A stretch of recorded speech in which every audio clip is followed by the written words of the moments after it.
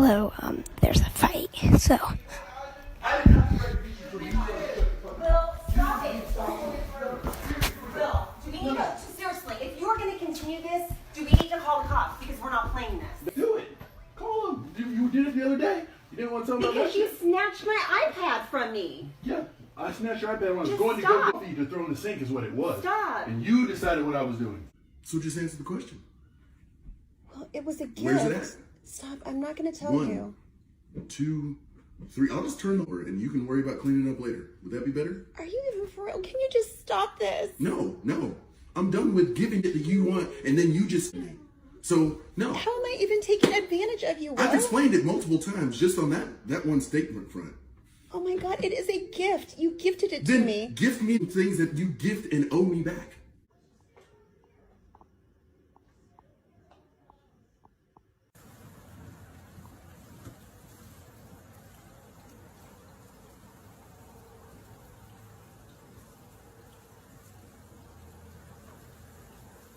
Stop recording, dude. What do you want me to do? Stop. No, remove it. You can't. Stop recording this shit. Let's go. What do you want me to do?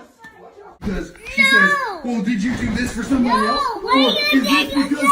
Is this because you don't care about me? And I can't care. And then you go, stop. oh, I'm so sad that you got me this, but I'm such a bitch for fucking telling you that you don't care about me. Will, just stop. That's what you did to me on that damn day. What on earth? Name something on earth. Oh my God, just stop, Will. You are yelling and screaming in front of the I don't kids. give a Pull up on your dot, she gone, I'ma call it girl still. Then she gave me top and I ain't call it girl still. But I'm still. Almost Married, NFL edition. This is part 1 of what I think will be a 40-part series. This story is a story of covert sociopathic narcissism. This is super messy. This is Darvo gaslighting, emotional abuse, mental abuse, and severe financial abuse. This whole relationship was extremely traumatizing, and I'm finally ready to share my story in the hopes that I can help other people who are currently in this situation or have gone through it and are feeling stuck. I want to make it very clear that I am not out here looking for a defamation lawsuit. Everything I am about to say is true. It has receipts, screenshots, text messages. There is proof behind everything that I'm saying. Also, my least favorite saying in life is, oh, there's 3 parts to every story. There's his, hers, and then the truth is somewhere in the middle. And it's like, no bitch. There's his side with all the lies and all the bullshit and the deflecting, so he's not a rotten person. And then there's my side with the screenshots and all of the frickin' proof. He has to be somewhat aware that this whole series is coming. We had a mediation during our custody battle of me trying to negotiate an NDA with him, and he was not interested. And he doesn't think that anybody would be interested in this story, so we will let TikTok decide. My NFL ex is Will Witherspoon. He went to University of Georgia, played football obviously, then was drafted into the NFL by Carolina Panthers. He was at the Justin Timberlake and Janet Jackson Super Bowl, which is kind of fitting with all this story. Then went on to play for, I think, the Rams, and then the Eagles, and then I think the Titans, and then back to the Rams. I think he was Rams MVP player one year. This is him. This is us together. He is known as a good guy in the league. Just about everybody who has anything to say about him will say, what a good guy he is. And that's not the case at all. This is an example on his TED Talk of somebody that we went to high school with. I don't know who it is, but talking about what a good guy he is. Will and I actually met back in high school. I graduated in 97, he graduated in 98. Obviously he played football, I was on dance team. And I think my senior year, we were like 7th best in the entire nation. So our football team was excellent. And almost everybody that we went to high school with that played football went on to play college ball. And obviously he wasn't an exception to that. He went on to play at University of Georgia. Anyhow, we ended up divorced around the same time period. And around 2012-ish, he started hitting me up, and I'm not somebody who is impressed by fame or anything like that. And so slightly brushed him off. And we just were kind of friends, flirted a little bit, but nothing too serious. Here's a screenshot of one of these text messages. I've got the time date stamp up top. So we ended up meeting in person sometime around summer of 2013, met up with a bunch of friends that we went to high school with and some of his crew. And he ended up coming to my place afterwards, and I remember messaging him and was like, look, I am not a hookup girl. I just don't want you expecting anything like that. And of course we didn't do anything like that. We kissed, but nothing like that. We had our first date in April of 2014, and it was a great date. So the next day we went over to a mother figure's house of his. She was a teacher that we went to high school with, and she was like, oh my gosh, I've never seen him like this with anybody else. This includes his ex-wife. He was treating me really well, very attentive, very much a gentleman in every way, you know, making sure I was taken care of. And I was absolutely impressed. He did reveal to me that he had cheated on his ex-wife, but the way that he explained it, he was humble, he accepted responsibility, and the way that he went about it, it made me feel, I guess, secure. Not that cheating is ever a good thing, but seeing that he was taking responsibility and owning his decisions and being regretful and remorseful, I saw this as a good sign. But unfortunately, this was a huge red flag that I missed. So the relationship is going really, really well. He lives in St. Louis. I still live in Panama City, Florida, and we're going back and forth to see each other, and he's flying me in and out. This was a trip that I went to St. Louis, and you can see the timestamp up top. This was a trip that he came back down to Panama City for. Again, those timestamps up top. So in June, he tells me that he's going to France. He had apparently had an ex-girlfriend. They had booked this trip to France together, and he was going to change his itinerary, and that way he wouldn't be able to see her at all. But he didn't want to not go because he'd lose all the money on the trip. And for me, I was like, okay, whatever, go, have fun, just keep in touch. So Will has a farm about an hour and a half, 2 hours outside of St. Louis. He has cattle, he has horses, and he's had some various other animals on the farm ever since. He does not live at this farm, although at that time there were 5 houses out at the farm. Now I think there might be 3 left. I'm not exactly sure, don't quote me on that. But yeah, so he has this farm. There's a farm manager that runs it for him, and he's a little bit involved. So he has this huge 4th of July party every single year, and this party is massive. He has a live band, he has a bull riding machine, he has a massive private fireworks show, hired this company out, so it's a really big deal. He purchased tickets for me and my 3 older kids to come to the 4th of July party in 2014. And my kids were stoked. This was the first time that they had been on an airplane ride, so this was a really big deal for them. This is my youngest at the time, and she was so excited. This was also the first time that my kids met his kids, and outside of my oldest daughter, our kids are in similar ages.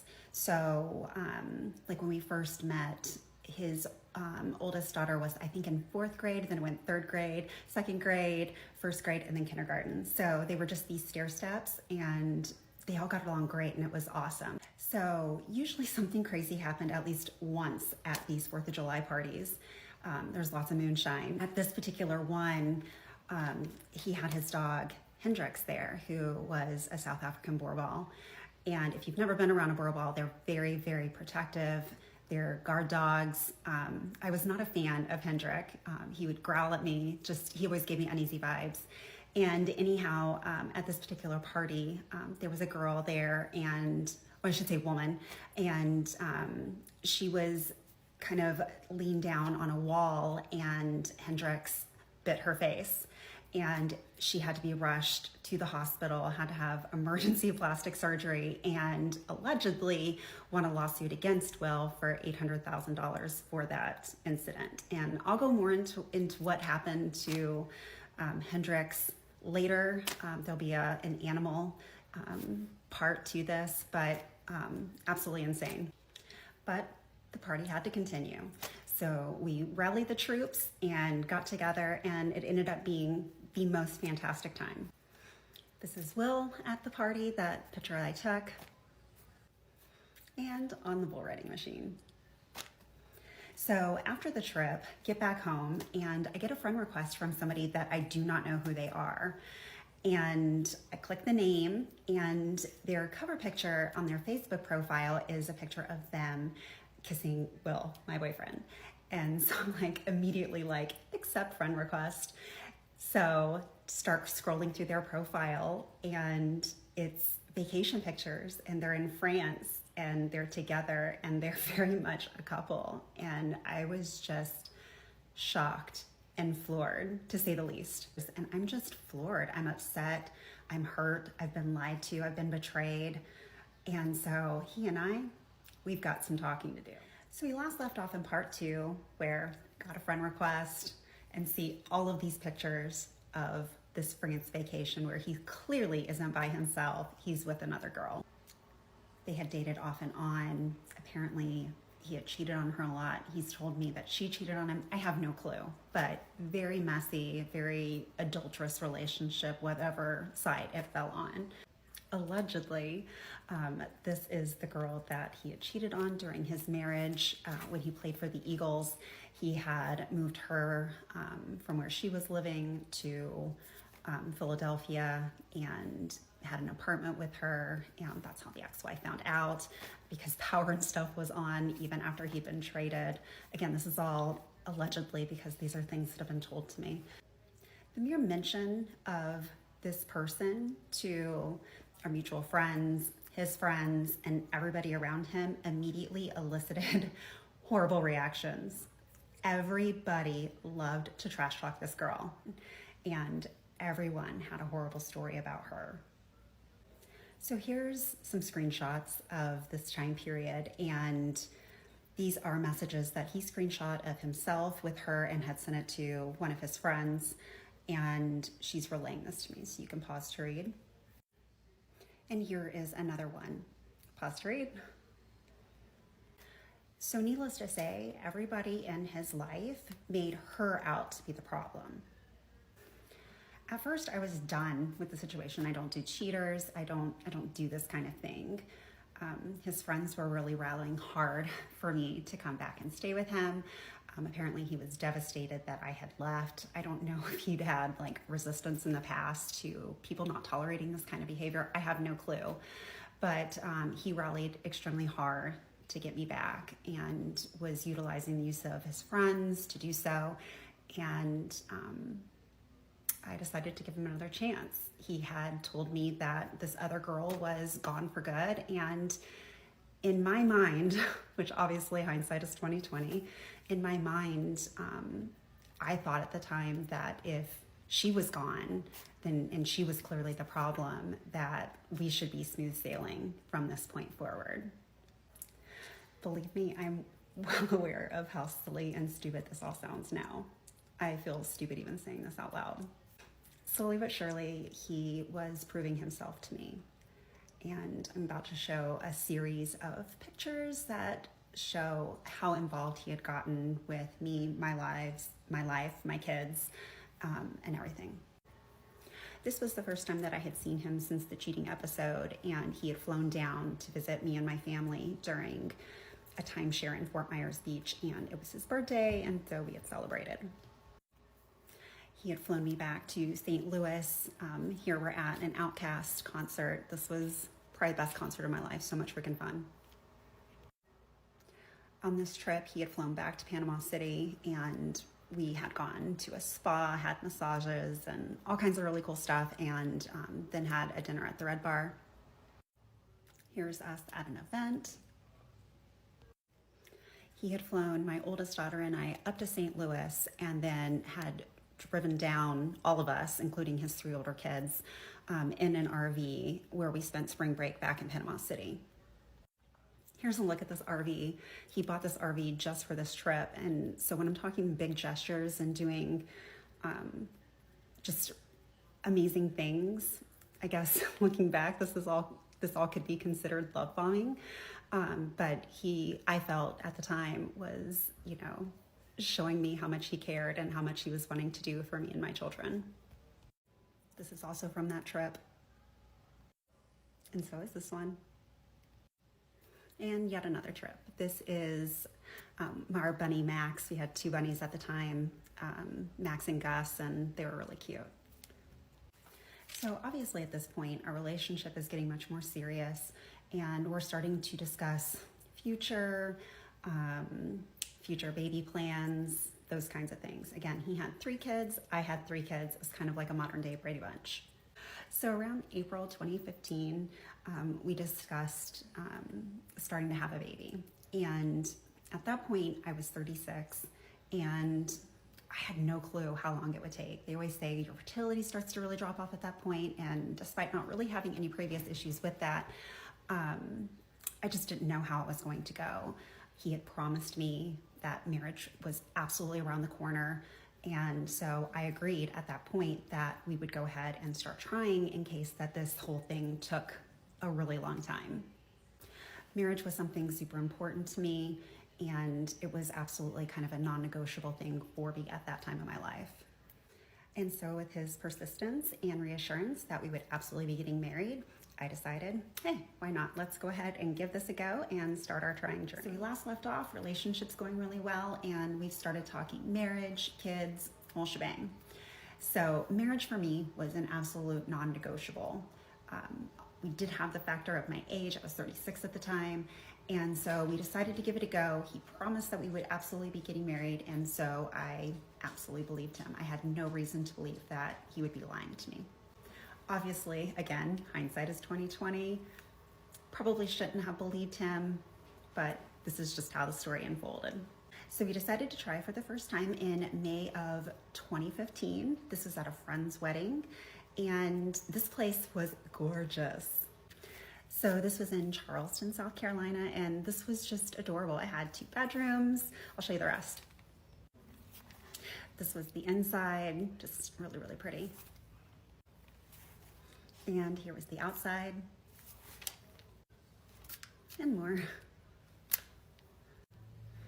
This is a terrible picture of him, but my face in this kind of makes me sad. I was so in love with this guy, y'all. Like, oh, so in love. So wedding weekend was a blast. We had such a good time. And a month later, found out that we were in fact expecting, which was a complete shock. Had no idea that it was going to happen that quickly. So since marriage was supposed to be imminent, I started looking for rings. And another one. During this time period, the van was purchased.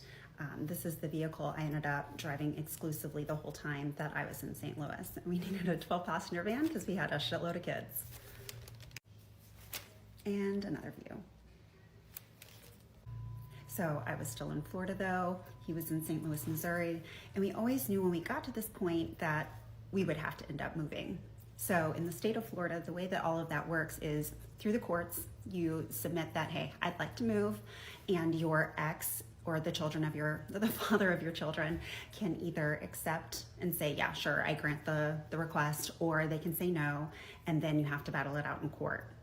And that's exactly what ended up happening. And so Will paid all of the fees, which was not cheap, to be able to start our relocation process and get that ball rolling. My lawyer at the time said, look guys, you're not married. It's a 50-50 shot if this is going to be granted. And that feels really, really risky for something that is a one-shot deal. And as things were starting to progress and there was still no proposal in sight, I was starting to get really antsy. So I messaged him about it. Get out the way. Pause to read. So he promised that it was still coming, that it was imminent. And so at this temporary custody hearing in December, he was listed as my fiance. He was also extensively questioned for a solid hour. They wanted to know what his intentions were, especially if the relationship didn't last. The judge and obviously my ex's attorney didn't want to see us stranded in Missouri. And so he reassured over and over again that yes, we were getting married. Again, he's being listed as my fiance. That's how he's being addressed in this court. He's saying that if the relationship were to ever end, that he would buy us a house and make sure that we were taken care of. This is all court reported and documented through Bay County. As for me, at the time, through most of this, I was in nursing school. And literally the morning of this temporary trial hearing, I literally took my last exam and had knocked out one of my degrees. And it's one of my favorite accomplishments that I've ever done. I think anybody as a single mom with no family support in town, to accomplish that is a really big deal. So on my end, there was questioning about, well, what do you plan on doing with your career moving forward? And so at the time, I had said, yeah, I absolutely want to finish my schooling, move forward in that, not knowing what my future actually was going to look like and what the reality of that was. But that was certainly my intention, to be able to do that going into this relationship. So just a couple days after Christmas, we got a response from the judge, and she granted our request on a temp hearing, which is unheard of in that part of Florida. I don't know how it is in other states, but that's not typically done. So we packed up, we moved, and I think it was like a day after New Year's, January 2nd, we all ended up moving over to St. Louis. And this started our St. Louis journey, and it wasn't all sunshines and rainbows. So we're now in St. Louis, and I'm about, 3-ish weeks away from my due date. I think I was due sometime around January 22nd, something like that. It's been a while. But anyhow, I am about to burst. Here's me with my belly very large and in charge. This gave us a little bit of time to start getting the kids in their rooms, getting everybody situated. Everybody had their own rooms except my middle daughter and his youngest daughter. They shared a room. When we were still in Panama City, the kids had FaceTimed with him, and they were walking through a furniture store, and they were able to pick out their own furniture, which was kind of fun. And it gave them something to look forward to, and they had a hand in making their room their own. The new baby's room was essentially a shoe closet that Will had enlarged a little bit. Here, I'll show a picture. I couldn't find an actual picture of when it was the actual baby's room, but this is from the listing when we sold the place, and it was remade into a second primary closet. But as you can see, it was a small little space. Over by the window was where the wall was. It certainly wasn't a long-term solution, but it worked in a pinch at the time. So I ended up missing my due date, and we were starting to run into a little bit of a problem because Super Bowl week was coming up. And if you're not familiar, because I certainly wasn't, I'm not a sports girly, I don't know how this stuff works, but essentially there's a whole week of festivities building up to the actual Super Bowl game. So we'll like to go every year and used to do various events, and this year in particular was no exception. He was going to be going. So I ended up having to have things moved along, and I ended up going into labor and delivering him, and it was a boy. We were so excited, and let me show you how cute he was. Hold on. Here's me and him the day he was born, just so cute. And then him a handful of months later, and just, oh my gosh, what an adorable little guy. Love him to pieces. After Liam was born, things got hectic really fast. Obviously, Will had gone out of town pretty soon after he was born, and then after that had started kind of diving headfirst into taking various finance series. So one of the issues is our kids were not going to the school that they were zoned to go to. To keep everything more streamlined and keeping all the kids together, we decided to put all of my kids into schools that were with his ex-wife's location. So this meant carting kids to school, back to from school, and then afterwards it was all of these after school drives to various activities. 5 of the 6 kids had extensive activities. I'm talking volleyball, softball, gymnastics, dance, music lessons, various clinics. I mean, just all sorts of stuff. And here I am carting a newborn around with all of these kids, and his older girls were staying over, I would say, a good majority of the time at this point, because like I said, our kids got along really, really well, and they were very similar in ages. And so it was a lot. It was hectic, and it was way more than I had signed up for. Also, we didn't have a house cleaner. We didn't have any kind of like staff or anything like that, which is totally fine, but I was cleaning the house, The house, I think that house was like around 5,500 square feet. So it was a large house with all of these kids in and out. And so it was constantly dirty, constantly messy, and constantly something to do. And so this was a lot. This is not how I expected my life to be at all when I got to St. Louis. My life was absolutely crazy in every single way. This picture will forever crack me up, but this is Liam, obviously a little bit older, look at the timestamp, but this was at a music lesson, and God love him.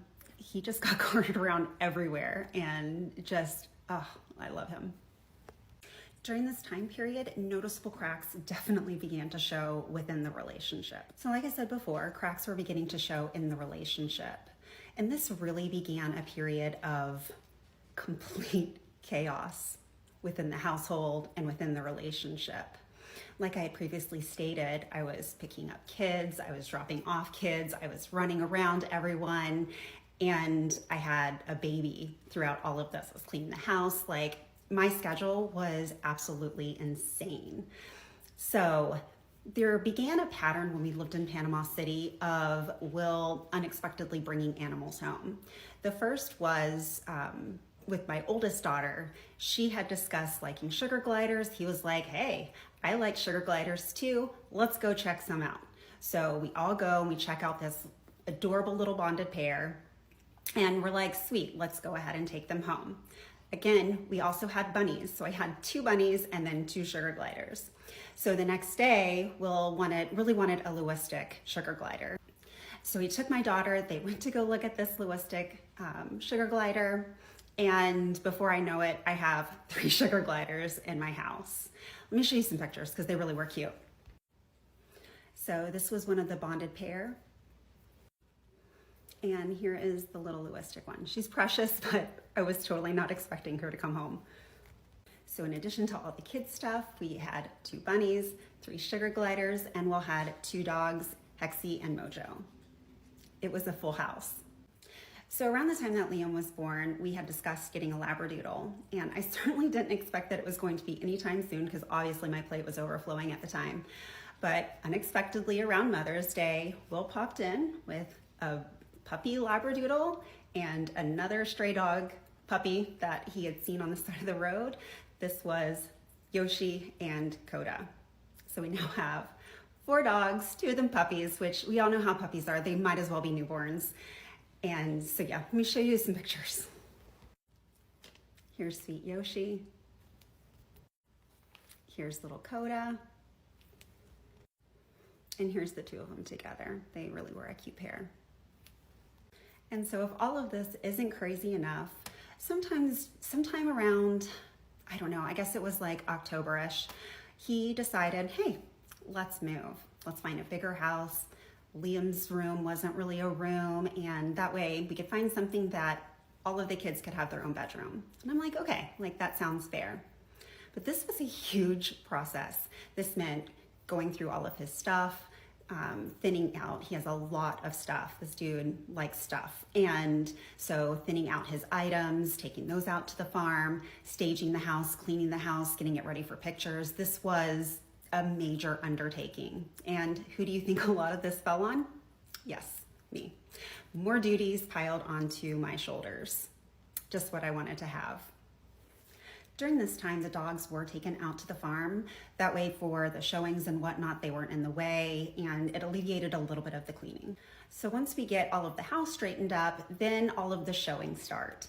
And these showings, there were so many showings, and we've got all of these kids in and out, and so I was having to clean and get the house show ready. For all of these, it was exhausting. And again, I've got all of these other things going on. I'm going to show some of these logs. These were all texted to my phone.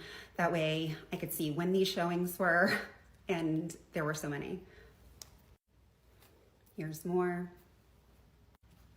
Here's more, and this is not even all of them. There was something else going on behind the scenes as well.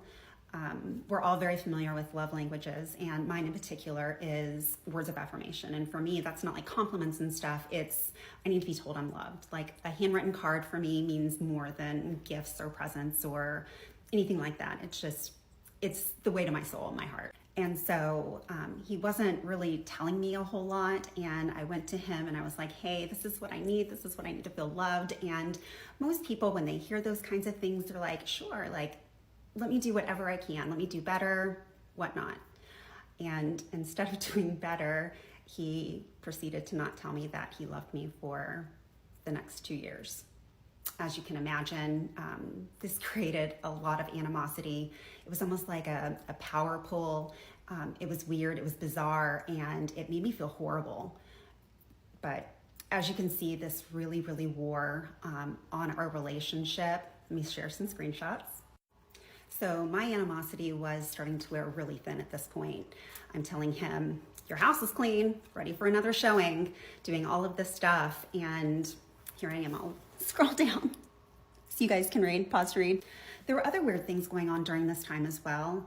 There had been a pattern of him for interviews still saying that he was married to his ex-wife and they had 3 girls and they had this farm and whatnot. This actually ended up becoming an issue during our whole relocation stuff. He had to provide his divorce decree because an article from an event that we had gone to together had stated that he was married with his 3 kids and yada yada.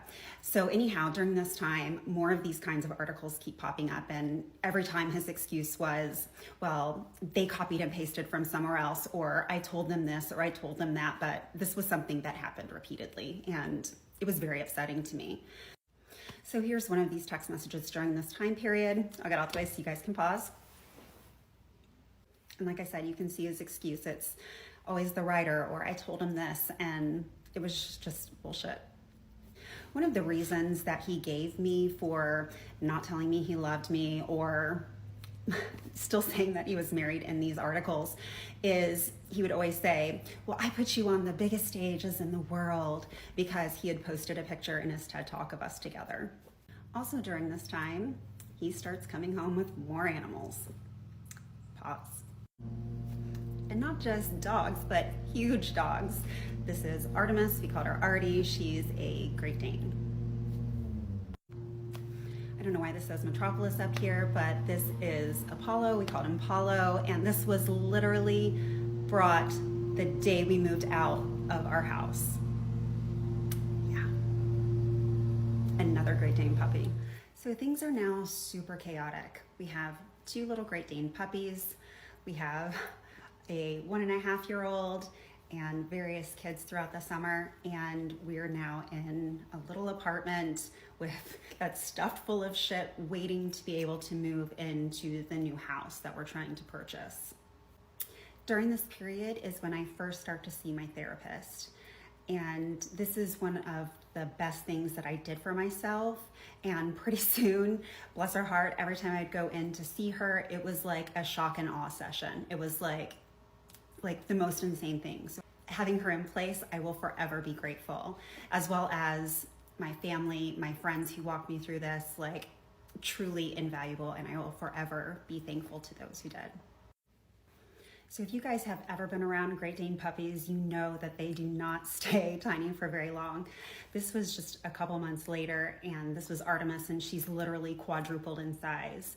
So having these 2 Great Dane puppies who are very quickly becoming mini horses in this tiny apartment where they are puppies and they're wanting to horseplay and fight, and they're bumping into things and knocking the baby over, and this issue alone was super, super stressful. From here forward, I will be referring to the house that we are about to purchase as Broke Down Palace.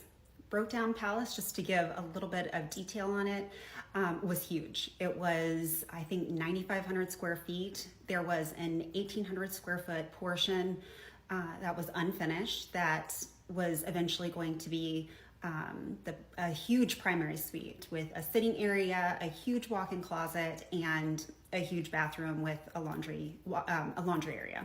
The basement was also completely unfinished, and we needed to do extensive reworking of the floor plan to add on different bedrooms.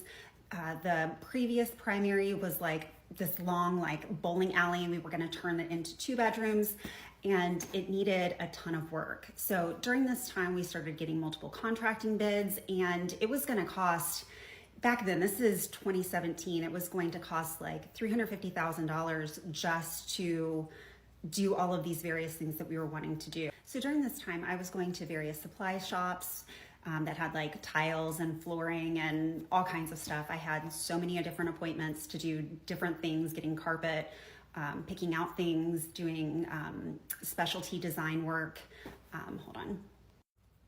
So here is one of the contractor layouts of this primary room. And it ended up being really similar to this, except the sink ended up being against the back wall. But here, I'll get out the way. This was one of the renderings we did for the sink for the primary. It was gonna be really pretty. And next I'm gonna show just a couple different screenshots. You can see the timestamps above. That way, just see, it was various days, lots of time. And another, and another. And I have a bunch more of these, but I don't wanna bore you guys. So the day comes where the short sale is finally over and Will goes to purchase the new house. And when he comes back, I'm told, you know what? We're not getting a contractor after all. We're gonna do it ourselves. I wish I was kidding.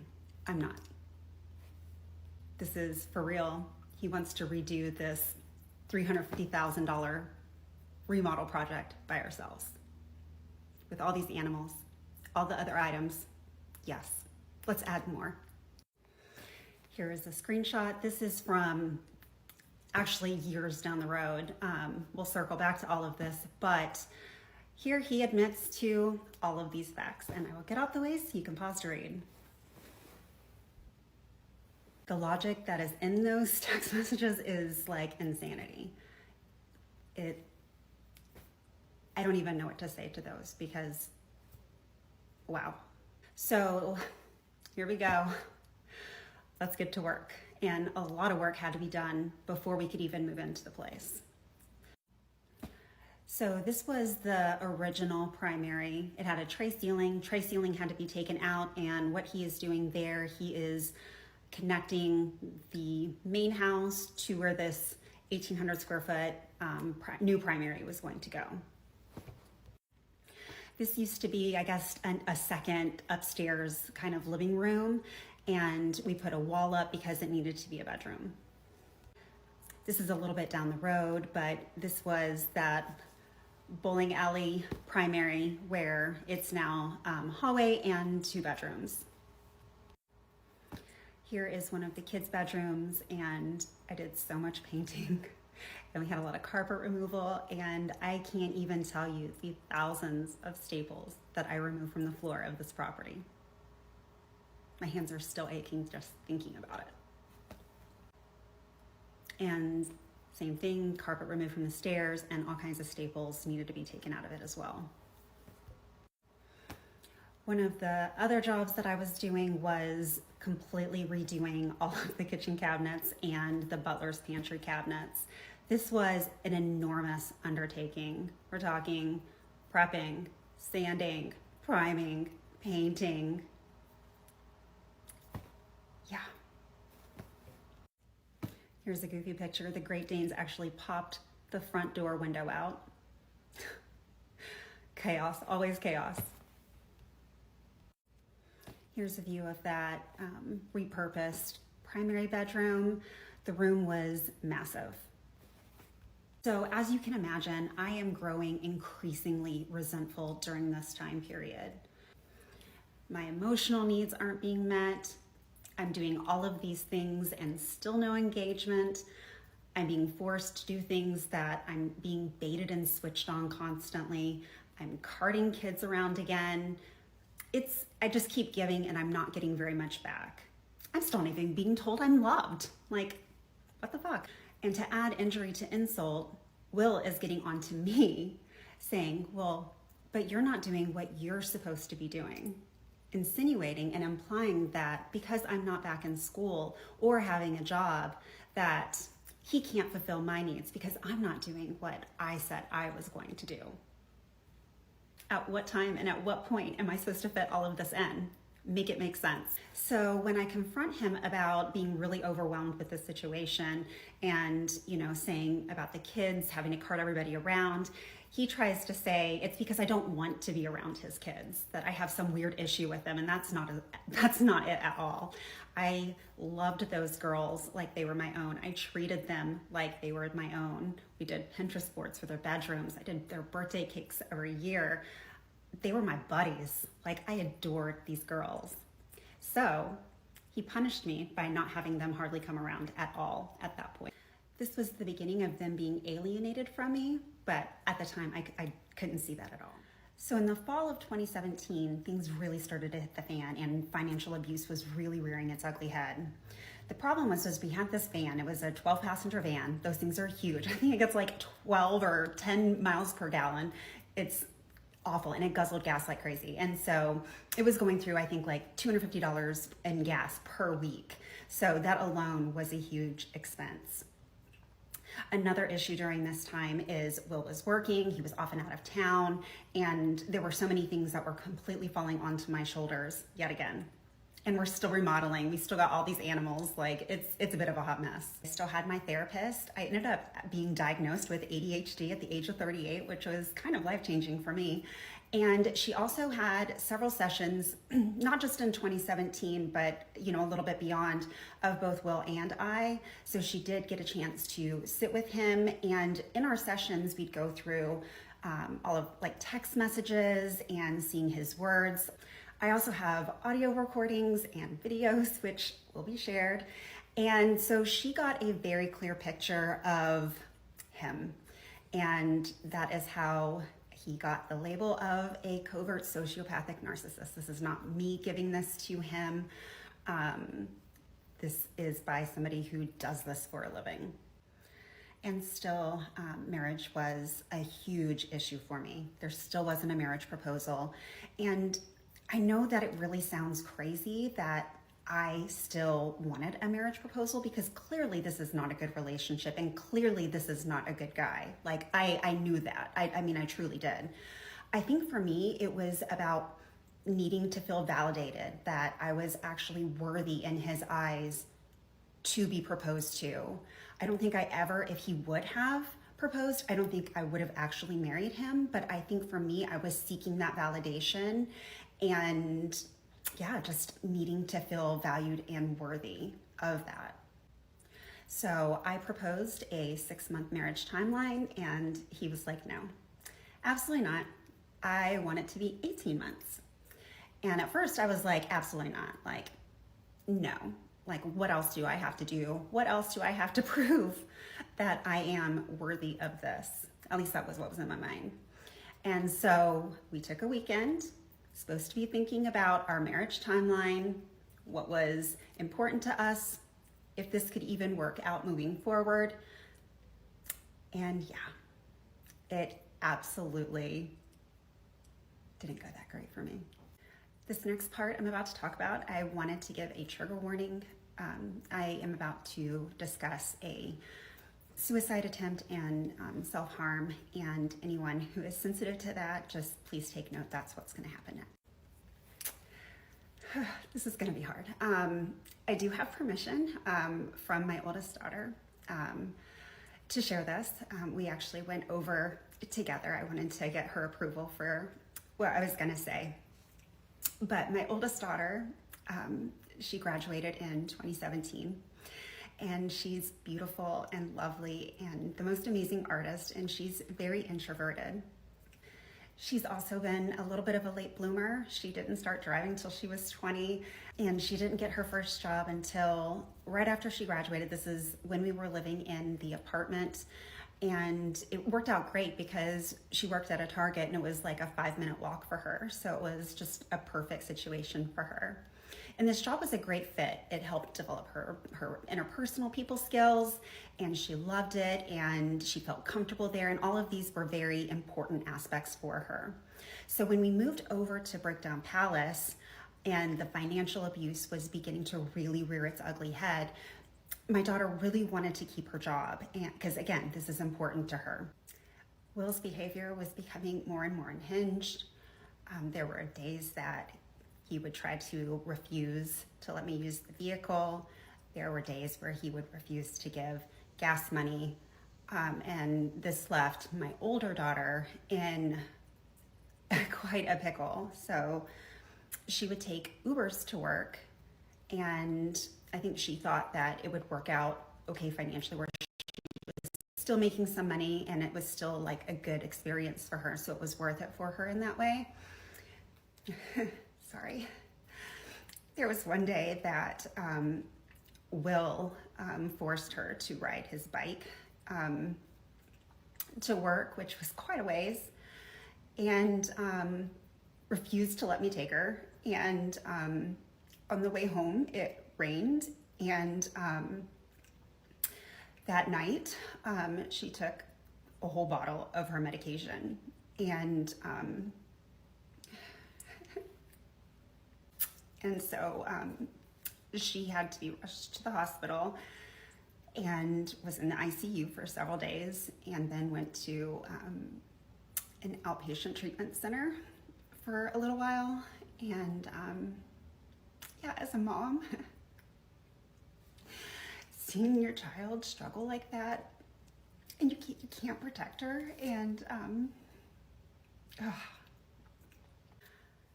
after that, she stayed there at the house for a couple months, and then she ended up moving back to Florida. And she's happily, I can report, she's doing really, really well. She's thriving, she's healthy, she's happy. I couldn't be more proud of her. Sorry, this one's in my car. My daughter has something dance related right now, so I figured I'd try to get a video in because I'm trying to get these out to you guys as quickly as I can. So bear with me here. In this part, I wanted to go into a little bit of what was going on in the background with Will and his job. So like I had previously stated, during, I guess, around 2016-ish, he had started taking his financial series test, and he initially got a job at Farmers and was working as a financial advisor. He then moved on to Merrill Lynch and worked there for a while in that role. There was an incident while he was working there where a girl accused him of sexual harassment. She had even gone to HR and had requested to move to a completely different floor from what he had said to me. When I questioned him on this, he reasoned it away and said, you know, it was just a crass joke that I had made. There were other people around us, and I didn't think it was a big deal. He told me the joke, and it didn't make a lot of sense. It made her seem like just a massive overreaction. And to this day, I don't know what happened. I do think asking to move floors certainly makes it seem like it was way more than a crass joke. But again, I will never know the truth on that. So about a month or two after our engagement timeline conversation, he had taken a job with another company. And with this other company, he had to do a month-long training out of town. And the bad thing is like I said before, he went out of town quite frequently, and a lot of times he was out of sight, out of mind. So a lot of times communication would kind of go funky. You know, he's also very ADHD. That's how I was kind of reasoning at the time. And again, this was another red flag that I missed. After the engagement timeline weekend, I had ultimately decided that even though I wasn't happy with it and I didn't like it, I would go ahead and do the 18-month marriage timeline. And I guess for me, I kind of figured at the time, like, I wasn't able to go anywhere anyway, might as well just stick with it. So during this time period, we're working, trying to get the relationship back on track. And for this little tiny bit, like, he was doing relatively okay-ish. So he goes on this trip, and of course, communication is not good. And that always sucked. And I figured when he got back, like most men do when they're away from their partner for a good month, I figured he would be just all over me, just chomping at the bit. And it didn't happen for several days. And this definitely raised alarm bells. It's like, what the heck is going on? Just did not sit right with me, made me extremely uncomfortable. And so I confronted him about it, and he reasoned it away. And while it didn't sit right with me, and it was certainly noted for later, I just kind of had to move on and move forward. So after this, things are kind of trucking along, semi-normal stuff, not a whole lot going on. Again, I think that was like April-ish that his trip was, and now we are in May of 2018. So my ex-husband gets arrested for beating his current wife. Yes. If you want to go back, you can see a previous video that I did for 4th of July. That is about the ex-husband. So anyhow, yeah, things are literally about to hit the fan in the most insane ways. From here going on, you're about to enter the shock and awe part of the series, and it's about to get really, really insane. Brought out my old trusty dusty microphone, and we'll see if this improves our audio a little bit better. So we left off in part 9 with my ex-husband getting arrested for beating his current wife. Yes, that is what happened. There's obviously a lot to unpack with my ex-husband, but I'm not going to get into a whole lot of it here. Just please know that it is a complete dumpster fire all on its own. I'm only mentioning it here because it is a catalyst to how the rest of this kind of unfolds. So we had our emergency hearing, and I was ordered for June 24th to bring the kids back to Panama City so that way they could spend time with their dad for the summer. And a lot of protections and safety measures were put into place to hopefully keep the kids safe while they were there. During this particular week, Will also had a football camp, and so this kind of worked out well. We were killing 2 birds with 1 stone during this particular visit to the beach. The next day, Will and I had planned to leave. There was an event. I cannot remember what the event was. It was in Georgia, and we were going to be heading from Panama City to this location in Georgia for the event. So we decided to have lunch before we were going to head out, and it's a little surreal to look back on because these were literally my last moments before literally like my entire life changed. And it's weird just to look back and think about that. For whatever reason on this trip, we had 2 vehicles. I obviously had the 12-passenger van. He had a rental car of some kind, and we were both going to head over to this location in Georgia, and he was going to turn in his rental car afterwards, and the plan was to drive back to St. Louis from this spot once the event was over. My phone at the time was not working. I could do everything on my phone, but for whatever reason, when I would make a call out, the other people on the other end could not hear me.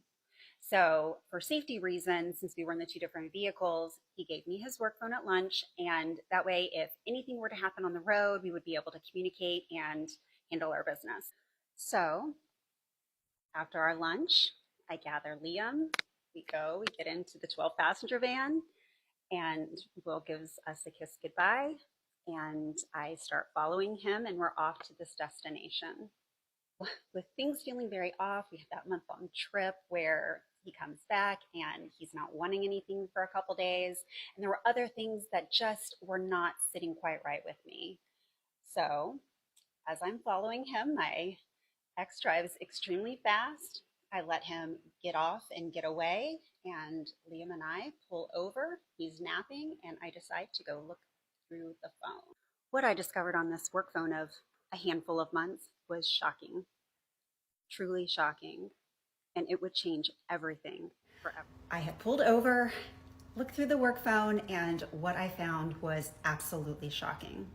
Before I get into exactly what was in these text messages, I do want to put out a trigger warning in case anybody does not like sexual content.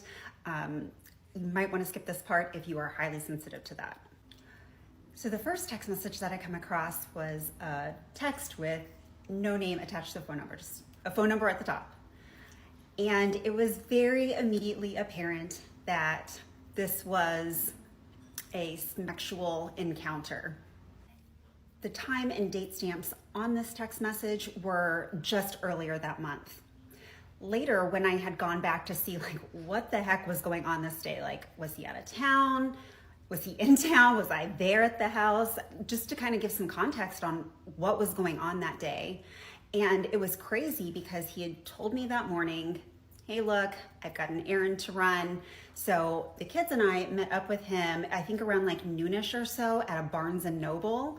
And he was already there when we got there, and we walked in, and it was like every other day. Like nothing had happened. He didn't just have this encounter with this person. It's wild to look back on things in that way and just how effortlessly this guy can do dirty and literally walk on. He was as cool as a cucumber. You would have never have guessed that this guy had just cheated on me. So before I looked any further, I immediately called him. I was pissed, if you can imagine. Called him up. Hey, you're cheating. I'm done. I want nothing else to do with you or this entire situation. And he was pissed at me, which was like backwards land or something. Like, I'm supposed to be mad at you and you're mad at me. And his aggressive tone with me was actually, it was completely unreal. He said he'd only cheated on me with 2 people. He said, said things like, yeah, well, I fell off, and then immediately went into, well, this wouldn't have happened if you had been doing what you were supposed to be doing, implying because I wasn't in school, because I was handling all this other crap, that this gave him kind of a leeway to be able to cheat, and it made it a little okay. So there was immediately all of these excuses for his cheating, and he didn't even say he was sorry. So I hang up the phone and I get back to looking. And it goes from like bad to worse very quickly. The next message I came across started with, "We need to chat." And he proceeded to tell her that he had gotten a special test and that she needed to get a special test. I'm not gonna say exactly what it is. It's the C one. And it's not known as, but this is what we're gonna call it for the purposes of the rest of our chat here. They proceed in this conversation to start accusing each other of giving each other. They were both saying that neither of them were smelling fresh that day, whatever that's supposed to mean. And this girl had the nerve to say, well, you got a girl. You must have gotten it from her.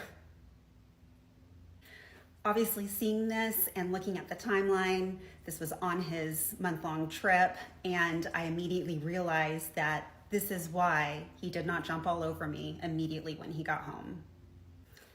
At the time, apparently, he was finishing his round of antibiotics for... So the next one I came across was probably the most shocking to me, if you can actually believe that. Again, it was another number up top, not even a name attached. And this was also during his I guess, month-long sexcapade trip. So she was saying that she was ovulating and she was nervous about getting pregnant. And he was like, well, I wouldn't mind if I got you pregnant. And again, this is a number, not even a name attached in your freaking work phone. Like, it was so shocking to me that, like, what? There was another person who lived in California, apparently, and he had sent her a pic that she had previously sent him, and they immediately start texting, that kind of texting. And it was extremely graphic and extremely vulgar, and he was telling her to tell her boys that mom was gonna have a house guest. And seeing that was also gross. It was such a disregard for other people's kids, and it was icky. There was another one that was clearly a coworker of his. He kept trying to hug her and talked about being able to squeeze her butt and feel her pillows, and very much trying to get her to come stay the night with him. Very, very inappropriate. And again, it gave a lot more credence to this past woman at his job at Merrill Lynch who had gone to HR to file a sexual harassment claim on him. I was floored that he was behaving and speaking to a coworker like this, because no woman deserves that. There were multiple people that he was discussing spanking, and they were flirting very inappropriately. And then there were a couple that were just like, I love yous. I don't even know, but none of it was good. None of it was appropriate. And so again, I call him back up after seeing all of this crap, and I'm like, look, I am not coming to Georgia. Because look, I do not want to see this person at this point. Like, I can't even imagine being stuck at an event, having to put on a happy face, being trapped in a room with this guy. No, I'm gonna take Liam. We're gonna go home because we're not dealing with this crap. I made sure before I was done looking through the phone that I took pictures of the phone in my lap with my phone, because remember, I couldn't make a phone call out, but I could certainly take photos with my phone. So I took pictures and I have evidence of every single one of these. So going back and looking through things, this is a post that he had on his Instagram. You can see the date here, April 6th. This was somewhere around the time that he had his month-long out-of-town trip. And what an icky thing to say when you look at it through the lens of what he was actually doing. And it's sad that he was certainly doing what made him happy, but destroying literally everyone else. So after confronting him, he flies into an absolute rage. And it starts getting really nasty from this point. So in the last part, I confronted him about his cheating, and instead he got very aggressive, turned it all around on me, and blew up at me. So after telling him I was not going to Georgia to this event, he flew into an absolute rage. He started demanding that I meet up with him immediately because he wanted to get his laptop and I think maybe a bag and of course the work phone. At first, I absolutely refused to meet up with him. One, I didn't want to see him or deal with him. And two, we had already gotten a late start. The drive to St. Louis and Panama City, it's about 12 hours. So here I'd already been on the side of the road for a couple hours. I've got my toddler with me. I was already not getting home until super duper late. So I was like, absolutely not, you can get your crap later. So instead, he starts threatening that he's going to call the police on me and report it as a stolen van if I don't comply. Pause to read. So even though I had pretty much exclusively driven this 12-passenger van since I had been in St. Louis, it wasn't his name, and this terrified me because the last thing I wanted to do was get stranded with my toddler on the side of the road. So unfortunately, I felt like my hand was forced, and I met up with him, and this ended up adding a couple more hours to our time. So we met up at a gas station, and almost immediately he starts threatening me. He's trying to get me to come to Georgia. He's pissed because I'm still refusing. He's really upset because he has to turn in his rental car and we were supposed to ride back together. So he's threatening that I should pay for his plane ticket since he now has to buy a plane ticket to come home. And obviously I'm like, yeah, no, that's absolutely not happening. He also immediately went to, well, I'm gonna cancel your gym membership. And I'm like, oh no, not the gym membership, no. So didn't fall for his ploy. Again, I wanted nothing to do with this Georgia trip. I wanted to go home. And unfortunately, with all this other time added, we didn't get home until almost 4 in the morning. It was so late and we were absolutely exhausted. The next morning when I woke up, I decided to reach out to these other women because I figured if he's not being truthful to me, he's most likely not being truthful to them. It was clear in these messages that he was not using protection and had already caught something. And these women had a right to know for their own health and safety that if they had been active with him, that they needed to protect themselves and go get tested. And this made him very upset. And no, I did not accuse her of sleeping with him. I literally had sent a message saying, look, if you had, you need to go get tested. But anyhow, I'll get out the way so you guys can pause to read. And more of this conversation. And more of this conversation. And here he is just literally ignoring what I have to say.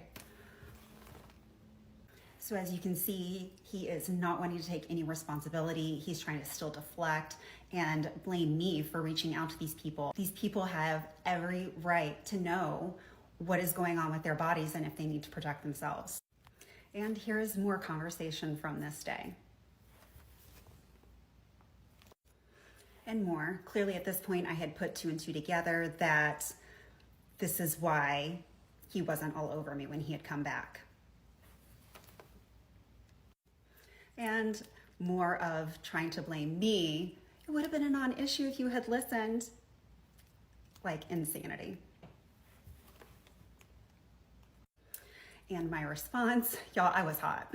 I was so mad.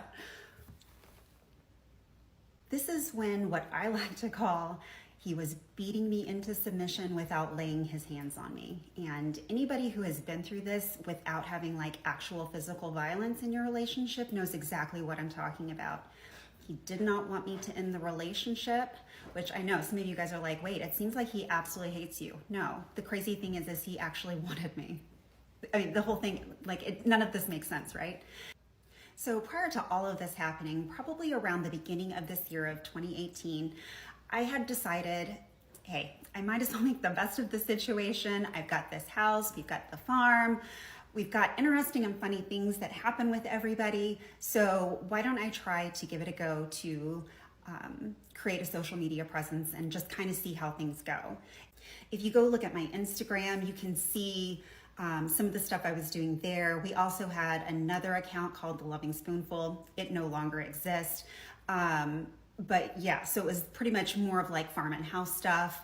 And so every day, in addition to all of the other stuff that I had been doing, I was working on seeing if I could grow kind of an organic business venture, kind of encompassing all that we had going on. Here's what my account was looking like back then. So immediately, even remotely while he was at this event, started pausing my devices and told me that Wi-Fi was a privilege. Here was my computer. I couldn't even edit pictures. So it completely disabled me from being able to progress that in any sort of way. So for the next month or so, I spent the bulk of my time outside. Broken Down Palace had extensive pavers outside, and it allowed Liam to get out and play, and I would just sit and I would pull weeds all day long and just think. And it was a bit of therapy in itself, but it was all I could do to just keep away from myself. So, and this was the other side. So you can see, and it was even worse than what it looked like in this picture, but it was a lot of work and it kept me busy for sure. His behaviors got a lot worse than just turning off the Wi-Fi access. In part 15, I will be going into a list of the truly atrocious behavior he was displaying towards me during this time period. So during this time period of me pulling my weeds, he kept telling me that there was one other person that he had cheated on me with, but was refusing to tell me who for some reason. And this drove me crazy because it was like, why? And so as I was pulling my weeds, I just was ruminating it over and over, like, who on earth could it be? Like, what is this reasoning? Why is he not telling me? And in the next part, I finally find out. So in our last part, he had told me that he had cheated with one other person, but was not wanting to reveal who this person was. And to give a little bit of a recap, remember, I found out about the original cheating on June 25th. So as you can imagine, not knowing who this other person was, like, why is he hiding this? Why can't he reveal who this is? This absolutely ate at me like crazy. Like, that's all I could think of when I was pulling those weeds. It was awful. And it was such like a mental taxing period for me. So on July 14th, after I had put Liam to sleep, he said that he was finally ready to reveal who this mystery person was. Thank God that Broke Down Palace was huge because I had a variety of different bedrooms to be able to sleep in just to stay away from him. So after that text message, I go into his room to find out what the heck.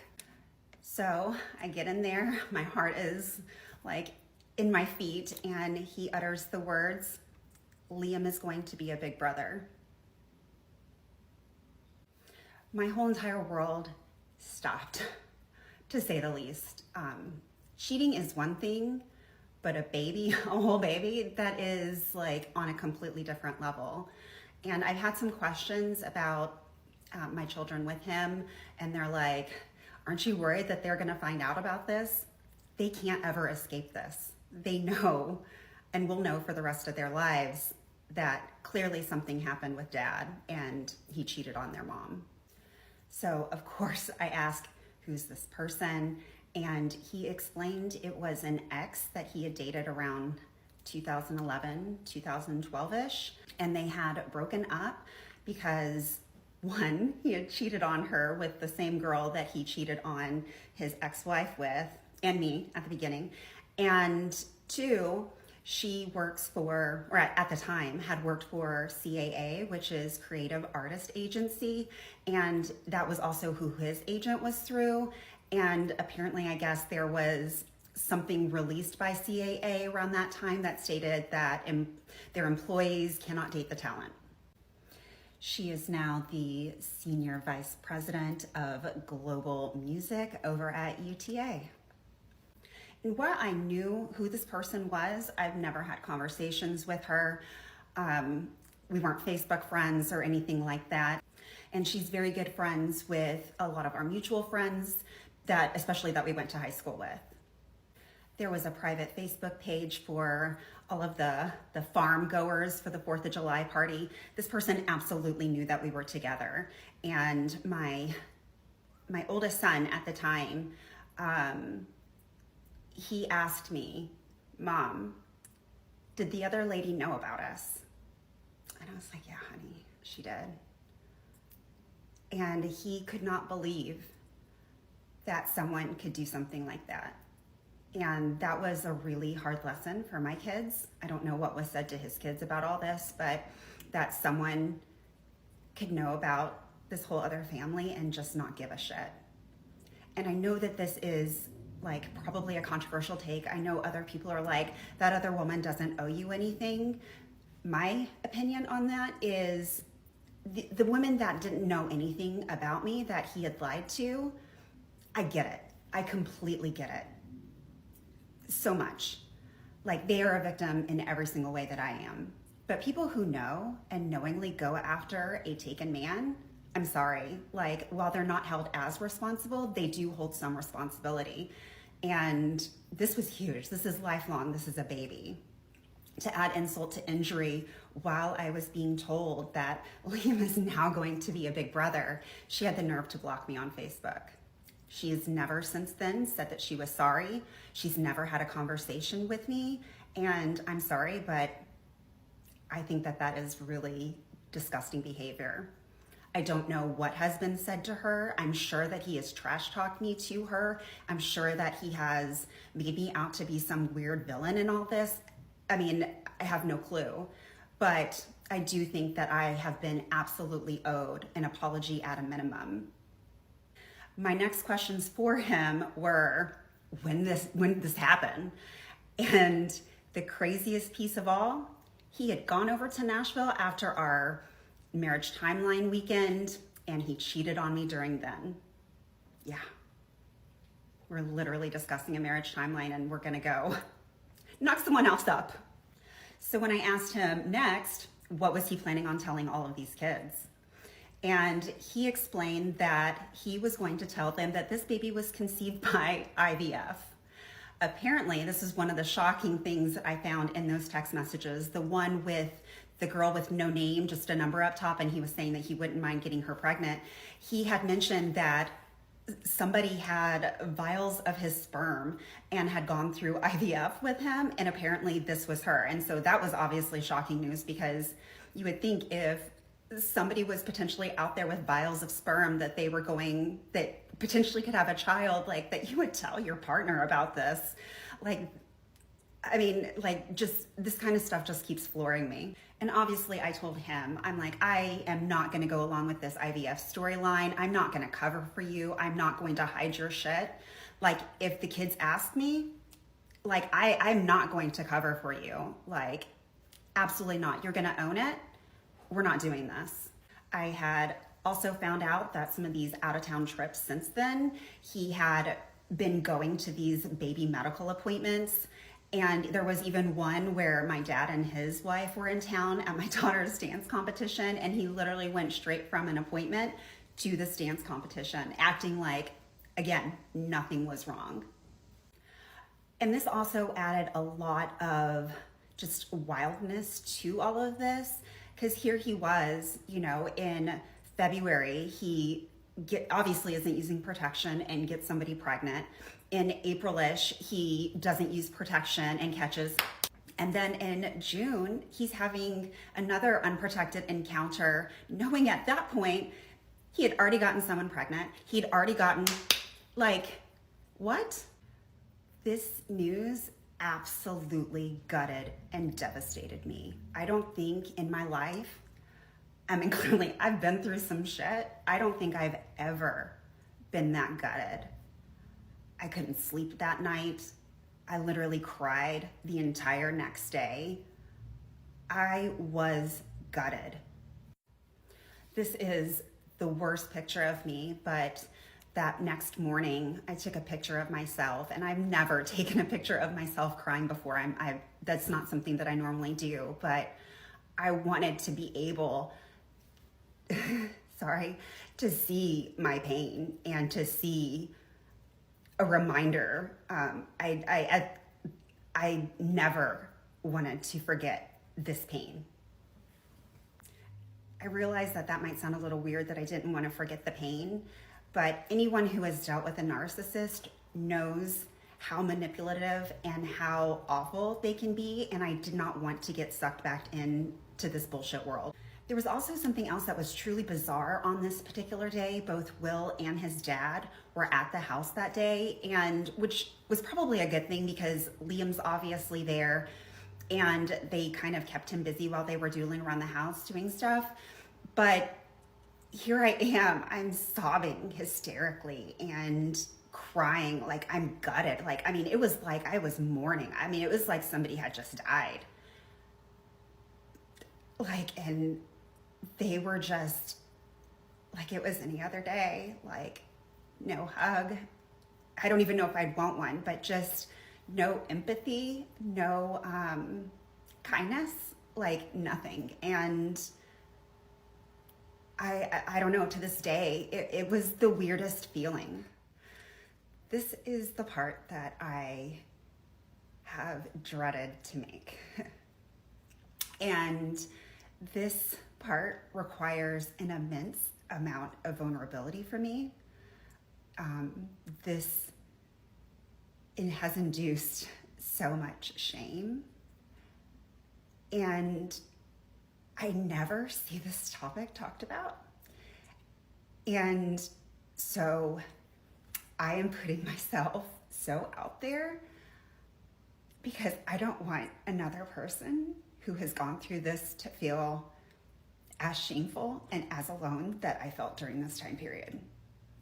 So please, even if you don't understand it, I know that there's going to be opinions. I know that I'm probably still going to get some rude comments, but please just try to have some understanding. This was a very hard thing to go through. And always remember, there are other women seeing your words that are going through this right now who just need love and support as well. Sorry, I'm going to try to make it through this one. So being told that there was a baby on the way was, again, just absolutely devastating on all levels. And after that initial round of cheating I discovered back in June, I was absolutely done, like completely done. And even like the first day or two after I found out about the baby, like I was so done.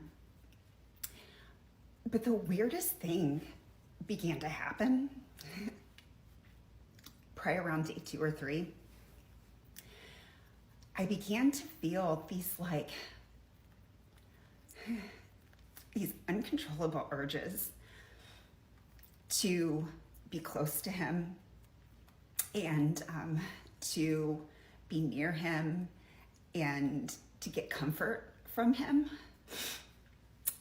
And it's so weird because like I know that this guy is awful and I know he's a complete just sack of shit. Like this was like this overwhelming urge. And I don't know for me if being told it was a baby, that it was like this like deep, like primal animalistic urge to like guard my family. I don't know. But it was literally like temporary insanity. And anybody who's been through this knows what I'm talking about. And so I literally felt just like absolutely crazy. And so I started Googling because I was like, what the fuck is wrong with me? Like, this can't be normal. This can't be like what? And I discovered it has a name, and it's called hysterical bonding. And these articles had talked about how common this is, and it's a very common phenomenon that when people have found out that they've been cheated on, that they suddenly crave this closeness with the person who wronged them. And like, while it made me feel a little bit better that it was common, like, it still induced so much shame.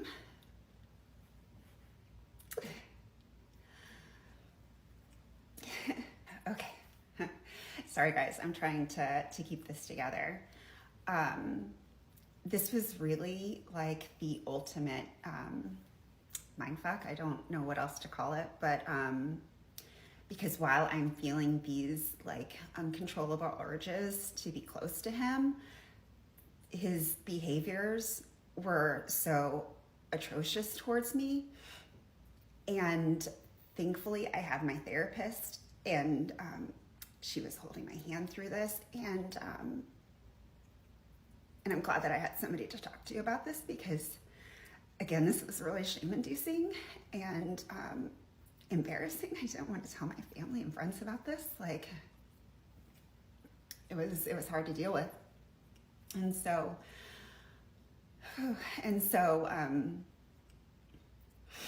she encouraged me to start writing down all of these behaviors, and it was literally the best advice that I was given, because I literally started reading these over and over and over again all day long, just like hoping like I would snap out of this. So if you have gone through this, I'm with you.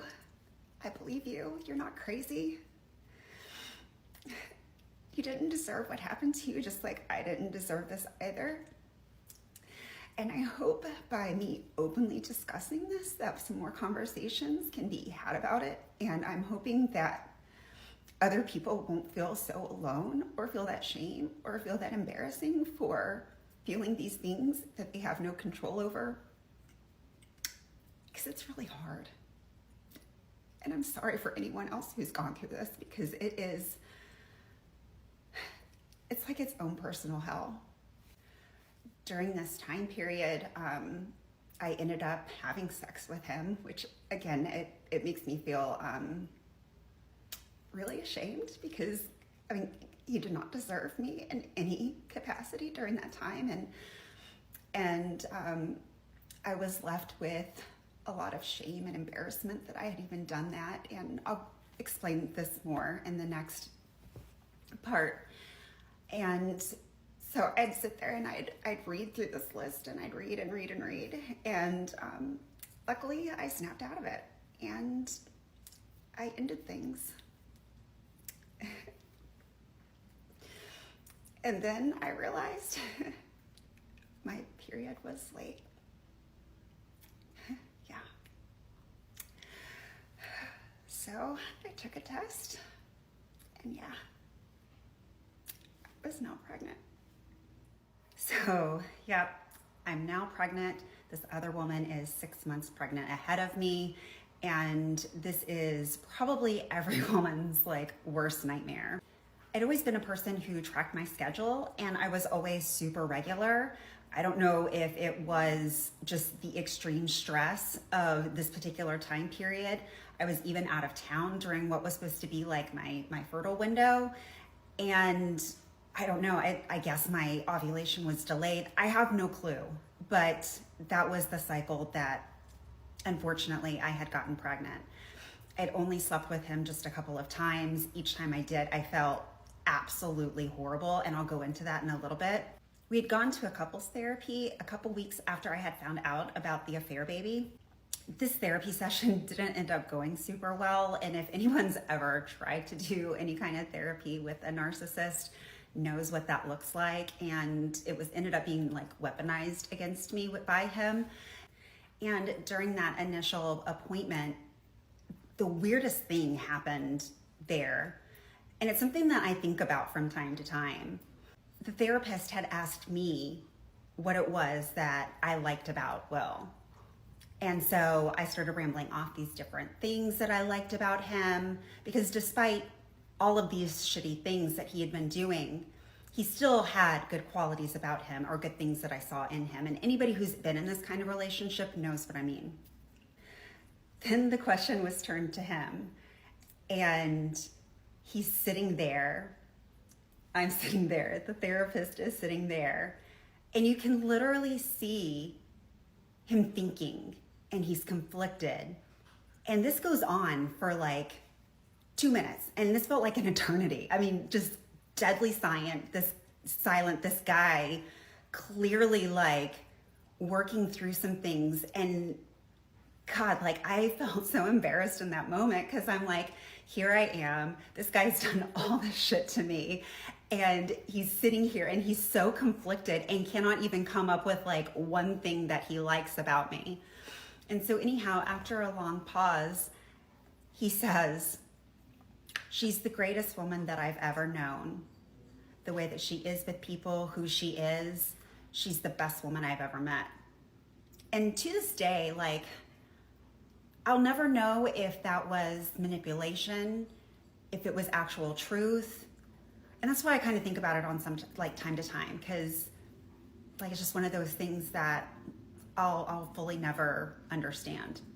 We were supposed to have our second couples therapy appointment right after I had found out that I was pregnant. And by this point, I had ended things. Like I was done.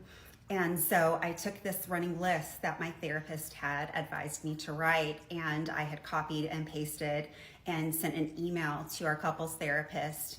And I let them know, like, at this point, like, I'm not coming anymore. His behavior is completely just atrocious at this point.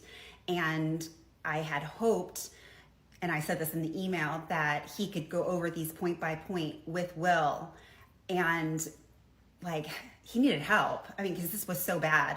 And I had hoped for him that he had continued seeing this guy, which he didn't, of course. Like, I mean, I don't think that they want to deal with the reality of what they are or what they've done. And I know for the rest of the time that we were together, or I was around him and in his space, he had never gone back to therapy again that I know of. Okay, so I've got my iPad here, and I'm going to list the different things that happened during this time period that I'd included in this email to our couples therapist. Also listed in this email were a list of 10 non-negotiables that I had given to Will. This was during the hysterical bonding period. And I think I knew for sure that he was not going to do any of these, even though they were very simple. But I still gave him this list just to see if he could. And if anything, it was good for me, because it truly showed me how little he was willing to do to repair things. And it was a big wake-up call when such simple things weren't done.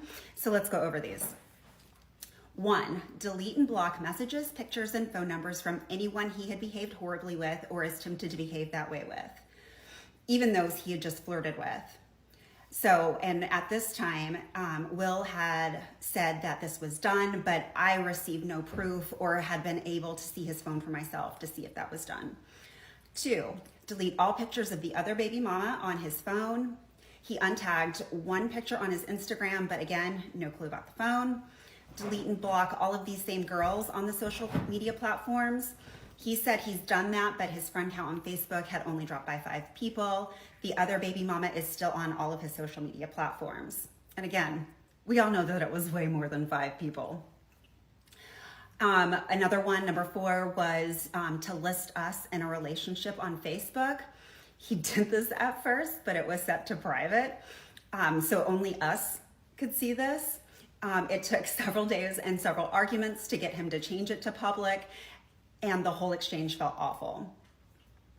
Number 5, he had to change his profile picture to something of us. At that point, it was not done. He did end up doing that after I had ended things, but by that point, like, way too late. Number 6, he needed to semi-regularly post about us on social media. because this is how he was able to cheat, right? Some of you guys have already picked up that if you Google him, it still shows that he's married to his original wife and he only has 3 kids. And with him not showing me on his social media, he was able to easily share that he was single. Number 7, told that I was loved on a regular basis. I think he said it once and that was it. Give compliments on a regular basis. And again, he really didn't do this. And I wasn't looking to be gassed up all the time. That's not what it was about. At this point in time, my self-esteem was completely in the toilet. And a lot of times, he's not a good compliment giver to begin with. And 2, like, you would get ready and it would be just like radio silence. So I just needed, at that time, something from him. Number 9, I needed to be given free access to all of his devices, and that was never done. And this felt like he was having a double life. He told me once that he wasn't going to let me see his phone just because I had asked to see it. And then another time was because he didn't want me to see the messages he had with this other baby mama. And to me, this felt like clearly he had something to hide when it came to her. And obviously that was extremely damaging. And also a non-negotiable was to go to personal therapy and couples therapy. And I said, he needs serious help. And that is so true, because by this point, I mean, his behaviors,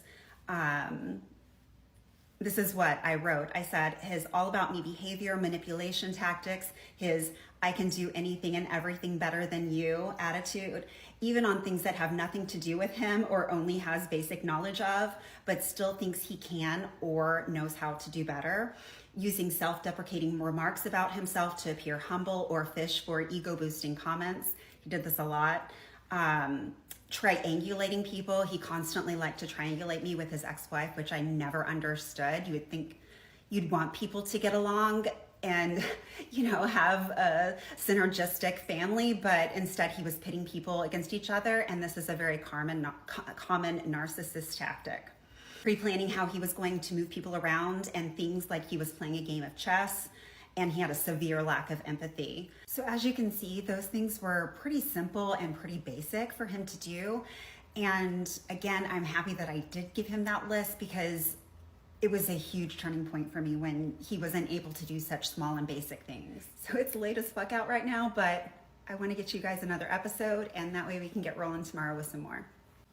So like I said in the last part, we had been going to a couples therapist for one visit, and by the second time I was done with the situation.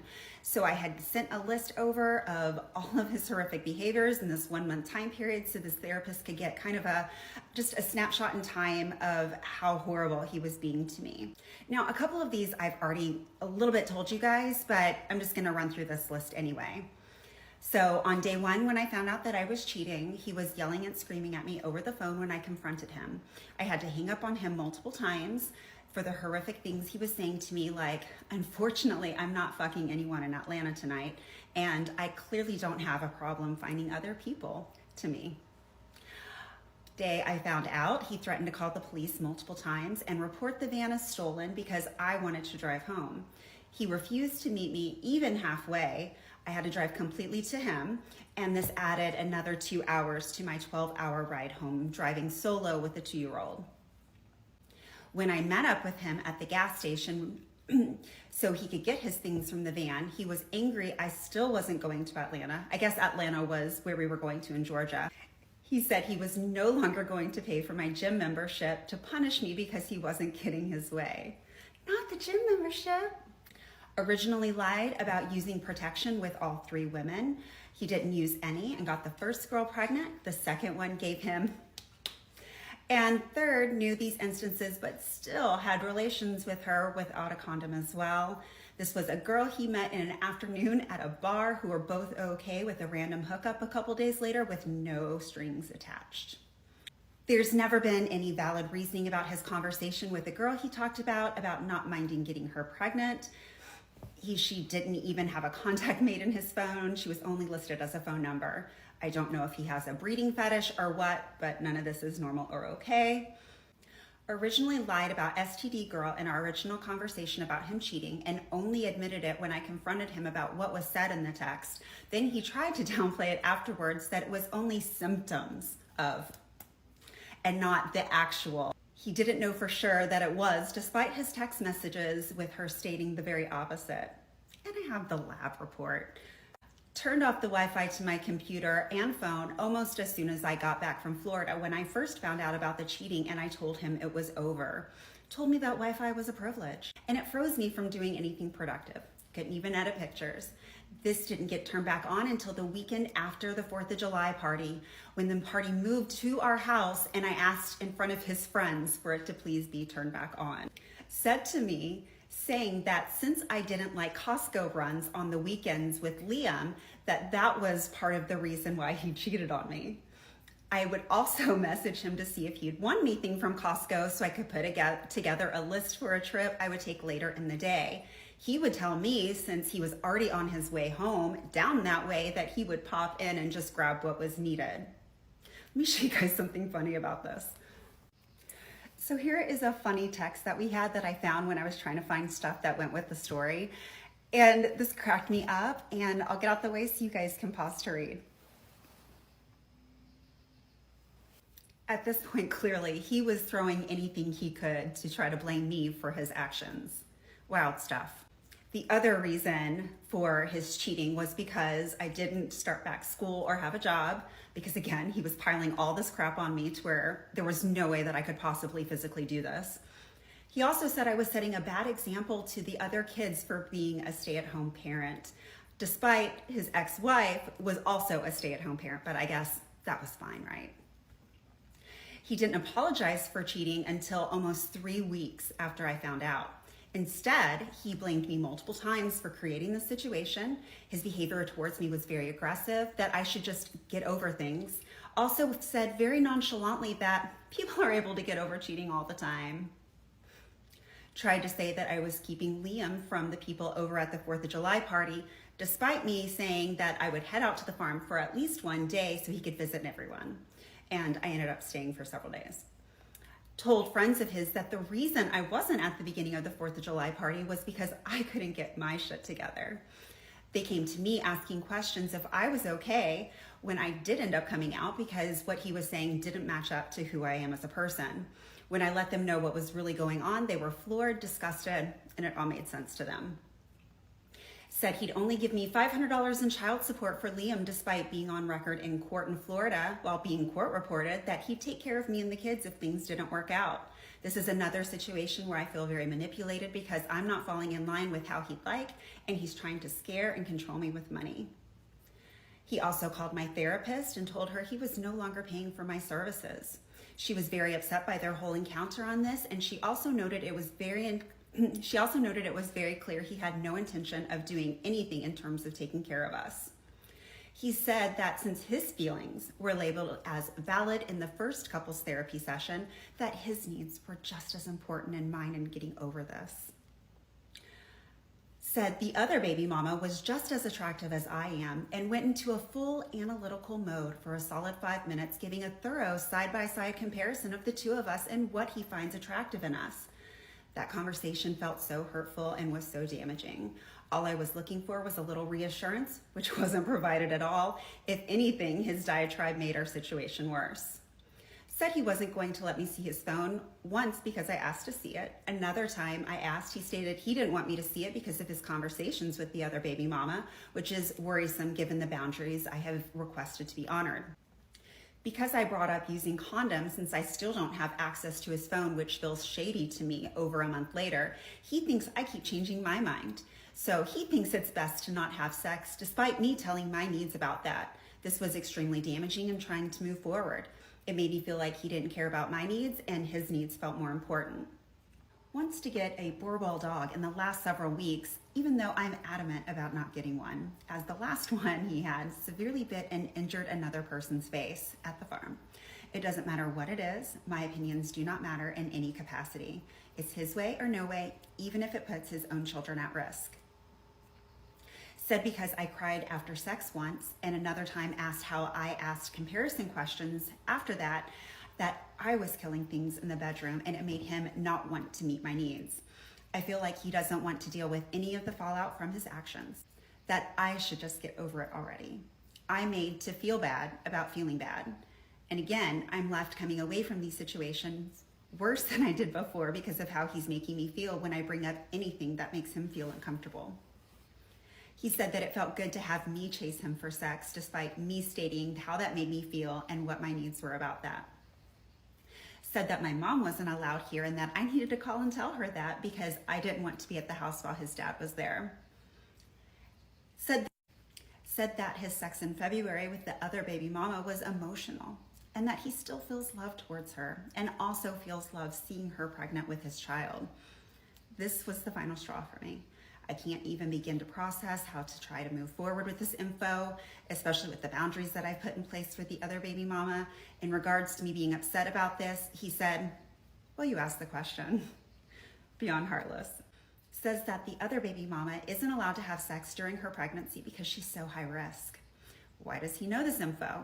He has said to me that they only had sex once and there was never any attempt to even try a relationship with her. It doesn't fit into any of the reasoning on why he should know that she shouldn't be having sex at the moment. Tries to say that I'm keeping him from being the father he wants to be to this child because I have boundaries that I've asked to be respected with her. I found out I'm pregnant myself 2 weeks ago. This is obviously not what is best at this current time and not helpful for me needing to rebuild my life with school, job, or both pregnant and as a single mom. Since I'm now insisting on ending the relationship, he's accusing me of getting pregnant on purpose. I can't even begin to say how hurtful and rude that feels to hear those words. And so now that I'm refusing to be in this relationship with him anymore, his abuse and his tactics and his rage just completely go off the rails. So now I'm pregnant and the other baby mama is 6 months pregnant ahead of me. I ended the relationship soon after I found out that I was pregnant. Luckily, Will was out of town half the time at least, and when he was home, a lot of times he would hole himself down in the basement. And luckily, Broke Down Palace was huge, so I was not having to share a bedroom with him. Part of his abuse tactics was not telling me that he was going out of town or his basic regular schedule until that day. Sometimes he'd already be out of town and then let me know that he was out of town, and this left me just unable to plan or do things, and 99%, I would say actually 99.9% of childcare and those kinds of things fell completely on me. So this is really when the financial abuse starts to really clamp down. A main way he would do this was again through the gas. The van again guzzled a ton of gas and he would refuse to pay, and it just left me scrambling and in situations. So my 2 older kids that were still with me were in 2 different schools during this time. And again, not on the bus route, so I'm having to take them. One of the schools I think was at like 7:30. The other was around 9. So this was a lot of back and forth pickups. And again, my kids also had activities and then whatever else, if there were doctor appointments or anything else that needed to be done, I would have to take them. The next 18 months were extremely difficult. It's one of the most difficult time periods during my entire life. He would go in and out of these like nice guy stages, and then if I would say we're going to be leaving or, you know, talk about not being with him, he would clamp down and try to make my life as just awful as he possibly could. Again, I like to call this time period like he was trying to beat me into submission and wanting to keep me with him without laying his hands on me. This was like deep, intense psychological warfare. He often would go through phases where he would try to kiss me or he would try to like grope me. And there were times where I felt like I had to tiptoe through this. And these were conversations I had with my therapist a lot, because there were a few times where like I felt like I had to kiss him back just to avoid the pain or the punishment that he would throw my way if I had rebuffed his advances. So it was a very challenging time period, and the PTSD and the fight or flight response that I still struggle with and being stuck in today is absolutely from that time period, because I was just straddling this line and it was very, very, very hard. There were a couple things that I did to kind of help empower myself during this time period. So I think it was June 29th of 2018, I started a daily log of his behaviors. And knowing that one day I would be able to leave or find a way to leave, and I would have this written history of everything that he had done to me. On October 13th of 2018, when he was out of town, I began to start going through the house and through his things to find any evidence, documents, paperwork, anything that I felt would be pertinent information, again, for when I decided to leave. So I have over 400 pictures of old tax returns, bank statements, bills, random bills, receipts, I mean, literally everything, stock information. And this helped me feel empowered. I felt like I was helping my future self out, and I absolutely have, and by doing that. And so I highly recommend that if you are finding yourself in this situation, that you start taking these kinds of photos and making sure that you know you have a pretty solid idea of what their financial picture looks like if you're not privy to direct access to it. Or even if you do have direct access, absolutely get proof of that, because as soon as you are gone, they're going to cut you out and you're no longer going to have access. So have your ducks in a row. Take your pictures, get your screenshots, and then also send it to trusted people, because that way if anything were to happen, they get to your phone or they hack your iCloud or wherever you have things stored. That way you have a backup if he really goes unhinged. So this log of daily events, it had a lot of gaslighting, these crazy circular conversations, which I will share one of those. I have a video recording of one that was like a 3-4 hour session that I'll do bits of for you guys, so you can see just the insanity of how crazy all of this stuff was. There was financial abuse, also like trying to find a balance of protecting myself versus like when to speak out, and also his reactions to when I would speak out, because it was never good. All of this left me in a permanent state of fight or flight. And this is something that to this day I struggle with. And even making this series has made my anxiety completely soar, even though I know this is so important and other people need to hear this story. Like, I am jolting awake at night in panic attacks right now. So I'm being brave, but this absolutely is affecting me, and it's totally triggering this whole fight or flight PTSD stuff that he has caused. So to give you an example of the financial abuse, on August 3rd, apparently he was going to some event in New York City. And again, this is what I was told. So this is what I would write down. And before he left me with no gas in the car. He had driven it the day prior. I had $45 in my account, and he had taken his debit card out of my wallet. So here I needed, the car cost like $60 in gas alone to fill up this tank. And so here I was left with $45 with no gas and having to figure out everything else. On October 10th, he left for Nashville for the birth of this other child. To this day, I still don't even know what day this kiddo was born. And from what I understand, he was there for 5 days. Again, I don't know for sure. He had only called Liam one time during this time period because, like I said, he was very out of sight, out of mind when he was out of town. Will had gone directly from Nashville down to Panama City so he could help out. And on the way down, as he was traveling down, he started a fundraiser. And on my end back home in St. Louis, I was helping try to kind of organize help that people would need. And he started bringing in money through this fundraiser that he was doing. And I think he raised like, I don't know, it was like $3,000 or so. This was so difficult for me, having to pretend that he is this great guy and he's so helpful and he's helping these people in time of need. And there are so many comments praising him. And again, what a great guy.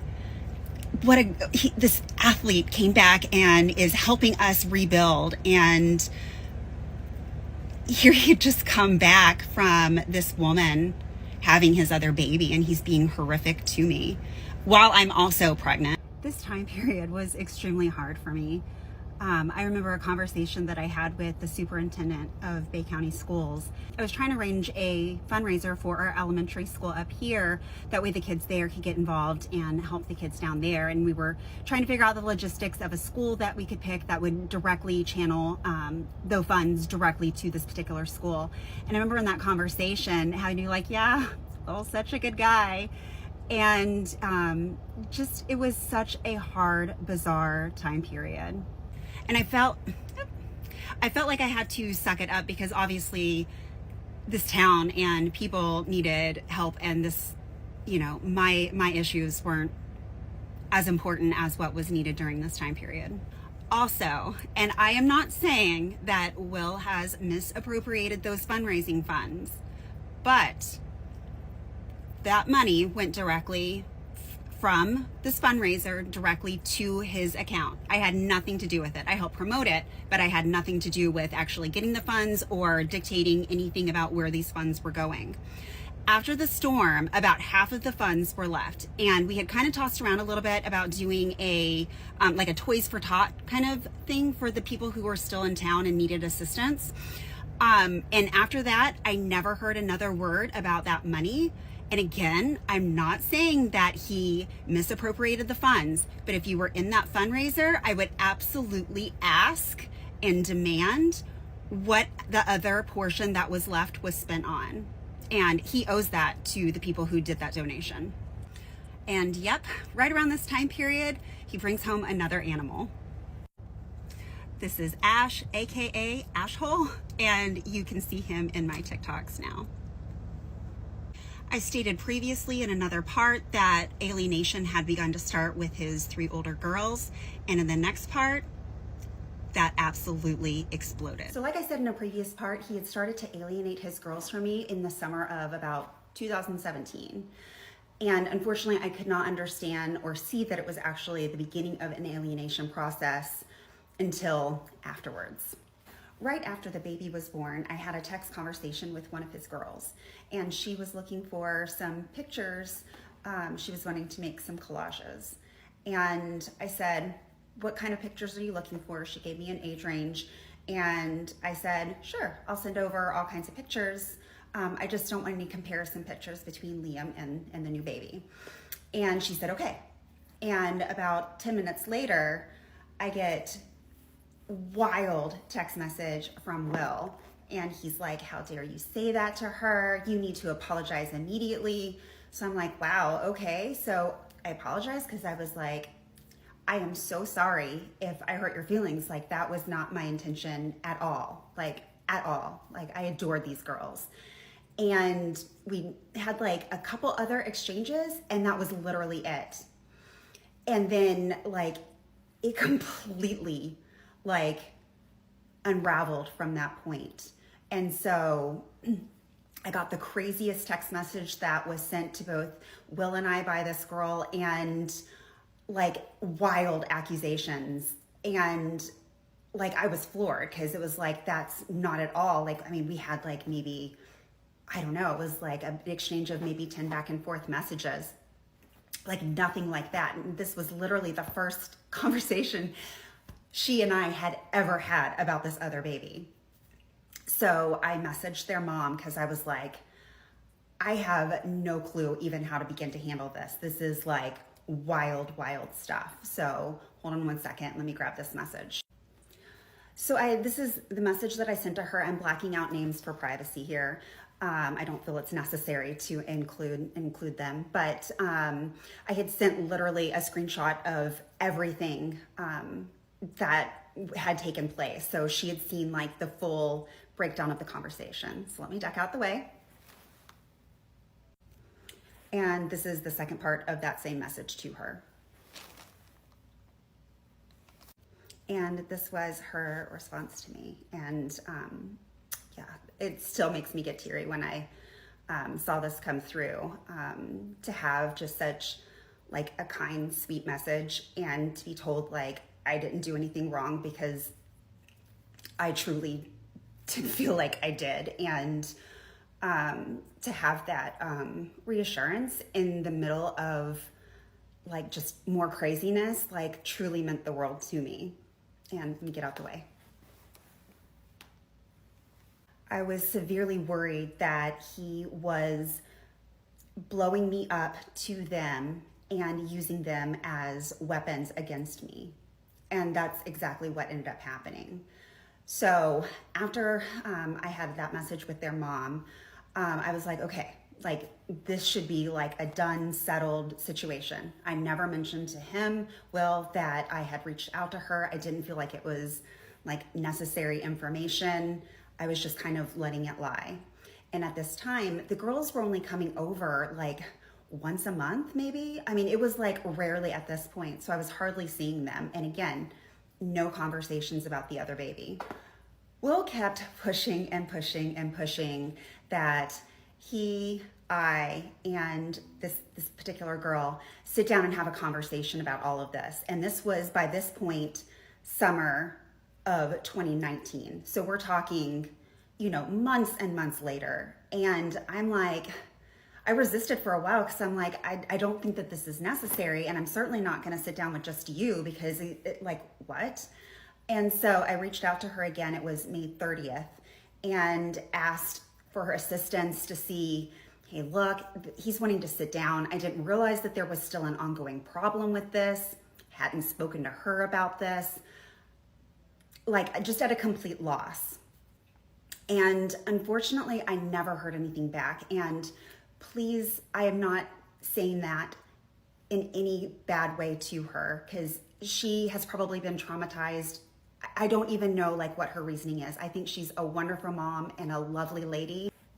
So on Labor Day weekend of 2019, she and I somehow ended up in the house all by ourselves. And so I was like, you know what? I'm just going to go ahead and take this opportunity while we're by ourselves and just be able to talk it out without his interference. Because again, he was going to gaslight, do all kinds of horrible stuff. And I didn't want to deal with that. So in our conversation, we discussed a bunch of stuff. We cried, we hugged it out. Like, I was like, okay, like this should be settled and squashed, but no. So again, I saw her just a couple more times after this, never spoke about the baby again. And then on November 26th, I get another text message from her and she's saying, you didn't mean anything that you said to me at the farm. You don't love us anymore, which it's like so heartbreaking. And I mean, I adored these girls. Like I said, they were my buddies and I treated them like my own kids. Like I just loved them so much. And at this point, like I'm incredibly worried about her well-being. Like the fact that this is still being carried on one side by Will was completely unacceptable. And so I reached back out to her mom and I let her know again what was going on. And she had no clue any of this was still even going on. And for them to be so manipulated and gaslit and used as weapons, even at the sacrifice of their own mental well-being, it terrifies me for my own children. Like, it's just absolutely unacceptable and disgusting behavior. Unfortunately, this completely alienated them from me, and this was hands down one of the most devastating things that came from this. And if you guys are happen to be watching, like, I love you guys, and I hope that you're well. And unfortunately, the drama did not stop there. Things really got nasty right after Thanksgiving Right after Thanksgiving of 2018, my ex-husband had found out that I was pregnant again with Will's baby and that another mother had been pregnant as well. And he began to blast me all over his Facebook. Hold on. So here it was. Let me get out the way. And also was sending me really nasty text messages. This obviously felt very embarrassing, and the fact that this was being broadcast on that level, again, we all have a lot of mutual friends. We all went to high school together, and neither of us had announced that I was even pregnant again anyway. So this really upset Will, who was also getting some nasty messages. And so he decided that he wanted to make a Facebook post himself about this. So I don't have a screenshot of his actual Facebook post because he posted it and then took it down relatively quickly because this really upset me. If you can see at the bottom when I get out of the way, you can see he was trying to pass off the girl that he had knocked up in Nashville. He tried to pass it off as an IVF baby. And again, I had previously said, nope, I'm not playing this. Like, you're going to own it. And so he took this post down. So anyhow, he replaced it with this post, and I will get out of the way. Believe it or not, the drama did not stop there. His sister and his dad decided that they were gonna hop in the drama as well. So she makes this Facebook post threatening me and my ex-husband that she was going to feel froggy and jump. And then you can see this, but they're both threatening me. And then all of her friends jump in the comments saying things like their pull up and pop out game is strong and whatnot. And here I am caught in the middle of all this drama. I've not said anything to anyone at this point. And I'm pregnant with her niece and his granddaughter, and they are threatening me. So as you can imagine, this was deeply upsetting, and this scared me because, like, what? It was so bizarre and so crazy. And so me being upset, of course, Will didn't understand why I was upset, and this is what he decided to send me.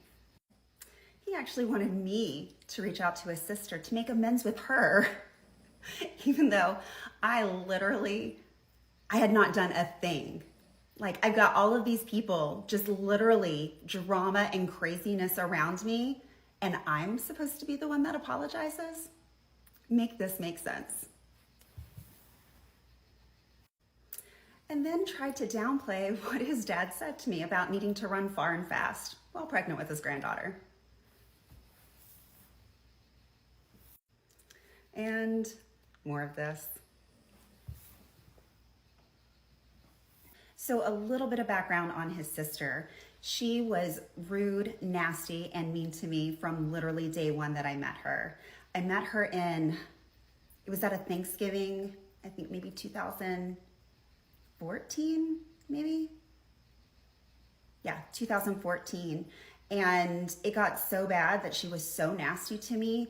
We had this like 3-hour conversation where he was like reaming into her the whole time with me sitting there. It was very awkward, but you know, it just not good vibes. And I don't want to get a lot into it, but she has been mean and nasty to me, and I've never been anything but nice to this girl.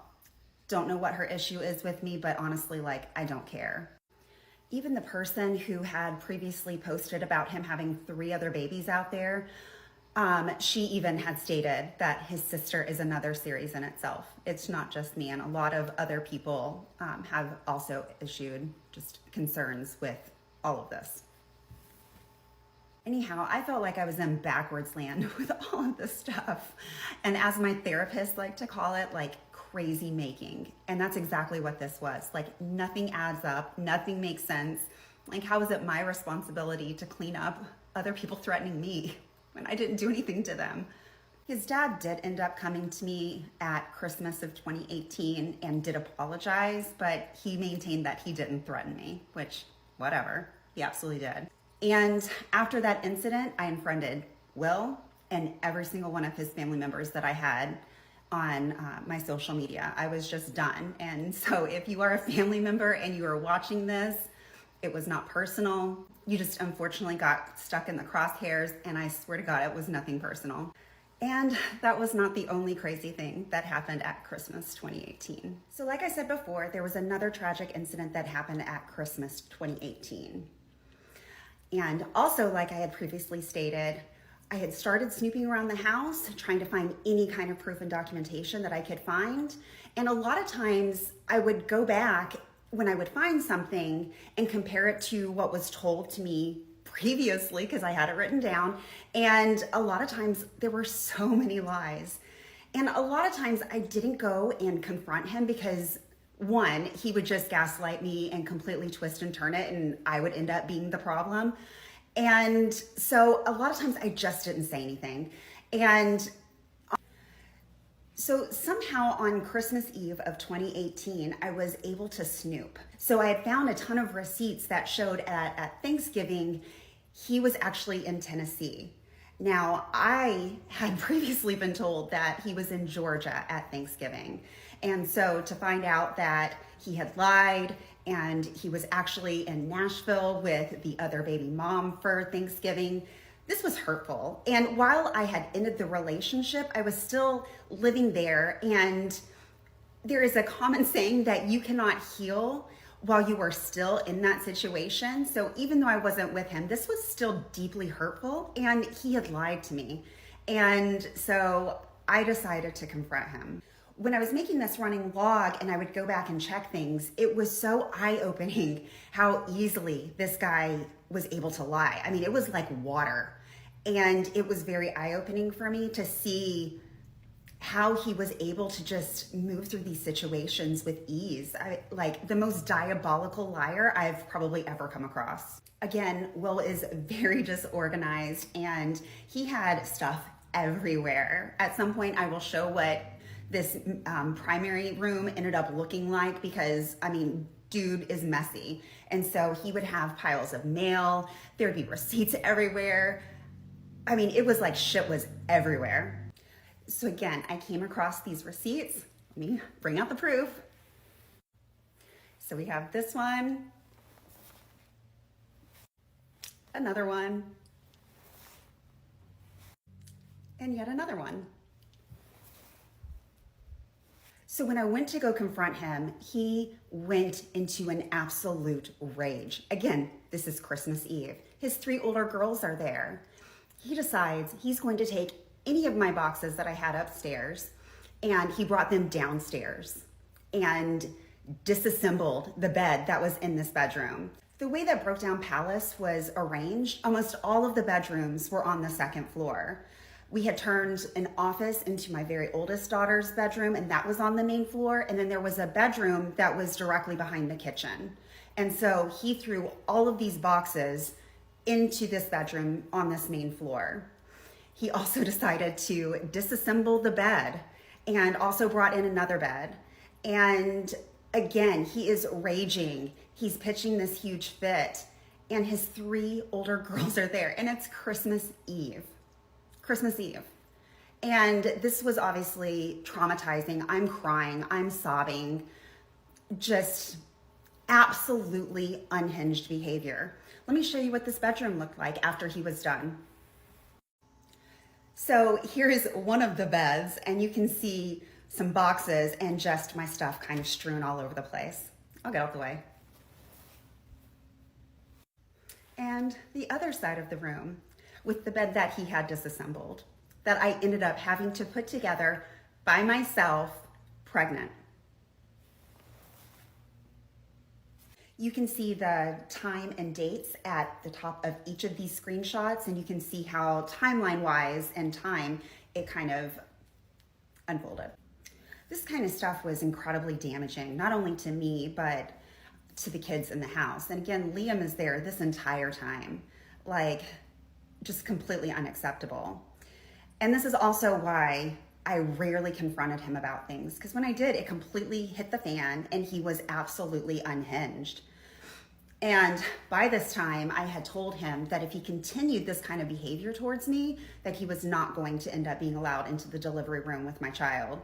So with all of this lying, gaslighting, blowing up at little small insignificant things, my emotional and mental state was horrible during this time period. I hated going out in public because just bumping into people I would know and they would innocently ask a question, "Hey, how are you doing?" And I would be instantly just into tears. I was just so emotional. Like I was not keeping it together well. And this was so embarrassing. I'm not someone who likes to cry in front of people or anything like that. So I really did not like leaving the house at this time. It was so, so hard. And I don't want to list all of the things that happened during my pregnancy. At this point, I'm just focusing on these bigger issues. But just know that every day there was crap from him. He was making it as hard as possible. And I had gotten to a point shortly after the whole Christmas Eve incident that if he did not turn it around and start being decent to me, that he was not going to be able to get into the delivery room. Because there's no way. Like, somebody who is literally trying to destroy you and be as horrible to you as possible every single day, I'm sorry, but like, there's no way, like, mentally I could have handled him in that situation. No. And I'm sure some people are like, oh, that's horrible. I don't care.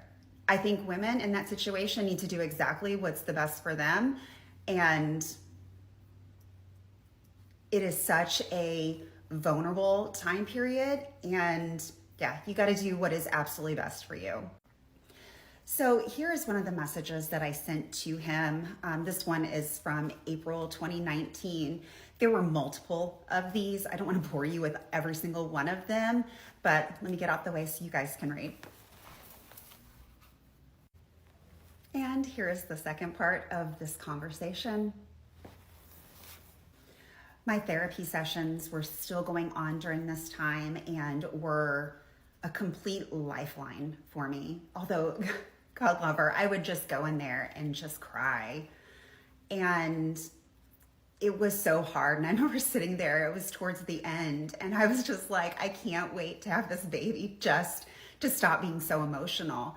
Because this was one of the just lowest points in my entire life. And also I had other friends and family who were just amazing to me during this time.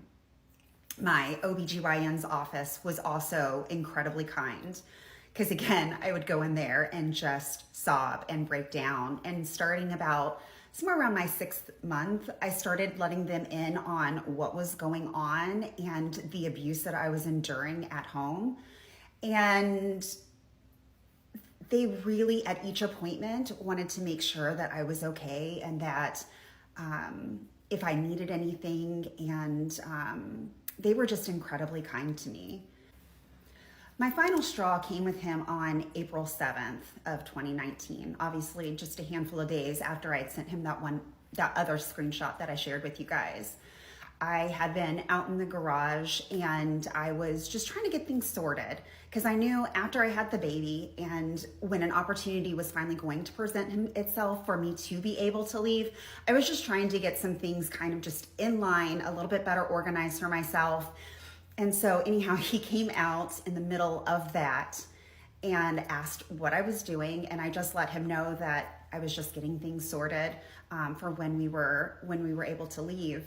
And he flew off the handle. And let me show you guys this screenshot. So here he is. I am 38 weeks pregnant at this time, and he is giving me a 30-day notice to leave his house. This was my absolute final straw in this man being able to come to my birth. Like, absolutely not. I was fed up. I was done. And when I went into my next OBGYN appointment, we formulated a plan that he would not be able to come into the room at any state. And there were a lot of precautions put into place for me at that time. And again, they were just so incredibly kind, because I was sobbing. I could not believe that somebody was being this disgusting to me and to their child. I mean, putting me under that level of immense stress, it's absolutely affecting his unborn child. Like, I will never forgive him for this time period. And It's absolutely despicable. The day has come and I have gone in to be induced for my labor with my baby girl. I went in on April 20th, 2019, and I like to joke that she was either going to be a 420 pop baby or she was going to be a 421 Easter baby that year. So the comparison just kind of cracked me up. I had to have an induction for this particular pregnancy. I'd never had to be induced prior. After my pregnancy with Liam, they found some non-HPV precancerous cells on my cervix, and I had to have a procedure to get that removed. And unfortunately, this caused a lot of scar tissue. So now my cervix was completely sealed shut with scar tissue. And so the hope was that getting a little bit of Pitocin in my system would help move my cervix along. So Will dropped me off that morning and surprisingly didn't say anything about wanting to stay, because I was really nervous that he was, going to try to sway me or anything like that. And I'm so thankful he didn't. Unfortunately, though, that did not last long. He sent in one of his flying monkeys to start sending me text and harassing me as I'm being induced. Let's go to the screenshots. There's a lot more to this conversation, but yeah, it was so unnecessary, and I really did not appreciate this flying monkey coming in and trying to sway me in this situation. At that point, I was just an emotional wreck, and so luckily I called in one of my friends, and she was able to come in and be a huge support for me during this birth. That was so important to me and absolutely invaluable that I had somebody with me that could support me. So after about 10 hours of nothing still happening to my cervix, they decided that they needed to manually come in and break it apart. And so I was like, yeah, I'm gonna need an epidural for this, because no way do I want to feel any of that. So the anesthesiologists come in, there were 2 of them, and literally, they were in there for well over an hour, and they tried to place it, I don't know, it was at least 5 or 6 times, and I don't know what was going on, but just could not get it placed properly, and just complete mess in that aspect. But luckily they finally got it set, and I was now pain-free so they could get to work on my cervix. And very shortly after that, little baby Wren, my birdie, she was born. This was me. The first time I saw her, I was able to actually catch her and pull her towards me. And I can't even tell you the range of emotions that I was feeling seeing this baby girl after she had been with me for the last 9 months, and we had just endured just so much trauma together. It was so emotional. And again, my doctor and all of the women who were in here were just so amazing to me. This is my doctor, and she just came over after Ren was born and gave me the biggest hug. And gosh, I'll forever be thankful for her and how amazing she was to me. Ren was the tiniest of all my babies. She was only 6 pounds and 12 ounces. And I truly do think that the extreme stress of that situation absolutely affected her.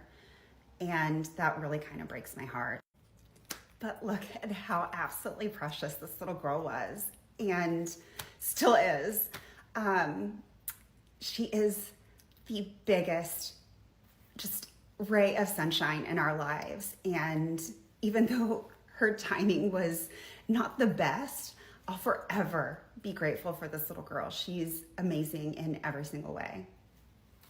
So unfortunately, with my traumatizing epidural, I ended up with a spinal leak.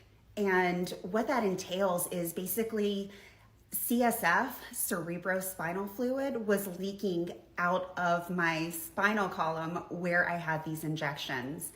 And when this happens, you end up with severe positional headaches. So anytime that I was a little bit upright, it was this intense headache. So I ended up having to stay in the hospital for, I don't know, it was like 3, maybe 4 extra days. One, they wanted to see if that's what it actually was. And then I had to go in and get a blood patch. And that ends up, most of the time, fixing the problem. And so that's what ended up happening to me. I had to get the blood patch, and then they wanted to make sure like all was well. As you can imagine, going through these positional headaches and dealing with a newborn, even though I was at a hospital, was still very, very difficult. And it was no different when I got home. A blood patch is not an immediate fix. It takes several days, sometimes even a little bit longer, to get your fluid levels built back up. And wouldn't you know it, the day after I got home, Will leaves back out of town. So here I am recovering from these horrific positional headaches, dealing with a newborn, a 3-year-old, and my older children. What a guy. And unfortunately, things do not get better. We're still stuck in this house. He's making it impossible to leave, and things are about to get even worse. So on August 9th, 2019, we were heading back from Florida after getting my older kids. Will had come with me because obviously Ren is a newborn at this point, so I needed help being able to drive back. So on the way home, we stop at a gas station. I go use the restroom. I like to wipe the toilet seat. Sorry, that's TMI. And as I was leaning over to wipe the seat, liquid dropped out of my nose and onto the floor. And there was somebody in the next stall, and I was so embarrassed. I was like, oh my gosh, this person thinks that I just peed on the ground next to her. I was so embarrassed. So anyhow, after this happened, it dawned on me that liquid coming out of my nose had been happening off and on for well over a year. So I did what most of us do, is I ran to Google to try to diagnose myself. So it quickly looked like I had a CSF, again, that's cerebral spinal fluid leak that was coming out of my nose. And so I told Will, and he just kind of brushed me off. He was like, whatever. And here he is. This part in the middle is kind of funny because clearly I ignored it. I was like not even touching that. But at the bottom, I had messaged him that's what I thought it was this CSF leak, and he literally ignores. Unfortunately, a CSF leak out of your nose is not a very common thing at all. And it's very hard to find somebody who is even willing to see you because they've never seen it before. But luckily I found kind of a world-renowned person in this aspect, a doctor, and I quickly made an appointment to go in and see them. So on August 13th, I go in, he numbs me up and he scopes my nose. He finds a cyst on this side and this sinus cavity, over on this sinus cavity. It was like all kinds of issues. And then as he got to the very top of my sinus cavities, it was like liquid stalactite, like water dripping off of the top of my brain. And it was just drip, drip, drip. Obviously not normal. So I bent over, gave them a sample, and unfortunately those results were inconclusive. The bad thing about CSF liquid is it has to be handled very specifically. It degrades very quickly, and unfortunately we got no answers either way on that end.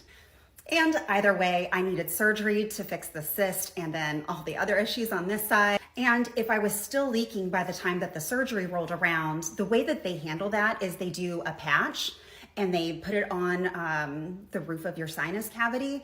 And having that done requires it's like a 3-4 ICU stay in the hospital. So it's a pretty serious procedure. So making this surgery appointment was a really important process, right? I need to make sure Will's available. I need to make sure if I need the patch that he's able to take care of these kids while I'm in the ICU. So he sits down with me, we make the appointment. He's like, yes, I'm gonna be here, yada, yada, yada. And let's see what happens. So October rolls around, and by the time I have my surgery, at that point, I'm not actively leaking. There was no liquid at the top of my sinus cavity, but they were able to take care of the other issues and get me squared away in that way. So I get home and I'm trying to recover as best as I can with, at this point, like a 4-month-old and a 3-year-old and my other kids. And unfortunately, the smoke detector kept beeping. And of course it does, right? Like everybody's smoke detector goes off at the most inopportune times. So I messaged Will to see if he could change the battery in the smoke detector. Let's go to the screenshot. And here's what he had to say. I'll get out of the way so you guys can read. So yep, he had left town without saying a word and left me all by myself to recover with these kids. So this was several years later. I'll explain what the rest of this is, but you can see the part that I've circled, that he admits, yep, left the next day.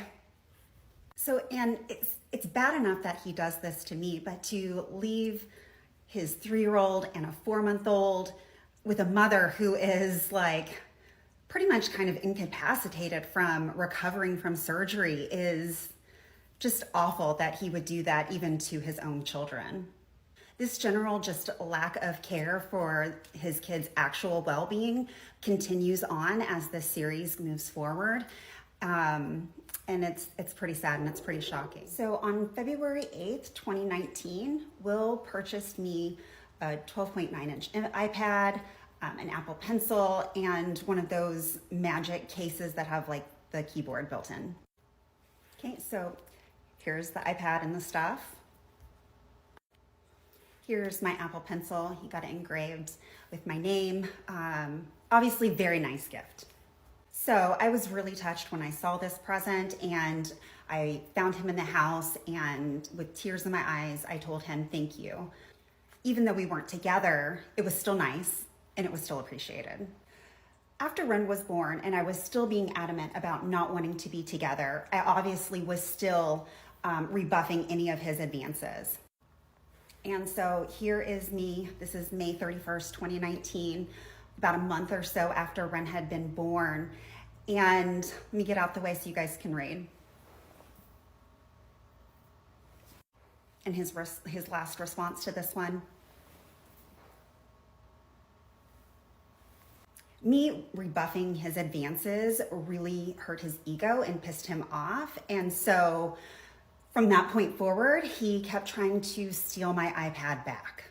This became incredibly stressful because I had to watch that iPad like it was a second newborn child. I had to cart it everywhere I went, had to make sure it was by my side, or I had it hidden, or it was the most ridiculous song and dance. So on May 31st, later on that night, it was around 9 o'clock or so, Will traps me in my room in a 3+ hour circular conversation hell where he is shifting in and out of wanting my iPad back. Unbeknownst to him, I had it underneath my mattress, in between the mattress and the box spring, and I was sitting on top of it, holding Ren the whole time. She was, I think, 5 weeks old at the time. And he actually goes into a part where he is trying to destroy my bedroom to try to find this iPad. Hold on, because I've got the video. Will, the iPad is a gift. Where's it at? Dad. Where's it at? Just stop. Knock this off. Why? Like, you're being so crazy. Yeah, you're right. I am. Now, where's it at? Stop. I'm trying to get her tonight. I'm asking you where it is. It doesn't take long to say it. Well, it doesn't matter. It was a gift. You gave it to me as a gift. And right now, I've given so many fucking gifts that, or that you perceive as gifts because you always have this assumption that I'm just supposed to give you everything or do everything else. Then that's not even then true. How But about Will, you give me this the is a gifts of gift. all the shit you owe me back? What? That's not how gifts work. Exactly. In any court of law, that's Exactly. not how a gift works. Exactly. You give a gift so and how you many can't times get it have I back. not gifted you fucking money that you owe me? How many times have I not gifted shit that I bought for your kids that you fucking owe me? Oh my God. gosh, Will. I'm This is asking. crazy. Please. You're right, I am, but where's the fucking iPad? I'm making it real simple. Will, it was a gift. Where's it at? It was a gift. So where's it at? I told you when you get it back, it's your gift. But hell, A gift that I'm now having to pay you for. you don't pay me for anything else that you owe me for, so I'm gonna just take the one thing that apparently you seem to need. Yeah, because you gifted it to me. You're right. I gifted it to you out of my fucking kindness, right? How many times have you taken advantage of that kindness? What on earth? Well, you are I'm asking you. You are unhinged tonight. You're right, but Liam needs where's to it go at? to bed, Will. Then answer the damn question. Stop Because quit this. saying it's a gift. Liam, that's stop please. Liam, that's my jammies for tonight, please. So just answer the question. Well, it was a gift. Where's it at? Stop. I'm not gonna tell 1, you. 2, 3. I'll just turn the whole fucking room over and you can worry about cleaning it up later. Would that be better? Are you even for real? Can you just stop this? No. I'm done with giving you the shit that you want and then you just fucking taking advantage of me. So, no. How am I even taking advantage of you, Will? I've explained it multiple times just on that one statement front. Oh my god, it is a gift. You gifted it to Then me. gift me the fucking things that you gift and owe me back. Oh my gosh. So, where's it at? Liam, please stop, honey. Would you like me to just start looking for it? Stop, Will. Stop. Stop. Liam is watching this. I know. Stop. So as you can see from the timestamp up above, this is from more of the tail end of this circular conversation. By this point, it is midnight on June 21st, the next day. And he had been at this for hours. And I could not move because, again, the iPad is sitting underneath me. And if that's not bad enough, he now gets Liam in on trying to find the iPad with him. Not in there. Nope, not in there. Is it over here? Is it over here? I don't know. Is it under here? Oh, well, you definitely can't see with that. I'm trying to put her to bed, Will. And I'm trying to get you to answer a simple question.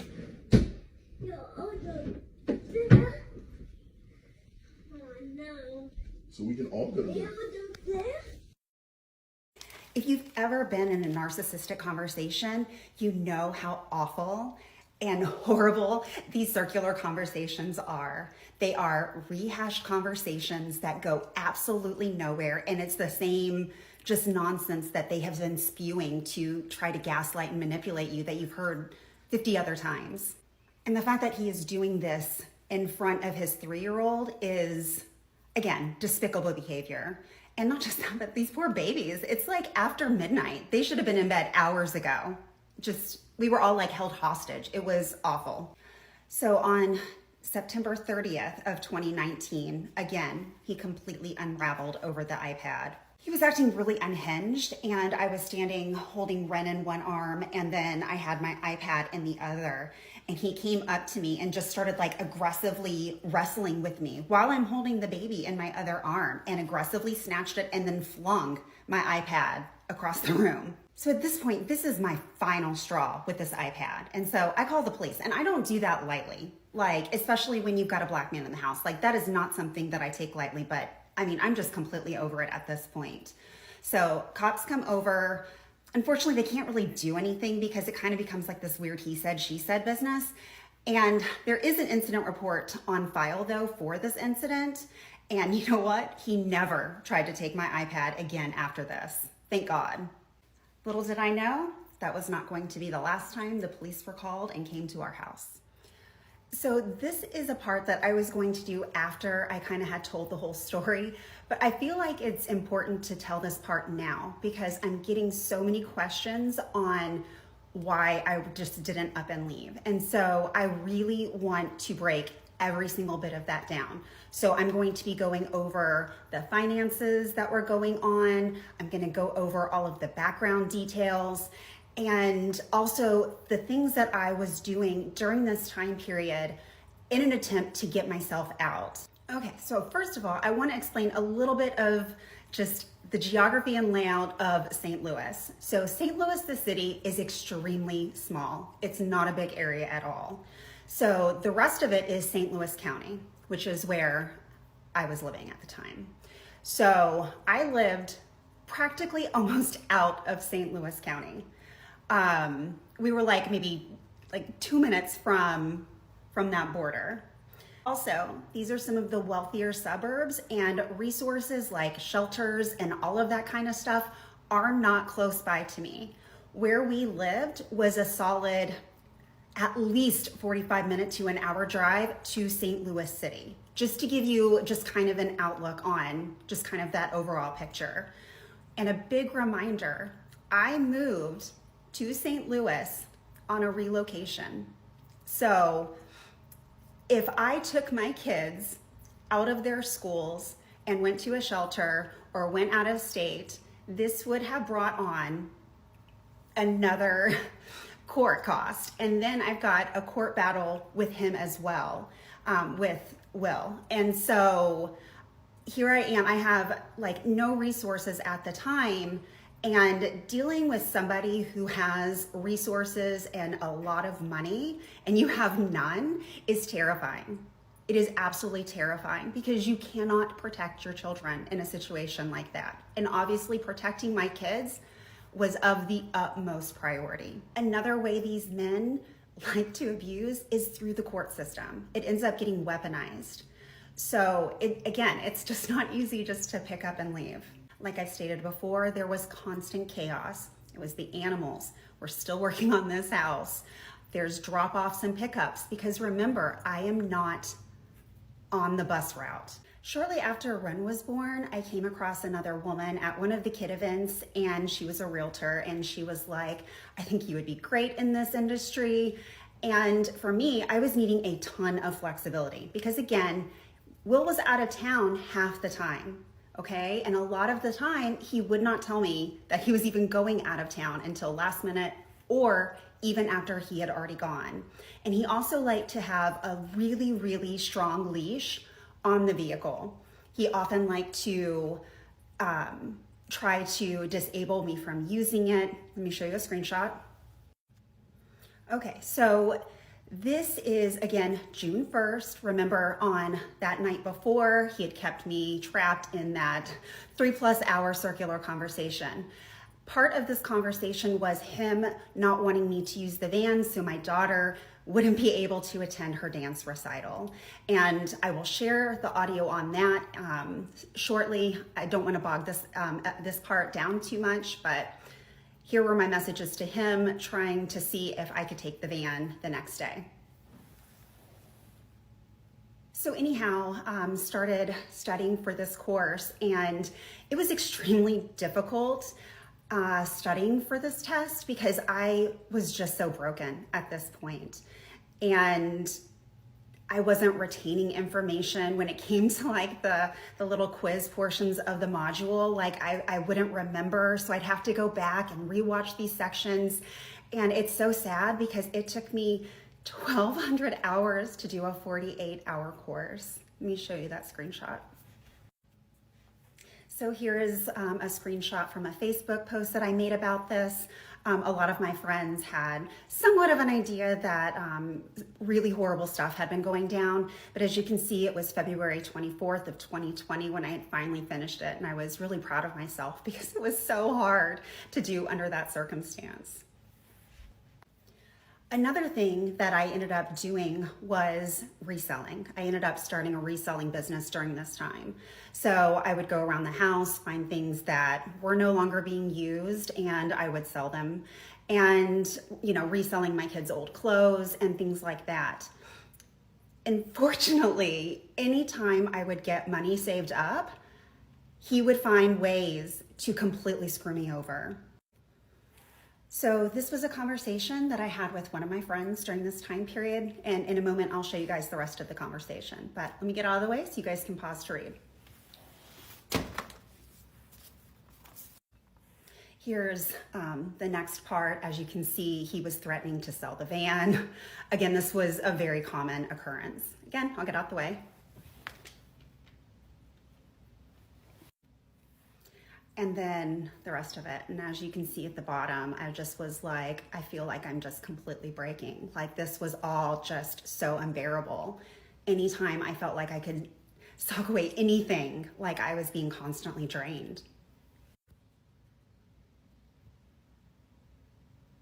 So a lot of times he was abusing me through the gas. He would have me do errands for him on the gas, and then would make a big deal about not wanting to reimburse me or help pay for the gas. And I'm sure some people would be like, why did you do errands for him? If I didn't, he was going to lash out and make life horrible. You know, it's so hard to tiptoe through these situations, and you're just trying to do your best to stay afloat and minimize what you can. So here's an example of one of those. He's wanting me to get items for him and go take them to his ex-wife's house. So another way that he was abusing me was not buying things for Liam and Ren like he should have been. He did buy a lot of Ren's diapers, but almost nothing else for her. So I was having to buy all of her shoes, all of her clothes, all of her gear, like everything. And same with my son. And getting him to do things for them was almost impossible. He would say that he would reimburse me for something. Like there were shoes that I had bought for Ren that he had said that he was going to reimburse me. So I went ahead and bought them, and then he would refuse. He also, once I did start reselling, he would do laundry and destroy the items and not reimburse me for that as well. He was doing everything he could to trap and keep me there. These were items that I was trying to get him to repay that he never did, and there's way more of these. On Venmo, he ignored it, never paid. Before I share this next part, it's an audio. I just wanted to give a quick background info so you can understand what is going on in this. Will had bought his oldest daughter a $1,200 Australian Shepherd dog, and he also bought private training lessons for this dog as well. So that's kind of what is going on in this, and I'm having to beg for a $20 haircut for my son. You don't think that I'm like sitting here looking at Liam's hair the other day and going, yeah, he needs a haircut. But I gotta go, all right, let me make sure. I pay the water, I pay the lights, I got this, I gotta make sure the kids are taken care of on this. But when you're paying for private dog lessons, guess like what? it's like... Guess what though? Hold on. So, in the same vein, you're paying for an extra dance lesson for Katie, you're taking her and doing that, right? So should I take my commitment away from my daughter the same way? Oh my gosh, but Will, when Liam can't am I taking my We're commitment away from my daughter? We're talking a $20 haircut for Liam. Why is Liam not getting that same commitment from you? He is. Why is... But guess what? You know what the he's real not, is? though. I Like, really didn't want him to get that haircut that time. I was like, I kind of want to see how this goes for a little bit more. But it doesn't matter what I say again, because just like when he got his first haircut, I was like, no, I want to let it grow a little more. I want to let it grow. And you literally just took him and said, fuck you, I'm going to go get his haircut. You knew about the haircut. No, I knew after you'd already scheduled it. Yeah, when it was scheduled, but you I were invited for that day. But the point is, so I'm supposed to just do what you want, and this is our kid, right? This is our son. So I'm just supposed to just lay down the law when I have no opinion in it? Well, when his hair is shaggy Hold on. and it's in his eyes, And like... I said this too. I said, okay, but I want his hair to keep growing a little longer. So it doesn't matter, but my point is though. So instead, when I got that message I just scheduled Liam the fucking airport. So, okay, let me go ahead and do some shit like that with Katie or one of them, right? Let me go ahead and just schedule some shit because I feel like they need it. This was Liam's hair during this conversation, so it just so weird. Meanwhile, he's making big purchases for himself. Here's one. This was from that Thanksgiving receipt debacle that I found. And here's another one. There's a bunch of these kinds of things, but he was doing all kinds of spending on himself while trying to say he couldn't afford to do like tiny little basics. Meanwhile, he's sending me these kinds of messages with the gas money he'd send me on Venmo. I just want to put a little PSA at the beginning of this, and I I already know that there's going to be some flack based on reactions from previous videos that have kind of been in this vein, but again, please remember we are out soon and I'm sharing these to show how despicable and deplorable his behavior has been throughout this. Please remember, we have been out for years and I am sharing his unhinged behaviors, and remember, this is not normal and it's not okay that he's acting this way. So about a week and a half before I had my sinus surgery for the CSF leak, this was again October 2019. The high school that my kids were zoned for and that one of his older girls was going to at the time was having their homecoming parade. And my middle daughter had a performance with her dance team in the parade as well. So we all went to this parade and we took 2 different vehicles to get there.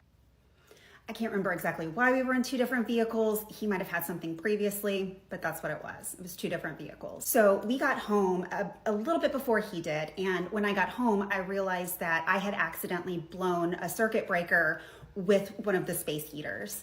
So I went to go get Ren situated. I was still nursing her at this time. And I asked my son if he could go down to the basement so that way he could just, flip the switch and get it situated for me. So Will sent me a message that he was already home and that he was going to go down and flip this circuit breaker for my son and go ahead and take care of it. So my son started to go upstairs.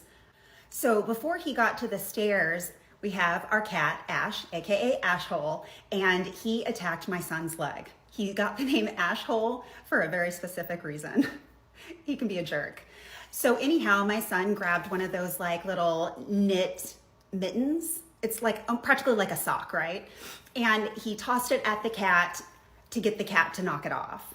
So he goes upstairs and Will had seen this go down, and for whatever reason, this flipped something in Will and he just completely went off. So I'm down in my bedroom, which is back behind the kitchen.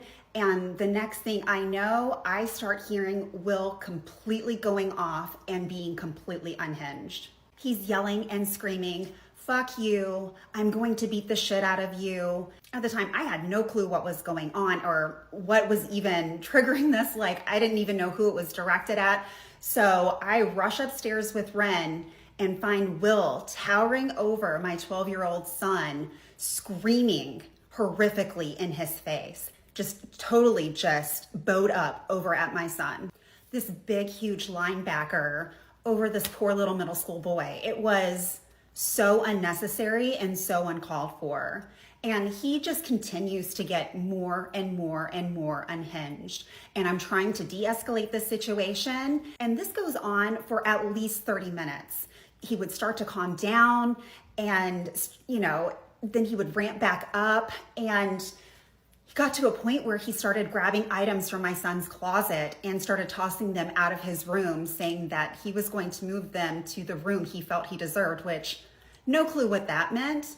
Honestly, I think it was more about just him having control over the situation, because at the beginning when we had moved over to Broke Down Palace, all the kids had picked out their own rooms. So everybody was pretty much happy and settled with the rooms that they had. So he was just being cruel and ridiculous to my son in this situation. And at that point, my son had had enough and he called the cops on Will.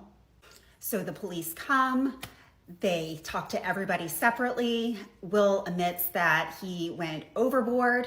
But unfortunately, since he did not actually put his hands on my son, there was nothing that the police could do.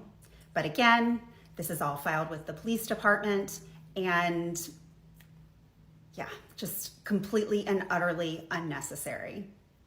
Luckily, this was the last time that we had to call the cops on him, because just absolutely ridiculous, unhinged behavior that is scary and completely unnecessary. Here is an audio clip that was filmed for my daughter. I got it from her the other day.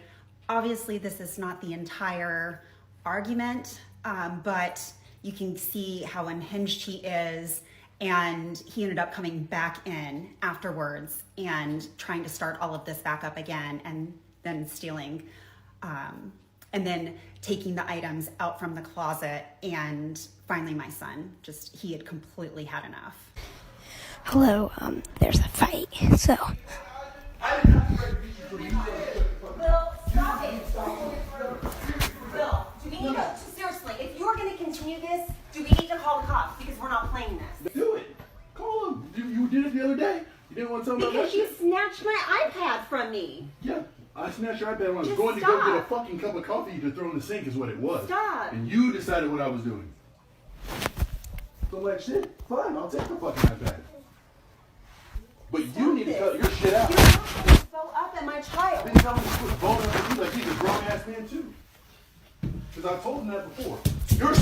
Your son has come at me and told me he was gonna beat the shit out of me before.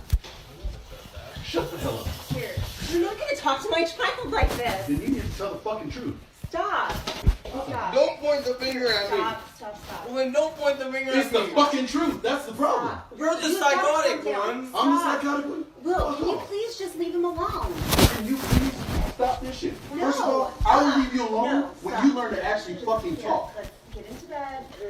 Like, None of that began that way. it's just unreal. And in front of your child, Will, you've got to stop. And you get your shit in order.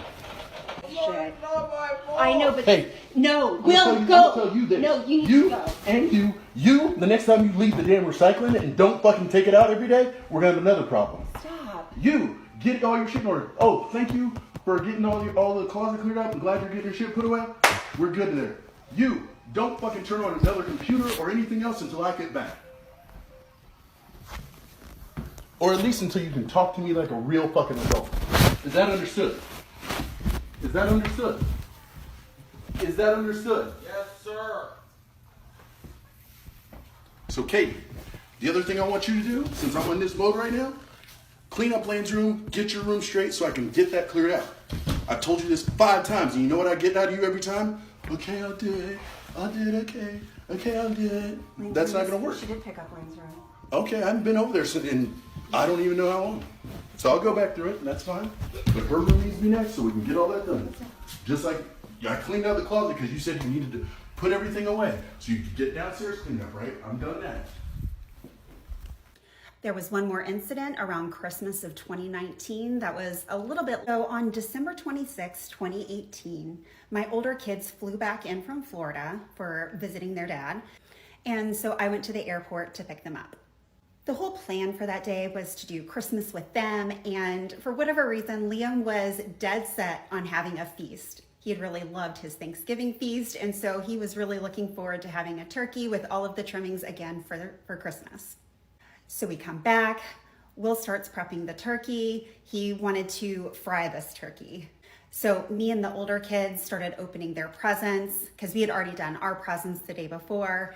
And suddenly there is somebody pounding on our back door, screaming that it's an emergency. So we go out there and the whole basketball hoop is just in flames with the turkey fryer also in flames. So the neighbor had called the fire department. Luckily, they literally were like just catty corner from our street. So they were able to get there relatively quickly. And so Will immediately starts tossing flour on the fire, trying to get it out. And he actually does end up getting this fire out before the fire department even gets there. I had filmed this just for documentation purposes because in these situations, you never know what could be in handy later on down the road when you are actually out and free. So he sees me filming and he is pissed that I am filming. I think that this incident kind of embarrassed him and bruised his ego and he was not happy. So he sees me filming, comes inside, and a video that you guys didn't see in this was he literally violently shoves me. I say, hey, and he's like, what are you doing? Come help. I'll share this video in a minute. And it's like, what am I going to do? I'm not going near this thing. Absolutely not. And again, fire trucks were on the way if he had not gotten it out. Now I'm going to share these videos and you guys get to see them yourselves.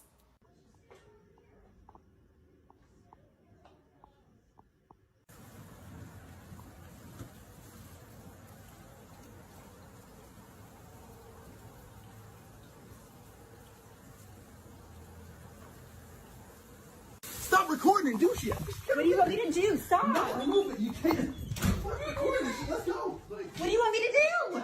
Watch out. Needless to say, the turkey went completely uncooked and Will went to the store to get a rotisserie chicken and some more flour. I finished the rest of the Christmas feast with the kids, and when it was done, I let him know that dinner was finished and he did not want to eat. He was pouting down in the basement. We did not see him for the rest of this evening.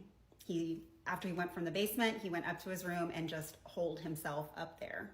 The next morning, he was in a completely pissy mood. He was still pissed off that I had filmed him in this incident. Liam and Ren had a doctor's appointment that day around 4:30, and so afterwards we went to Red Robin to eat and then came home.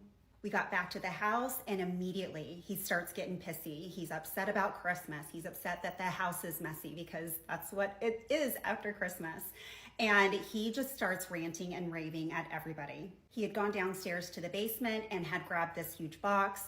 He came upstairs to the main floor. We're in the living room, and as soon as he sees us, he takes this huge box and he chunks it at my oldest son. I told him he was being inappropriate, and he starts yelling at me saying that I was inappropriate filming him yesterday. My older son at this point started being like, Will, you need to knock it off. You're not going to treat my mom this way. And so Will, again, went up this far away from his face, bowed up over him like he was going to fight him. When I told him to knock it off, that he was not going to treat my child this way, he got up in my face and began to scream at me. After that, he went behind my oldest daughter, the one who unfortunately had tried to unalive herself. He put his hands on her shoulders and she was just standing there like, she was so uncomfortable, and she kept saying, please remove your hands, please remove your hands. And he's just like, no. Luckily, after that, he stormed off and again holed himself down in the basement and stayed there for the rest of the evening. Obviously, Liam and Ren were present during this as well. And again, this kind of behavior is completely unacceptable and it's completely unhinged. And here is a conversation that I had with a friend at the time. I will get out the way so you guys can read. And another part.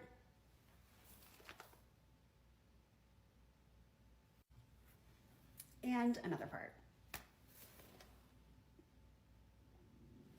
In the next part, we are now in March of 2020, and it really hits the... So on March 3rd, 2020, that morning, got up, took my older kids to school, had Ren strapped in the seat right behind me. Remember, we are a 12-passenger van, so there's 3 back rows. And then Liam was strapped in his car seat in the very back row. He loves sitting back there. As I was coming home, I had gotten to where our road was, but the oncoming traffic was really, really busy, and it's just a 2-lane road. So I was just sitting there and I was just waiting to be able to turn. Behind me, I could see somebody coming, and let me grab a picture so you can kind of understand what the whole scene looks like. Here's a picture standing on my road looking the opposite way that I was coming. So where that fire truck is where the fire department is. So when I said it's just around the corner from my house, that is where the fire department is. So anyhow, as you can see, this road has a downward slope, and I'm sitting pretty close, waiting to turn. So as this person is coming down the hill, I can see them, and they're getting closer and closer and closer, and they're not stopping. So I was kind of like, pumping my brakes without moving, hoping that they would see that I was sitting there, and there was nowhere for me to go. And so unfortunately, I was just kind of a sitting duck. And the person, unfortunately, didn't see me until literally like right before, and they did a slight turn and just plowed right into the back of the van. There weren't even skid marks on the road. They didn't even barely break at all. It was insanely traumatizing. And so as I'm sitting there, the impact of him slamming into me, keep in mind, he was going at least 60 miles per hour. It jolted me into oncoming traffic. And at this point, everything for me goes gray. It's like everything is just like fuzzy and gray. And as I cross, and thank God nobody from oncoming traffic hit me. That was like a small miracle in itself. And Ren instantly starts hysterically crying. She's about 9-10 months old at this point. And so we dart across the road, and hit this patch of grass and I like come to, and my steering is out, my brakes are out, like I can barely control this thing, and we're going and we almost hit a pole, and I'm like giving everything I can to like move this car, and then we almost hit a tree, and I'm turning and trying to get this car to respond, and somehow we end up completely turned around, and I am now facing this car that is completely destroyed, and I'm now facing it. So here is what my tire tracks look like in this patch of grass. So as you can see, I've got my tire tracks, it loops around, and then I almost go back into the road. And this was now my view. And here's a little bit closer up so you can see, I mean, this was just absolute insanity. So like I said, at the moment of impact, Ren was absolutely hysterical. And Liam was just so silent. And when I got the car stopped, I just remember like being terrified to turn around because I had no clue like what anything was going to look like. And I turned around and thank God he was completely okay. But God, that like those few seconds were utterly terrifying. So I call 911 first, and then I call Will, and I'm trying to get a hold of him, and he's not picking up. So of course he's out of town. And so I messaged him, and he messaged back, just trying to get some information. And a little bit more of this conversation. Okay, so he says he has to get back in this meeting, meaning he stepped out of this meeting, but still didn't call us. I will touch on insurance in the next part because it is a complete shit show all on its own. In fact, Will doesn't call the entire time, which, I mean, at this point, is this really even any surprise? Instead, you can see right below me, he said he checked in with his dad last night while I was at the hospital getting checked out. So I was unable to get checked out until later that evening. One, because I'm with my kids. I have nowhere to take them at that moment. My older kids ended up walking from their school to a friend of ours' house that wasn't too far away. That friend came to my house, picked me and the kids up, took me to their house. They grabbed the babies, and then I went off to the ER to get checked out. So while I was there, it was discovered that I had a severe concussion, and I had also fractured my sternum from the impact with the seatbelt. My airbag never deployed, which is kind of a random thing you'd think with an impact that hard it would, but it didn't, and instead cracked my sternum. Later on, I was diagnosed with all kinds of other stuff, but they only ran x-rays while I was there at the ER, so all of that was kind of a discovery process for later. I was later diagnosed with multiple bulging and herniated discs all up and down my spine, lumbar stenosis, because my spinal column completely collapsed in my lower lumbar, and even one of my vertebrae got knocked out of place. So it was pretty severe, and it's unfortunately kind of a little bit of life-altering issues. And as you can imagine, that sternum fracture was so painful for the first month. It was bad. So while I was at the ER getting checked out, Pops, Will's dad, took the kids from a friend's house back to our house. And so I drove my friend's van from the ER back to my house. The next morning, his dad did take the kids to school, which I was thankful for. And Liam and Ren ended up having their own doctor's appointments later on that day. When I went to load up the kids for this appointment, I quickly realized their car seats were not around. They had been taken with me and my friend when we were going over to her house so I could go to get checked out at the ER, but I could not find them at the house. So I called his dad, tried to find out, hey, are they in your vehicle? Like, I don't know what's going on. And anyhow, I quickly discovered he had left them at our friend's house. Yep, he had taken 2 kids who had just been in a severe car accident home in no car seats. A 9-10-month-old baby and a 3-year-old little boy, no car seats for a 15-20 minute drive. I wish I was kidding.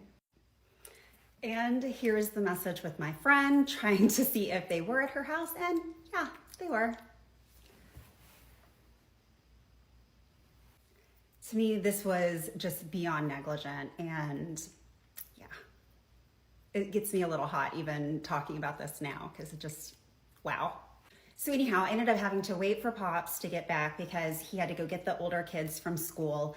Then had to get the car seats. I put them in myself with a broken sternum, no help from him, and we ended up being 45 minutes late for their appointment. Luckily, they checked out okay, but just everything is constant chaos. Got home, I had to feed everyone. Pop sat down, didn't help at all. I think this runs in the family at this point. Yeah. Will didn't even message me the next morning until I had reached out about how their appointments had gone. I will never understand not having actual care for your kids in that way. But this is only one aspect of the accident. Like I said, the insurance was a complete shit show all on its own. So in the last part, we were in a car accident, and soon after we were hit, I asked Will about insurance because I could not find in our emails or anything like that where I had put the digital card. I let him know that the only card that I could find was from early 2019. So I was trying to find some kind of updated card, and he let me know that it was still the same, which was a USAA policy. So after me and the kids got home after the car accident, I was on the phone several hours with USAA trying to figure out what was going on with the insurance, because they had told me there was no active policy. And here's this conversation. Let me get out of the way so you can see.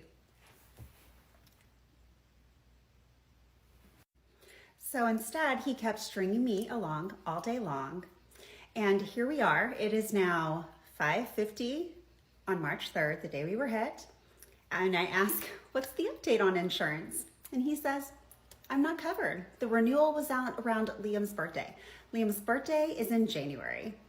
And he said he was wrapped up in everything else. But you know what's wild? In my snooping, when I was going around trying to find things after the accident, I found another insurance policy. Let's pull it up. So here it is. March 6th, several days later, I find a Progressive policy. Yeah, he didn't have USAA. Go figure, go figure. And you know what? It had lapsed February 20th. What, just a handful of days prior to my car accident. And also, it did not lapse around the time of Liam's birthday. My opinion? He already knew that it was lapsed. Here he was trying to pass off a USAA policy, and if it was actually Progressive, he would have actually called them, not calling USAA. I don't believe that phone call ever took place. Obviously, I'll never know, but I mean, not one single bit of that adds up. Also, in my snooping, I found a letter saying that his renewal was coming up. And guess what? He ignored it. So here I was, I had no insurance on my side now. Trying to get a rental car or anything else situated for me was incredibly difficult. And as you can imagine, I'm hurting, I'm in pain, and here I am having to deal with the nonsense of this whole insurance issue caused by him. He says he has no clue how I'm gonna get a rental car. No clue. I also had co-pays for the kids' doctor appointments that were coming up. I also needed to fill up our friend's van because I'm certainly not going to return a car with, lowered gas. Like, I'm gonna give it back to them with a full tank, as a kind person does. Getting responses and answers out of him was like pulling teeth. It was incredibly ridiculous. And again, this isn't just for me. This all impacts his children as well. So by the grace of God, I was able to negotiate with the person who hit me's insurance for them to get me a rental car. But I needed a new updated insurance card to be able to actually drive the rental car. And here's this conversation. We're now on March 6th, 2020. I'll get out of the way so you guys can read. He never ended up furnishing an updated insurance card. So I, out of my own pocket, had to spend $17 a day to be able to get this rental car. And here we are on March 8th, trying to get like some kind of reimbursement back from him. He's asking me to go pick up hot dogs and bread and refusing to pay any of this. After this, I got a message from the insurance company on March 9th, and they said that our van was completely totaled. Even though our impact didn't look horrible, and it certainly didn't look anything like the other guys, but it completely warped the frame, so it had to be totaled. And trying to get information out of Will during this time period was awful. I was trying to figure out, what is going on for me? Like, what is the status on my vehicle out at the farm? Because if I now need to drive this, like what's going on with it? And two, if it's getting totaled, are you buying another car? And it was just, again, like pulling teeth, trying to get answers and trying to get anything sorted for me. And it just felt unnecessarily cruel. And so on March 12th, 2020, the kids and I flew down to Florida for spring break. Yes. And during that week, the whole world shuts down for COVID. Pardon the swimsuit. I have my kids this week. Don't worry, they are not in earshot. They are outside playing right now, and we are fixing to go to the pool. But that way I could get this whole story running. I know everybody's dying to find out what happened. Now we're down in Florida, and I also wanted to add, my mother had bought these tickets for us. It's not like I was all of a sudden magically able to purchase and pay for these tickets myself. So she is disabled, she has muscular dystrophy, and it was a lot easier for the kids and I to go visit her than her come up to see us. And also I get a lot of questions asking about, well, where's your family? I'm an only child, I have a disabled mother. Just be kind and remember that not everybody has people who can swoop in and come assist. But anyhow, she had not seen Ren yet, and that was a big part of why we had gone down to Florida. So as we were there that week, literally, very quickly, the entire world shuts down. And again, one of the only things that had gotten me through the situation with Will while we were still living there is that he was not there half the time. And so the thought of now being holed up in a house with him 24/7 was terrifying. So as the situation was unraveling, Will and I were absolutely in contact on what to do, how to handle this, because everybody was in brand new territory with COVID. And obviously on my end, I did not tell him that my reason for not wanting to come back was him. But we had both decided by March 21st that I would at least stay until the 5th. Let me get out the way, pause to read. And he even sent down 2 boxes in the month of March to get my kids situated so they could do online school for the rest of the school year. Let me get out the way. By this point, the trauma appointments that I had scheduled after my ER visit, all of those had been canceled. So I was now having to find care in Florida, which I was able to do. I started getting my ball rolling. That was a big reason why I personally wanted to stay in Florida. Was obviously he's shown me repeatedly I cannot count on him. And I desperately needed to get some medical care. So I was doing that. Will was welcome to come down anytime he wanted. Even though my mother, she had, like I said, has advanced muscular dystrophy, and we had to take some pretty strict precautions to keep her safe.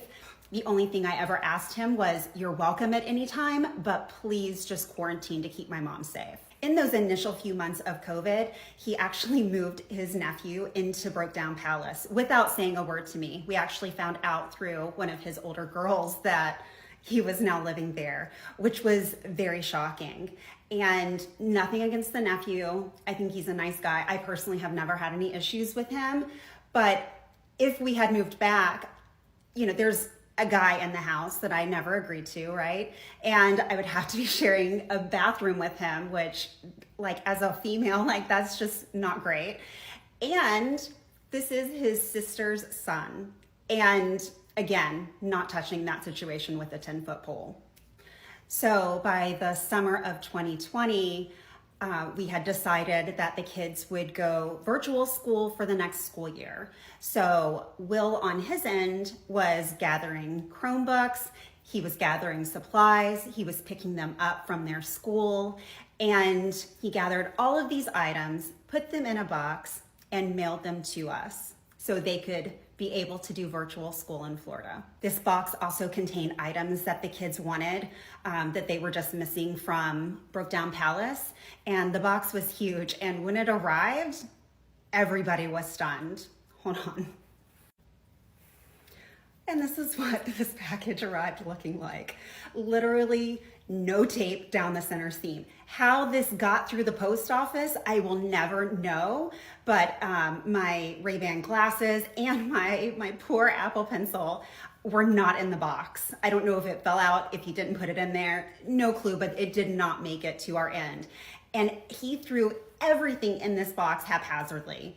And my son's Chromebook was in there and it got utterly damaged. And I'll get out the way so you guys can see.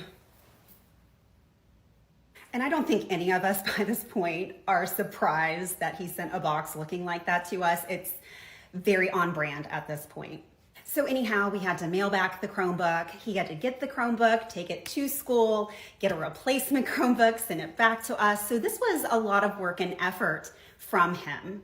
And even as late as October 30th, he had picked up a packet for one of my kids and again, mailed that down to us so they could do their virtual schooling in Florida. Again, Will had an open door to be able to come whenever he wanted. The very first time he came to visit was September 30th. Quite a ways. I think that was the only time he came to visit that entire year, and it was completely wide open, I think. So anyhow, on that trip, he tries to grope me, he tries to kiss me, and I'm like, yeah, you're not gonna touch me. And of course, this pisses him off. In fact, while we were down in Florida, he had tried several times to reach out to me specifically. I don't know what made Cinco de Mayo so special to try to reach out to just me, but I never called him back.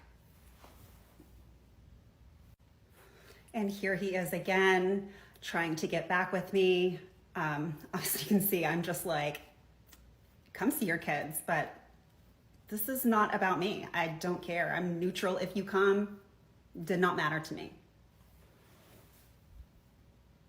So Christmas rolled around, Christmas of 2020, and obviously invited him, the girls, see if they wanted to come down for Christmas. Instead, he sent presents for me, my kids, and obviously our kids together. So here is the info on this. Sent me the tracking numbers, and the stuff came.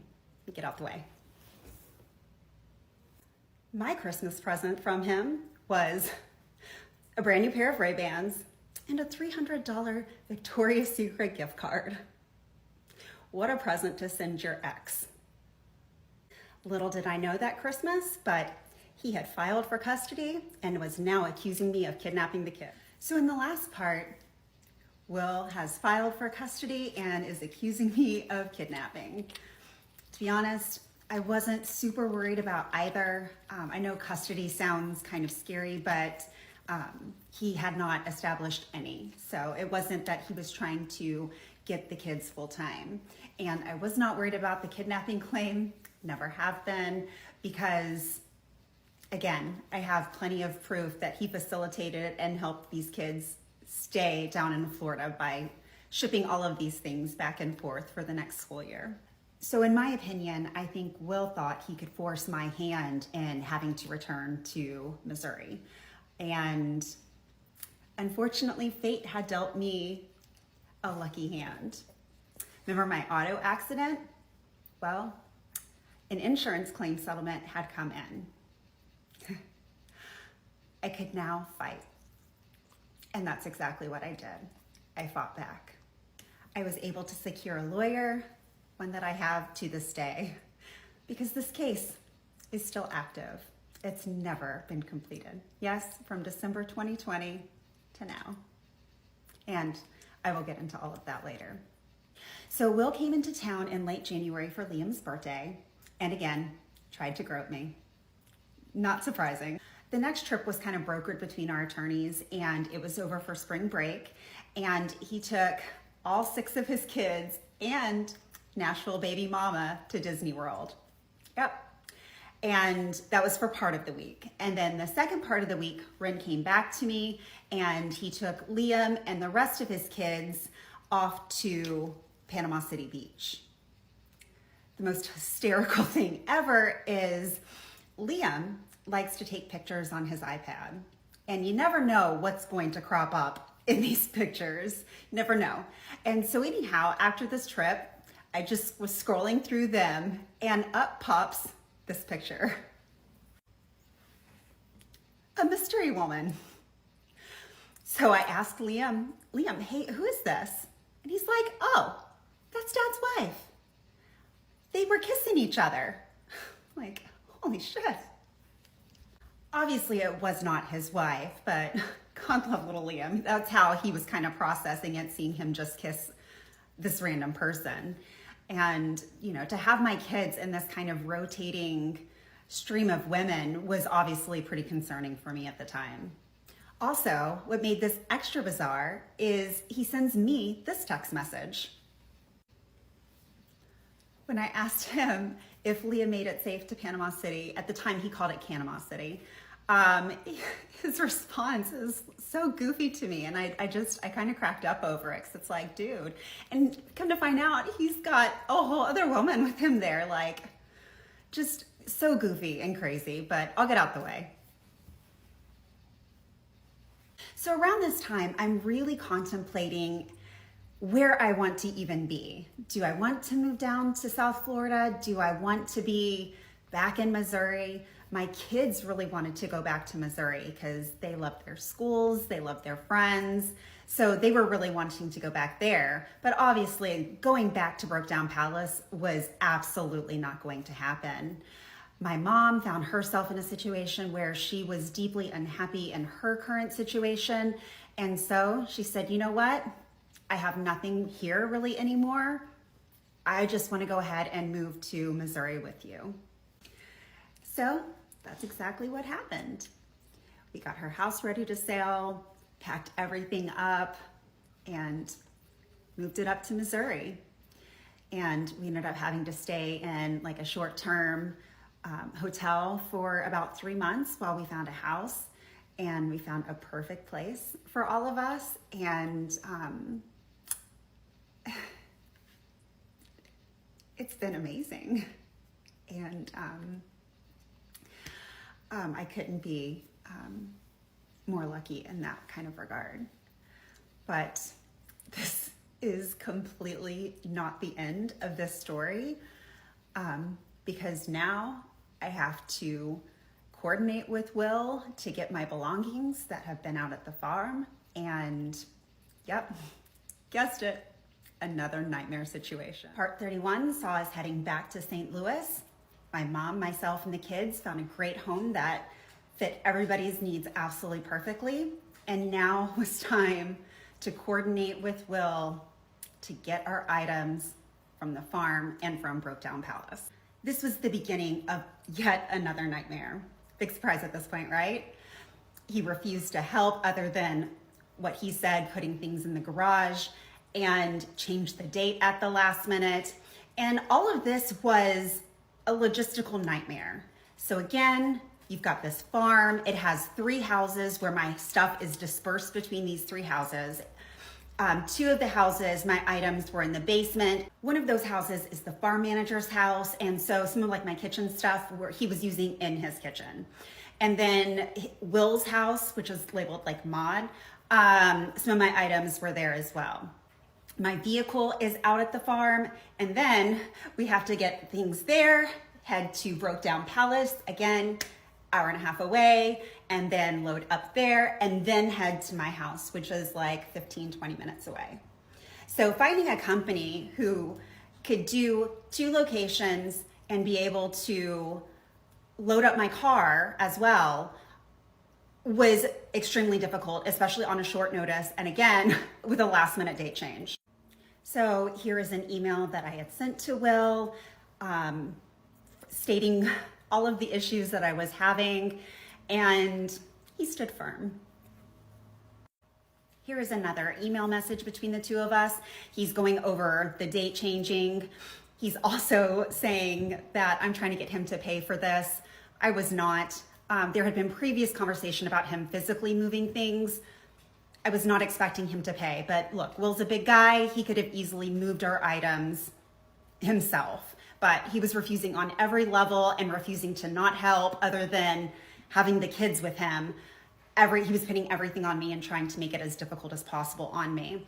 He's also stating here that items purchased by him, but were my children's, like their beds, he was not giving back. In fact, he tried to say that the tires that he put on my vehicle were worth $1,000, and that if I paid him $1,000 for these tires, that he would then give me my son's bed. And we'll get into that in a minute because that is also another shit show.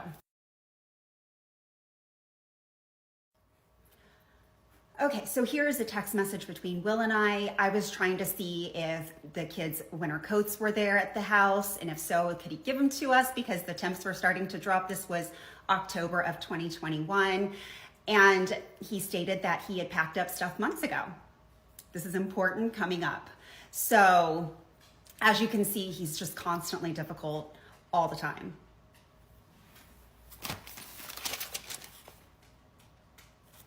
So again, he's saying that everything is packed up and everything is in the garage over at the farm manager's house. The only item apparently that is not packed up was my grandmother's china. He didn't want to mess with it, which is fine. I would have wanted to pack it up myself. So I had bought packing supplies and everything like that so I could safely pack it up that day as the movers were moving stuff and take it myself. So the plan was to go to the farm first, load up my car, load up the stuff there, and then head out to Broke Down Palace. When the garage door opened to the farm manager's house, like my heart completely sank. I did not want to cry in front of him. I would never want to give him that satisfaction, but what I saw was devastating. Let me show you.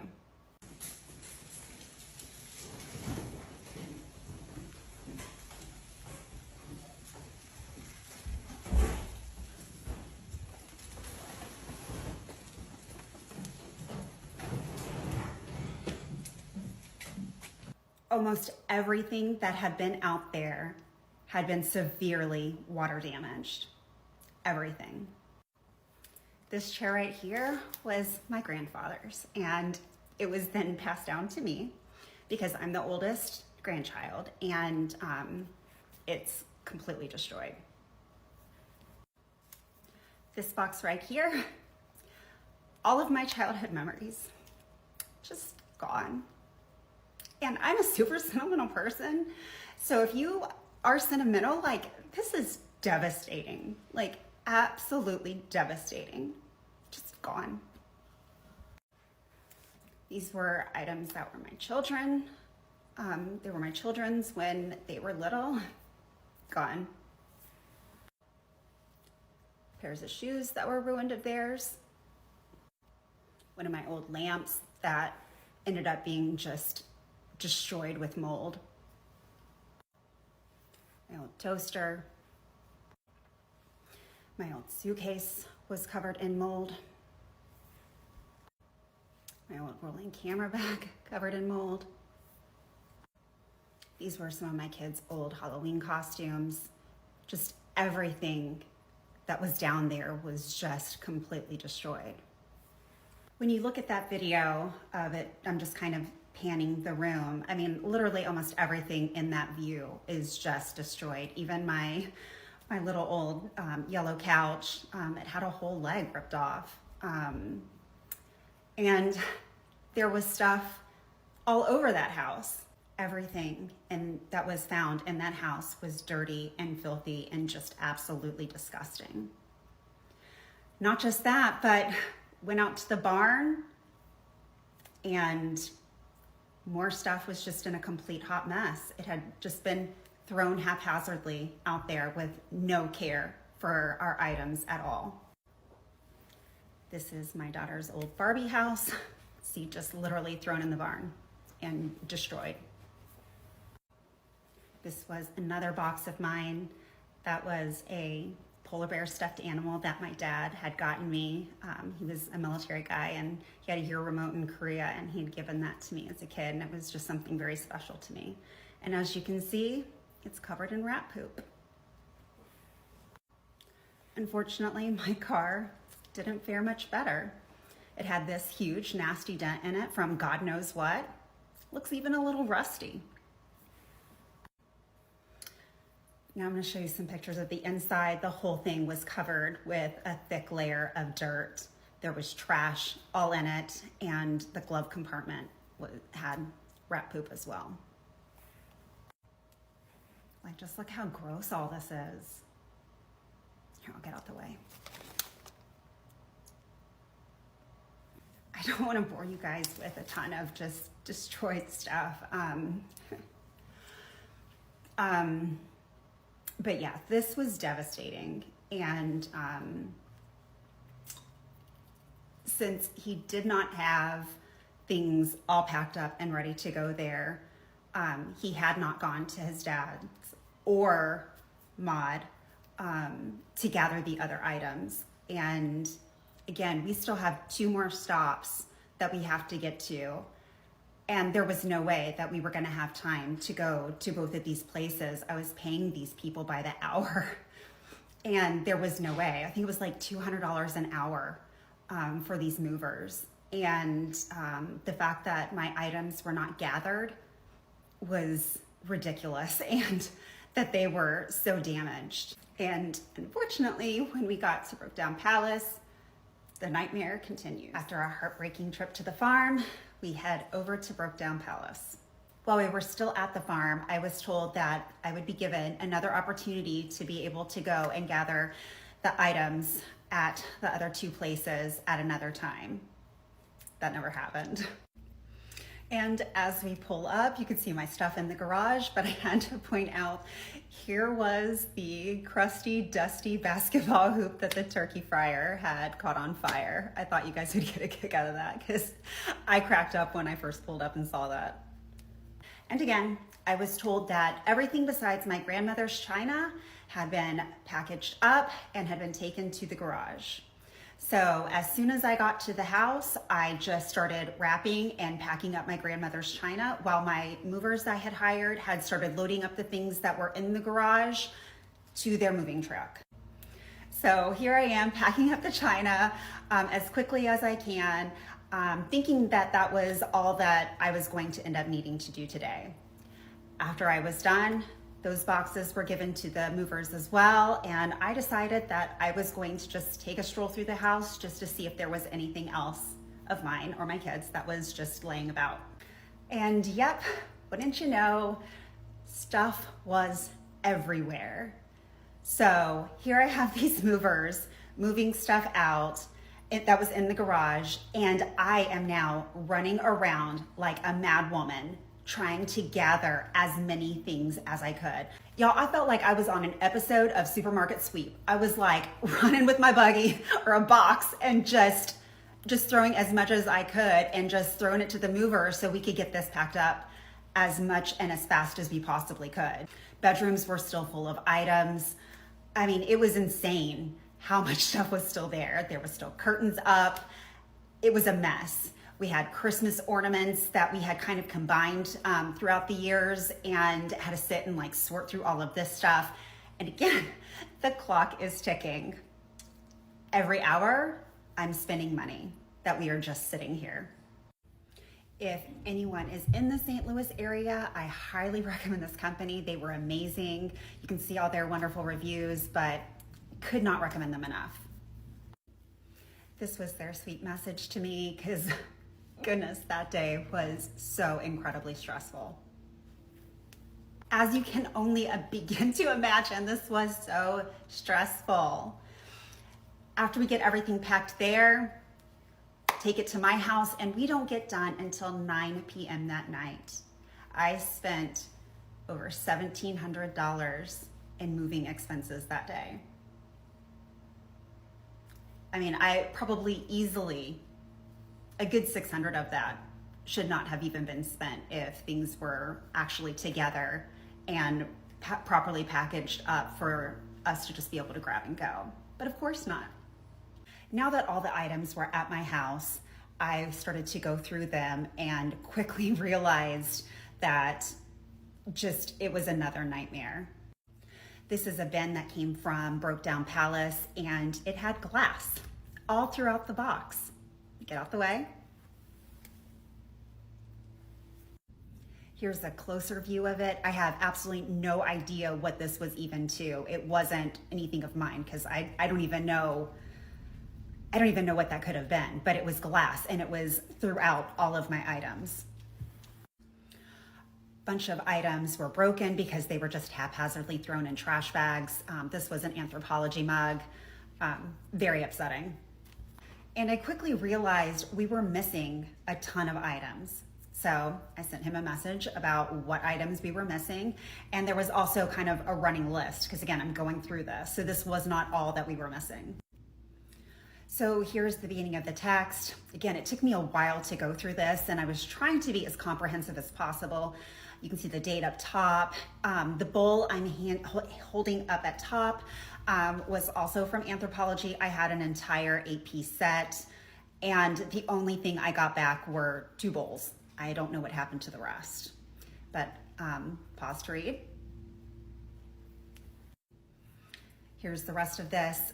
The old hard drive and the Mac Mini that are up top, those had pictures, all of my pictures from 2007 onward. There's a lot of pictures and a lot of memories that is the only place that I had them stored. Yes, I realize in hindsight that was probably not the smartest, but I thought that they were safe on my hard drive. Here's a conversation that we had while I was still in Florida, and he was telling me that he moved the computer upstairs. This was a big deal to me because that is where my computer, the Mac Mini, and my hard drive were all situated. So I was wanting to know where it had been moved.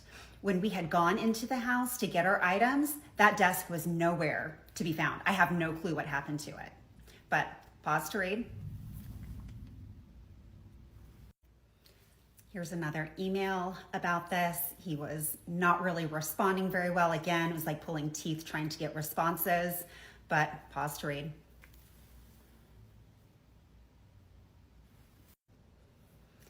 Here's another message. We're now in May 30th of 2022. Still trying to coordinate when I can get these items that were found at his place. And it's kind of a non-answer. Again, here we are, July 26th of 2022. Still trying to pick up these missing items. And I mean, it's just always gaslighting in response. And again, we're in February 7th of 2023, and I'm still trying to coordinate picking up these items over a year later.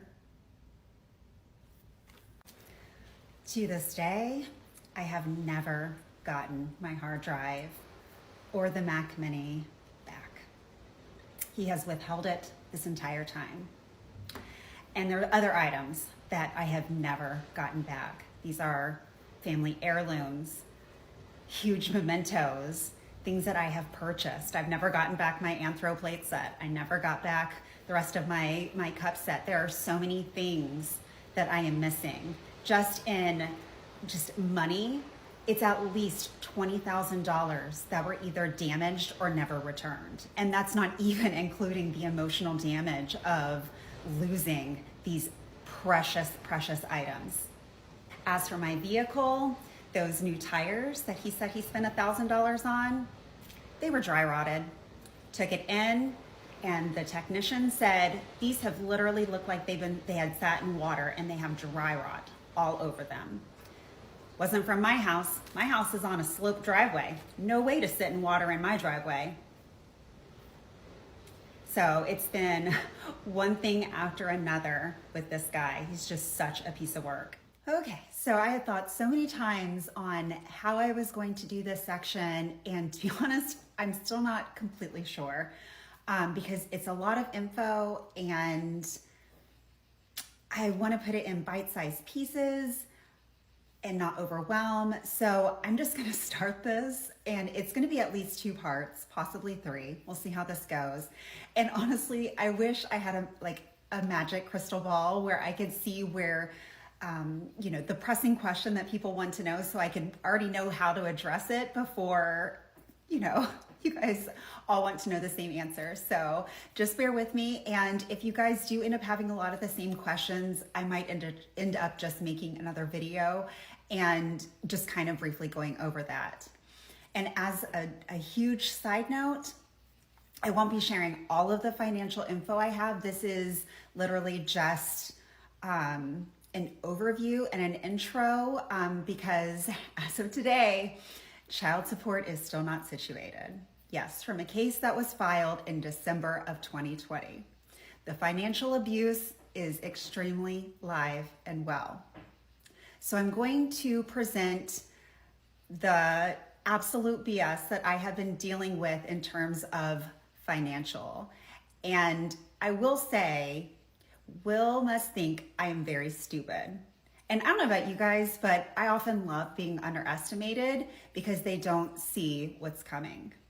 They don't see it. And so obviously I can only divulge so much, but I definitely just want to give a nice, good overview so people can kind of understand some of the nuances and how frustrating this has been, and also the lies, because there have been some really insane lies to the point of perjury. And so, we'll be getting into all of this. So buckle up because this is really wild. Custody was just finalized in April of this year after multiple attempts at trying to get it solved. So as you can imagine, I have the kids quite a bit, and it's certainly not a 50-50 split at this time. As I've mentioned briefly, Will has gotten remarried. He got remarried on my birthday this year. I'll go into that later. But he ended up moving out of state, which is kind of ironic in all of this because here I moved back and he moved out. So the way that breaks down at this point is summers are split. It's supposed to be a 60-40 split in the summer with him getting 60%, I get 40, but this summer it ended up working out to be 55-45, where he gets 55% of the time. Outside of holidays and whatnot, which kind of flip-flops back and forth each year, I get them the rest of the time, except he gets 2 weekends out of the month. So the summer is to help, give him a little bit more time with them. So that's why it's kind of done that way. Please keep in mind that out of his 6 children, now allegedly 9 children, my 2 kids are the only ones that he wants to see on this type of schedule. Even when he was here, he had my kids above and beyond even his older girls. So in my opinion, it is just to reduce child support. Why my children? Is it just to get back at me? Or do you just love mine more than everybody else's? What? And allegedly with these other 3 children, there's not a lot being done for them, which is heartbreaking to hear from a past victim. So starting in June 27th of 2021, which is practically August 1st, Will started paying child support. And at that time, he was sending $700 a month. And then fast forward to November of 2023, he started sending just $250 a month. I can't even remember what it was that triggered that amount to come. I do remember him being triggered. I just can't remember exactly what it was about. And of course, you know, he's trying to control me and bully me with this kind of stuff. So here's to show the 700. And here is the 250. And what makes it worse is extracurricular help is practically non-existent. Liam used to do some ninja classes and he did help with that. And he's helped out with a few odds and ends when it comes to some of Liam's stuff. But like for Ren, like dance and everything, she's done dance since she was 2. I've paid primarily everything regarding her dance, and she also does gymnastics. And so, as you can imagine, like $250 doesn't even drop a bucket into all of this. And so, you know, if they need things for school or things like that, I mean, a good portion of that is my responsibility. Now, he did buy their school supplies for this year, but yeah, so not a lot of help with extracurriculars. And I want you to keep in mind, when his girls were little, they did like a ton of sports each. And so like Liam and Ren's extracurriculars have been on the light side compared to what has been done for the older 3. So this is an example of small ways that he still continues to financially abuse. So Liam was in T-ball. Again, they have like 1 game a week for like 8 weeks, right? So I bought over $200 in equipment for Liam, and holy cow, is baseball equipment expensive.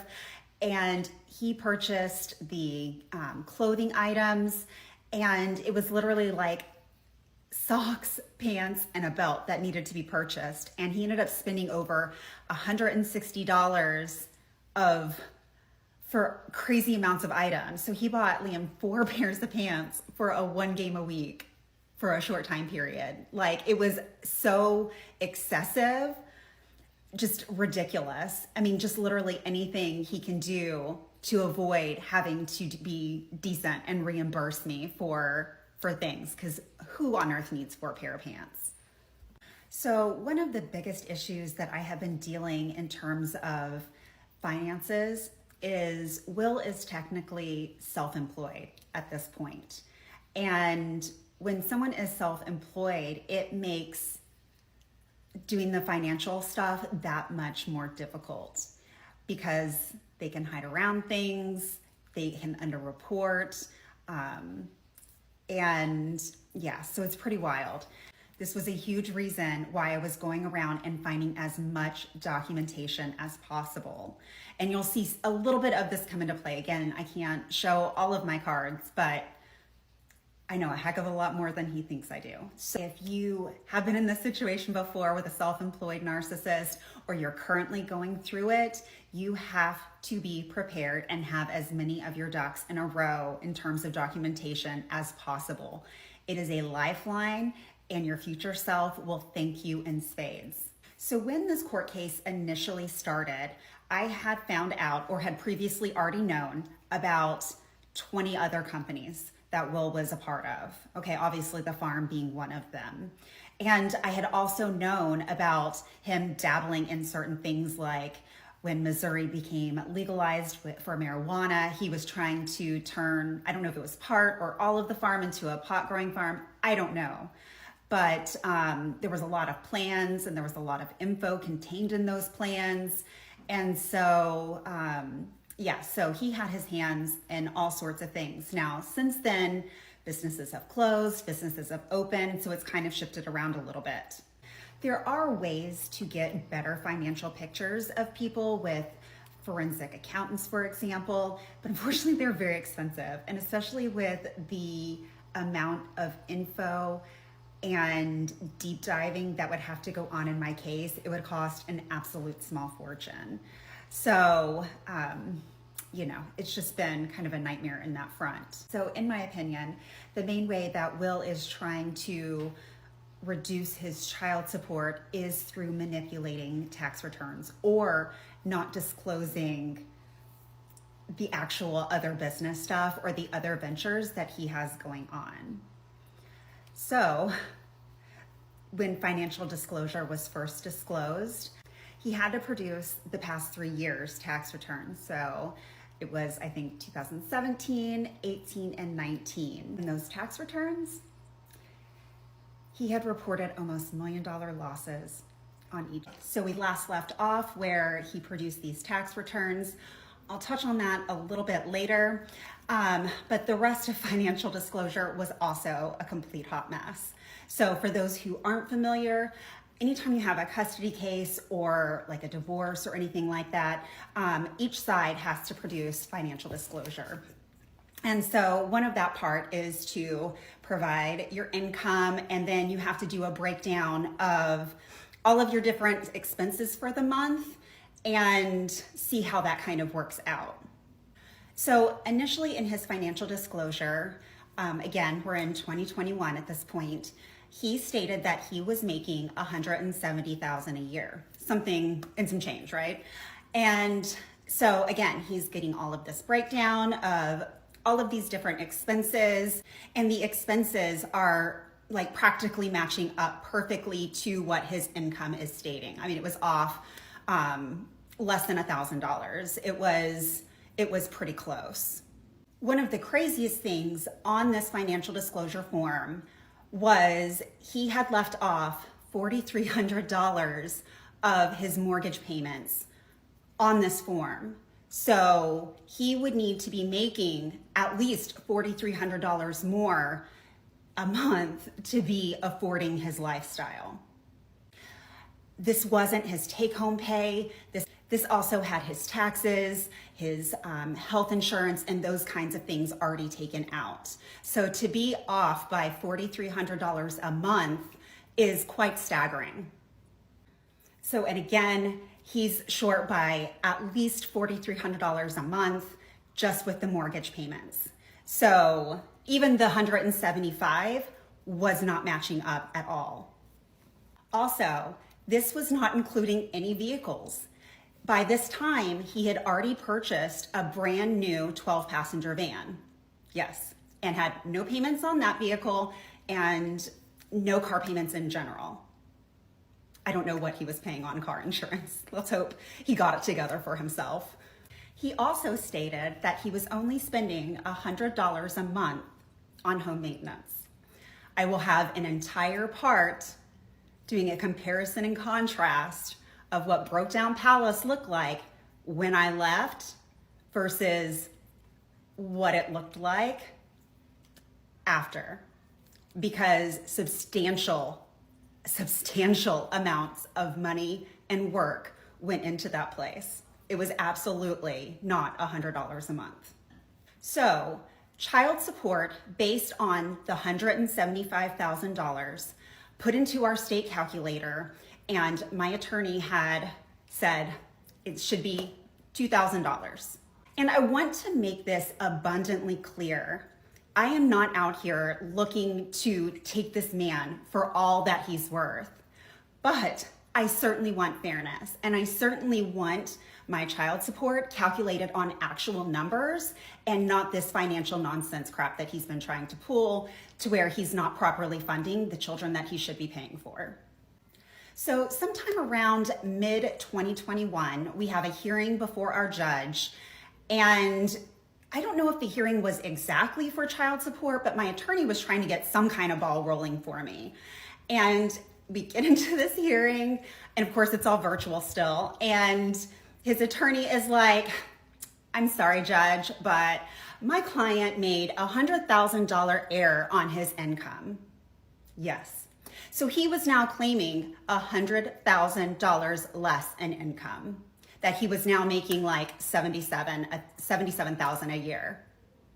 His mortgage payments alone were over $8,400 a year.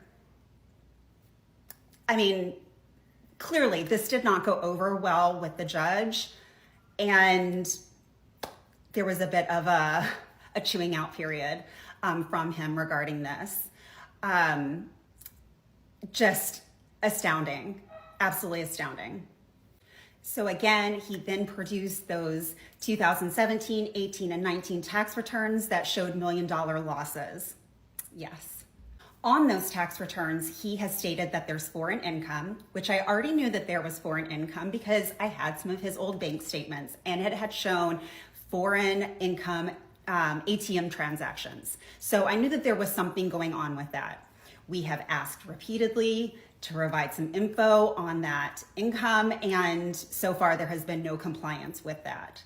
Also, on those tax returns, there are multiple businesses listed. This is just his private, personal income. At this point, his tax returns are just showing his NFL retirement. It's somewhere around I think it was 55. There are multiple businesses that are listed on the tax return, and it fills every single space, and I have no clue if there are more than that. They're not providing if there is an additional sheet. Again, we have asked for this information, and so far there has been no production of these additional tax returns. In the next part, I will be showing you guys news articles that he has discussed, also some podcasts where he is talking and bragging about the different business ventures that he does. And again, I have never seen any documentation money-wise on any of it. When we did ask for some kind of tax documents or anything to prove what this other business income was, he produced a sworn affidavit stating that Shiregate was his only active entity that he was a member/owner of. And he's absolutely perjured himself by producing that. Again, I know of multiple different businesses. I had submitted a list of all of these different businesses asking for tax return or certificate, something about its income. There were several on there that he had said that he'd never even heard of them. One of them being Extant Development Group. He's never heard of it? Hold on, we've got receipts. Oh, you mean this Extant Development Group that were listed as a manager? Yeah. And here we've got Andre Thompson. Oh, but hold on, we've got more information. Do you mean this Andre Thompson? Ironically, Will had sent me this screenshot. He was showing me how much my ex-husband was blowing up his phone, but he inadvertently sent me multiple of his business partners on this call as well. I swear girls are better than the FBI finding this stuff out and connecting the dots. And also, Andre Thompson is listed under one of his other businesses that has a farm address. Yeah.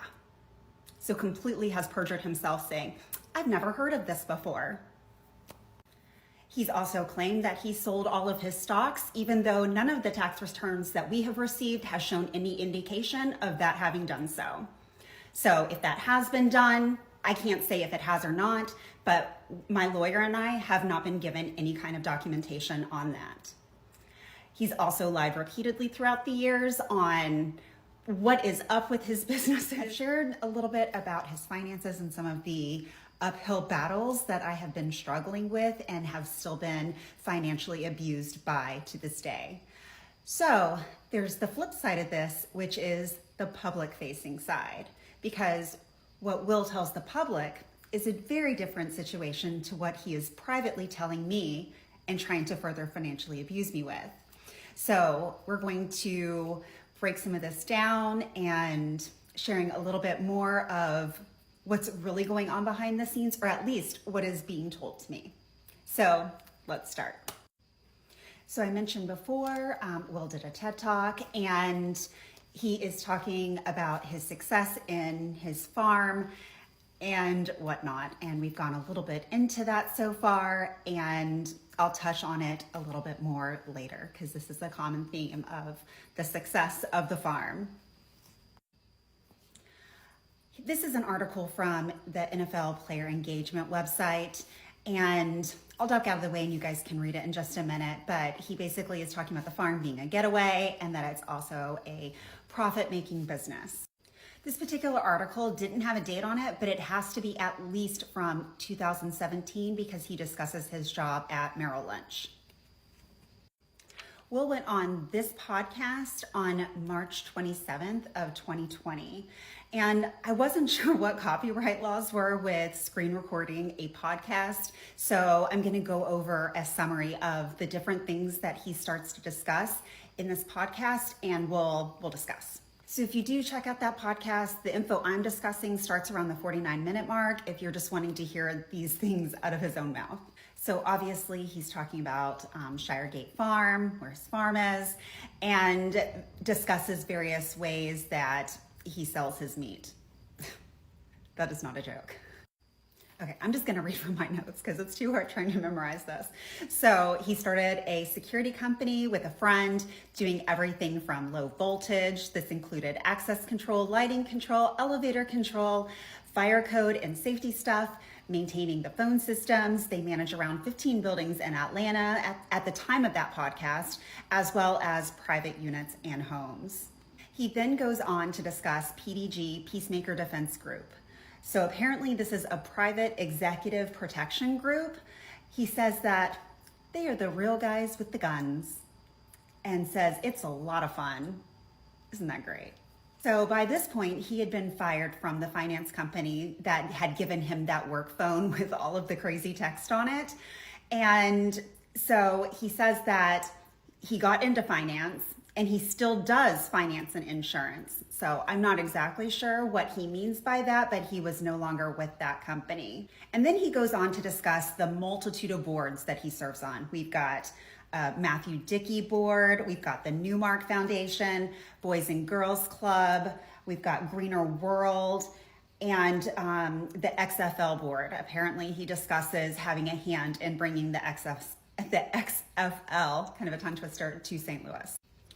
So in November of 2021, Will is awarded a prestigious award. This was the first time apparently they had ever given out these Arch Awards, and it was for outstanding business leadership. Yeah.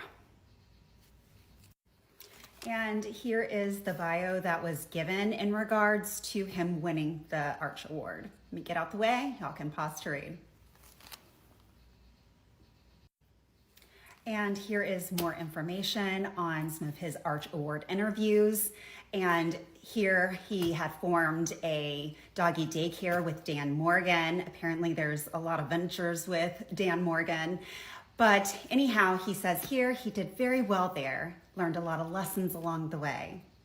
And then he goes on to discuss his farm and some of the other things that he's done. Let me get out the way, pause to read.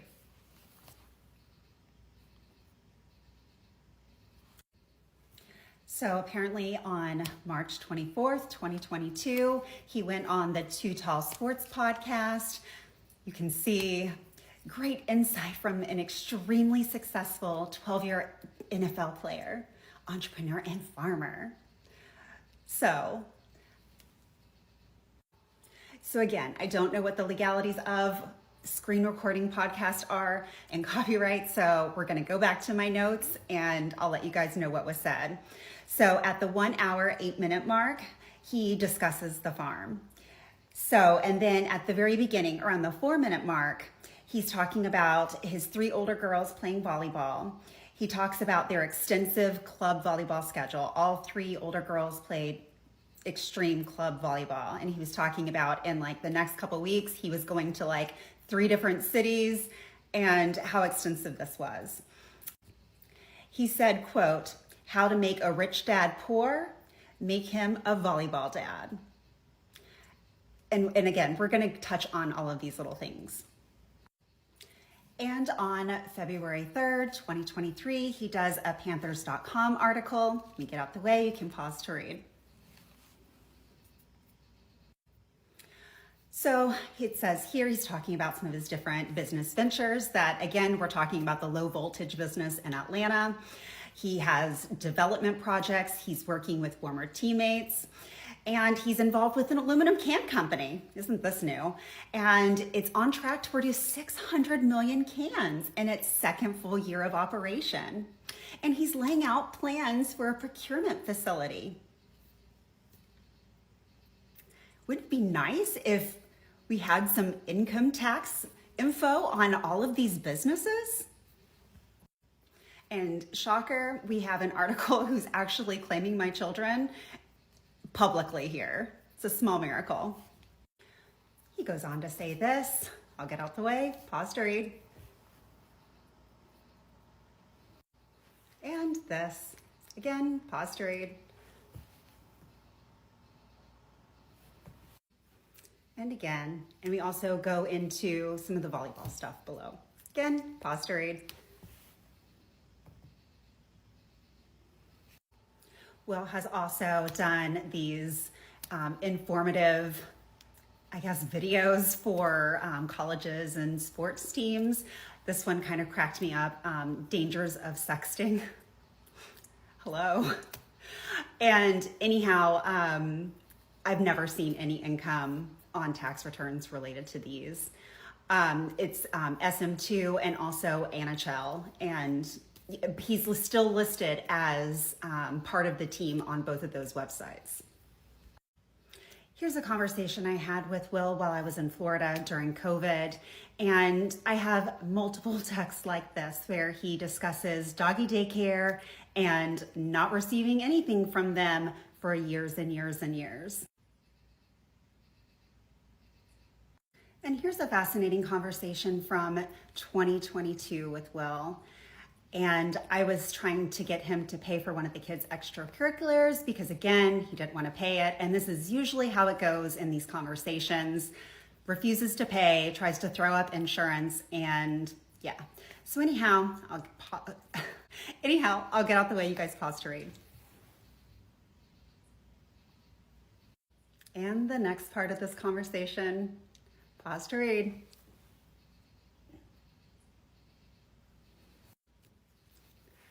And pause to read.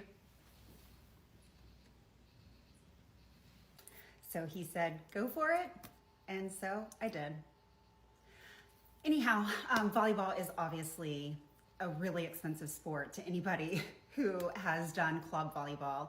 There's a ton of out-of-town games. Just the airfare and travel alone is exorbitant. And on his most recent living expense breakdown, he is claiming he's only paying $100 in extracurriculars, and there's just no way. And again, he said repeatedly that it's so expensive. Also, the farm's gross income in 2022, yeah, just a little over 11,000. So I don't know what he's telling University of Georgia or these other people. I don't know who he's lying to. Is he lying to the public, or is he lying to me to avoid paying child support? But stay tuned. We have 4 more parts to go. In this part, I wanted to go over Brokedown Palace and show you guys what it looked like while I was still living there, and then what it looked like when he listed the house for sale. So after he got married in January, again on my birthday, he ended up moving out of town. And so he sold his house earlier this year. I can't remember the exact date. And obviously I'm going to show you guys the listing pictures. And so he has tried to say that he has only spent $100 a month in home repair. So I'll let you guys be the judge of that when we're done. But first things first, let me show you guys what the house was purchased for and a ballpark of what it actually sold for earlier this year. So this was taken from Zillow. You can see it was purchased for somewhere around $510,000 back in 2017 when we purchased it. And then it looks like it sold for well over 1.1 million. Even if it sold for like $1 million, I mean, it practically doubled in price. So I love to know that my work poured into this place with no return on my end.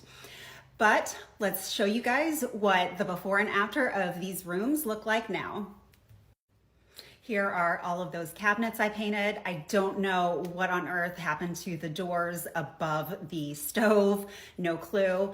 It cracks me up, this table that's out in front. Not my table, I never picked it out, but how close do those chairs look like Adam Levine's shirt in that one Super Bowl? Like, totally identical match. He did replace the cabinet in the kitchen. This is what it looked like before. It was a double oven, and he sat it on top of the existing cabinetry that was already there. And this made it so high, you had to have a step stool to grab things out of the stove or the oven.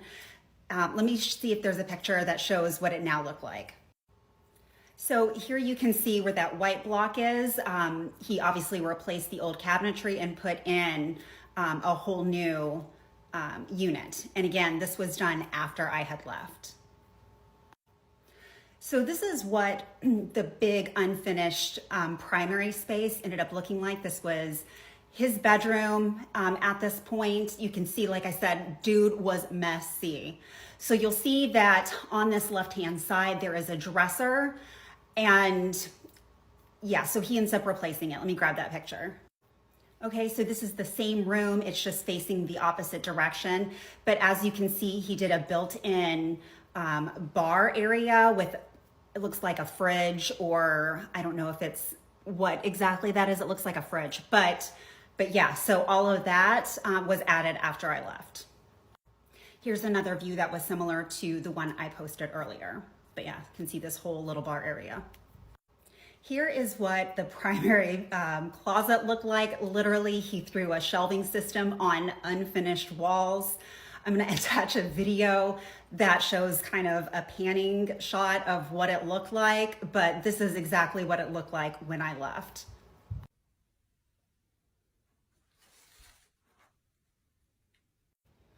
And this is what the closet looks like now. Looks like it's cedar lined.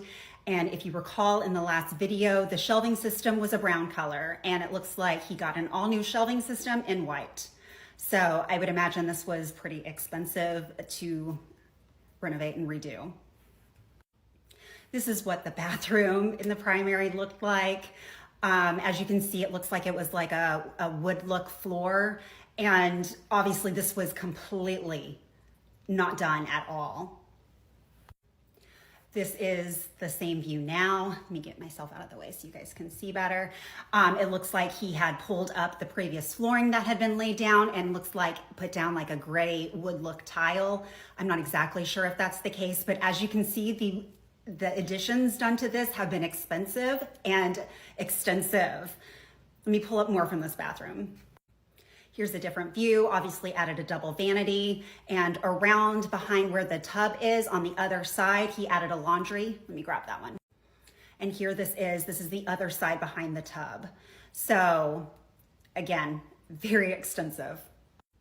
Here's another view of this. One door is the toilet, and then straight ahead is where that cedar lined closet was. This was not done at all. There was actually just like a hole knocked in this wall. This used to be the old original primary closet, and it was redone to be like a little like study room for the kids.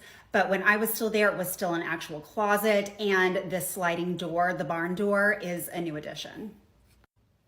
So if you recall, I had stated previously that my bedroom was on the main floor and there was not a full bath down there. So this is a big closet that was directly from behind where my room was. And so he converted this into a completely full bath. This was not here when I was there.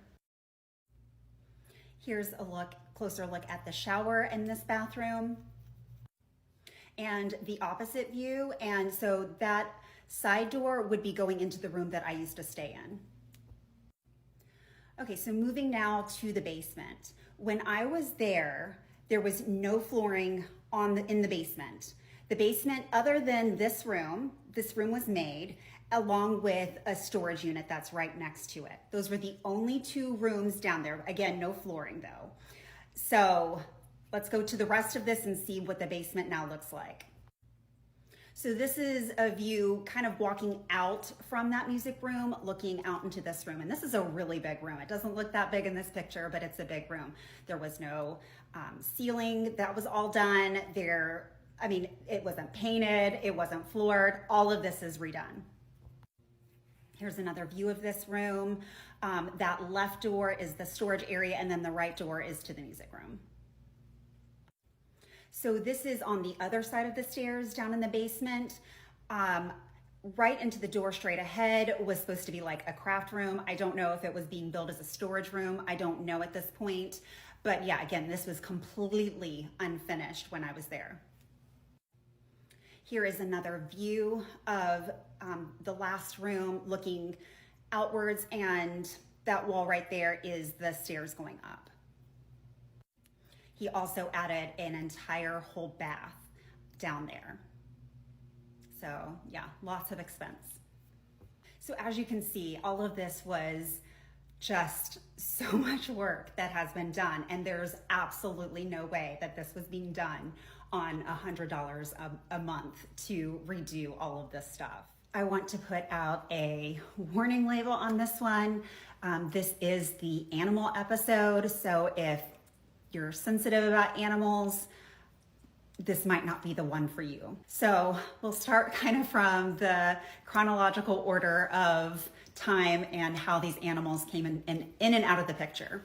So we will start with Hendrix. Hendrix was a dog that Will had when we started our relationship. Hendrix was a boorball. So let me pull up a picture. I didn't take any pictures of Hendrix because, again, I didn't like him. He made me uncomfortable. He would growl at me like I was clear across the room. Did not like him at all. Bad vibes. So here's a picture I found just doing a quick search online. Hendrix looked a lot like this guy. As you can see, they're like pit bulls on steroids. So just to give a little recap, because we've been through a lot of parts at this point.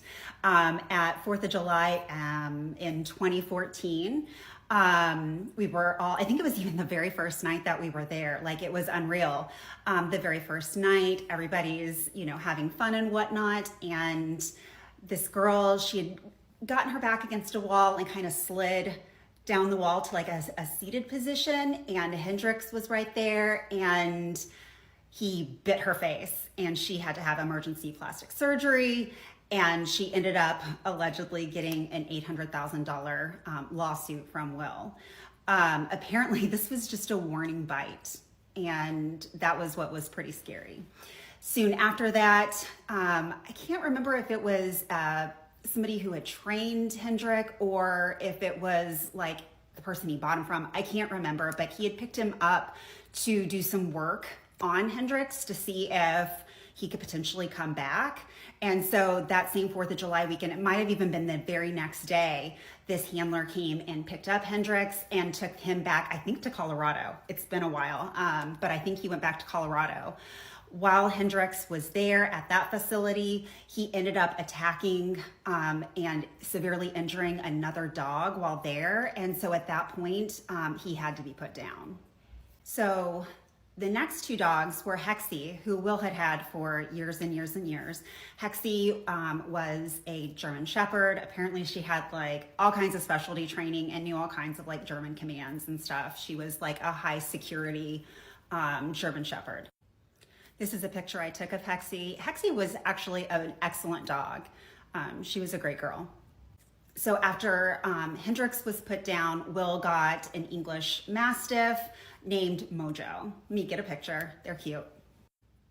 This is Hexie and Mojo beside him. Mojo was still a puppy here. Mojo was such a cool dude. Just a big old sweet guy. He was a big slobber though. But let me show you for size reference how big this guy actually ended up being.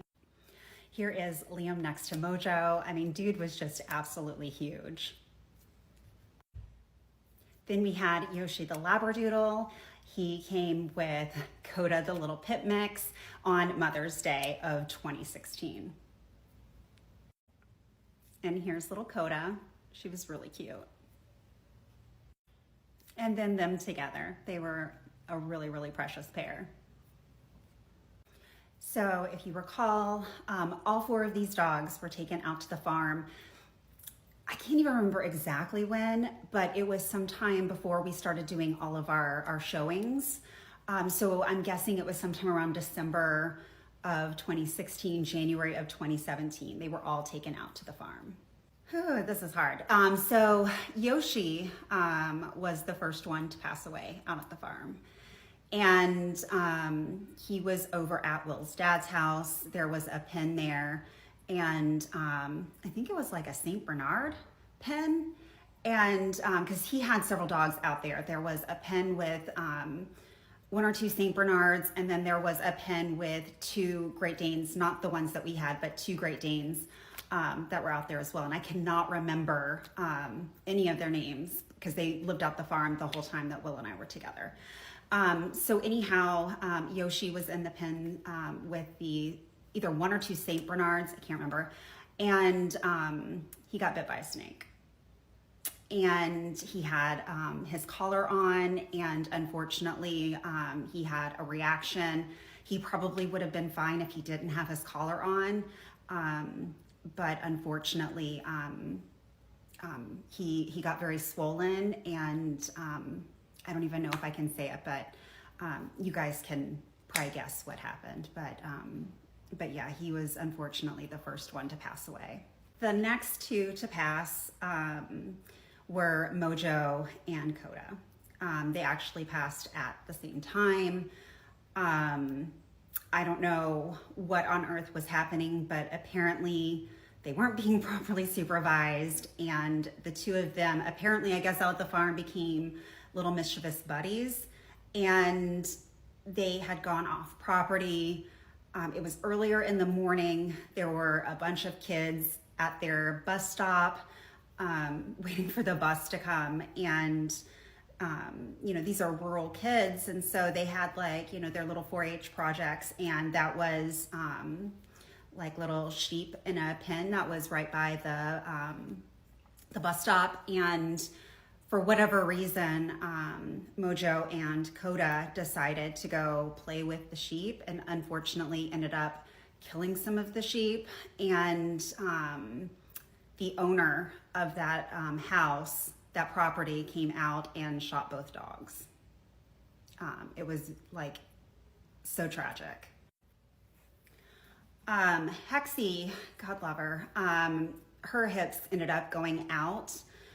She was older, and that's a common thing to happen in German Shepherds. And, Will probably should have been a little bit more humane in euthanizing her. But she would be out at the farm just dragging her legs, going from house to house. And it was very sad and just heartbreaking to see her dragging herself. My dad went to the farm for a visit, and he was heartbroken seeing Hexie dragging herself around. And there was the farm dog, Bella, who was covered in ticks and huge mats. And my dad was very upset. He's a big animal guy, and he was really upset with the conditions and what was going on out there. And again, this farm is animal welfare approved, and it was very sad. At some point, the 2 Great Danes that we got, Artemis and Paulo, were taken from Brokedown Palace out to the farm. I can't remember exactly when that was. And Will didn't get them fixed. And of course, they had a bunch of puppies. I think maybe 1 or 2 were given to others. But for the longest time, they've all been out the farm. They're outdoors almost 24/7. It's very heartbreaking, and it's very sad. I don't even know at this point who's alive, who's not. It breaks my freaking heart. It's unacceptable. Sometime while we were gone in COVID, Will purchased 2 more dogs. They were Dutch Shepherds, and ended up giving one of those to a friend, and still has one. But it's like the journey of these dogs, it's heartbreaking. And I don't know why there's this need to constantly cycle through them like this. It's horrible. But we still have a couple more parts to go, so stay tuned. When I had first come back from Florida and had gotten all of my items, That day that I was out the house getting my things, he wouldn't even let me see Ash. And getting him back was a long process. After one of the visits with their dad, the kids had told me that Ash was now out at the farm. And this was upsetting because, again, the farm is like where the animals go to die. So I messaged Will multiple times saying, hey, look, like if you're done with Ash, I will happily take him. He's my cat after all. I'd love to have him. And just completely ignored. The first time I messaged him was in December, and he said that he had just taken him out there and that he was going to be picking him back up, but that wasn't the case. Here you can see he was still at the farm and no response. I don't know what the change of heart was, but in late March, got a response that the kids now wanted to bring the cat home. And so he's been with me ever since. This was the day he was brought back, and oh my gosh, I was thrilled. He doesn't look as thrilled. He was a little scared, but holy cow, I'm so happy he's back with us. So as you can imagine, living in Broke Down Palace was so physically draining and extremely stressful. I was constantly feeling like I was towing the line. My fight or flight was constantly in motion, which it still is today. And I still deal with PTSD symptoms to this day. And thank you so much to those who have told me about EDMR. I'm absolutely going to be checking it out and hopefully getting rid of some of that stuff. But anyhow, once we had gotten down to Florida, you know, it was like I could breathe again. And my healing started to begin, because we can't really heal when we are still trapped in the place that is hurting us. It's impossible to do so. So I finally felt like I could breathe, and I just started pouring so much self-care love into myself, just really properly taking care of myself and doing nice things for myself in terms of like skincare and hair care, and just really pouring love into myself. My hair, unfortunately, had taken a big toll and a big hit from all of this stress. It was awful. Let me show you guys some pictures so you can kind of understand like just a timeline of what my hair was looking like. So this is a picture, obviously from December 2016. We had started packing things up. That's why this poor closet looks so empty.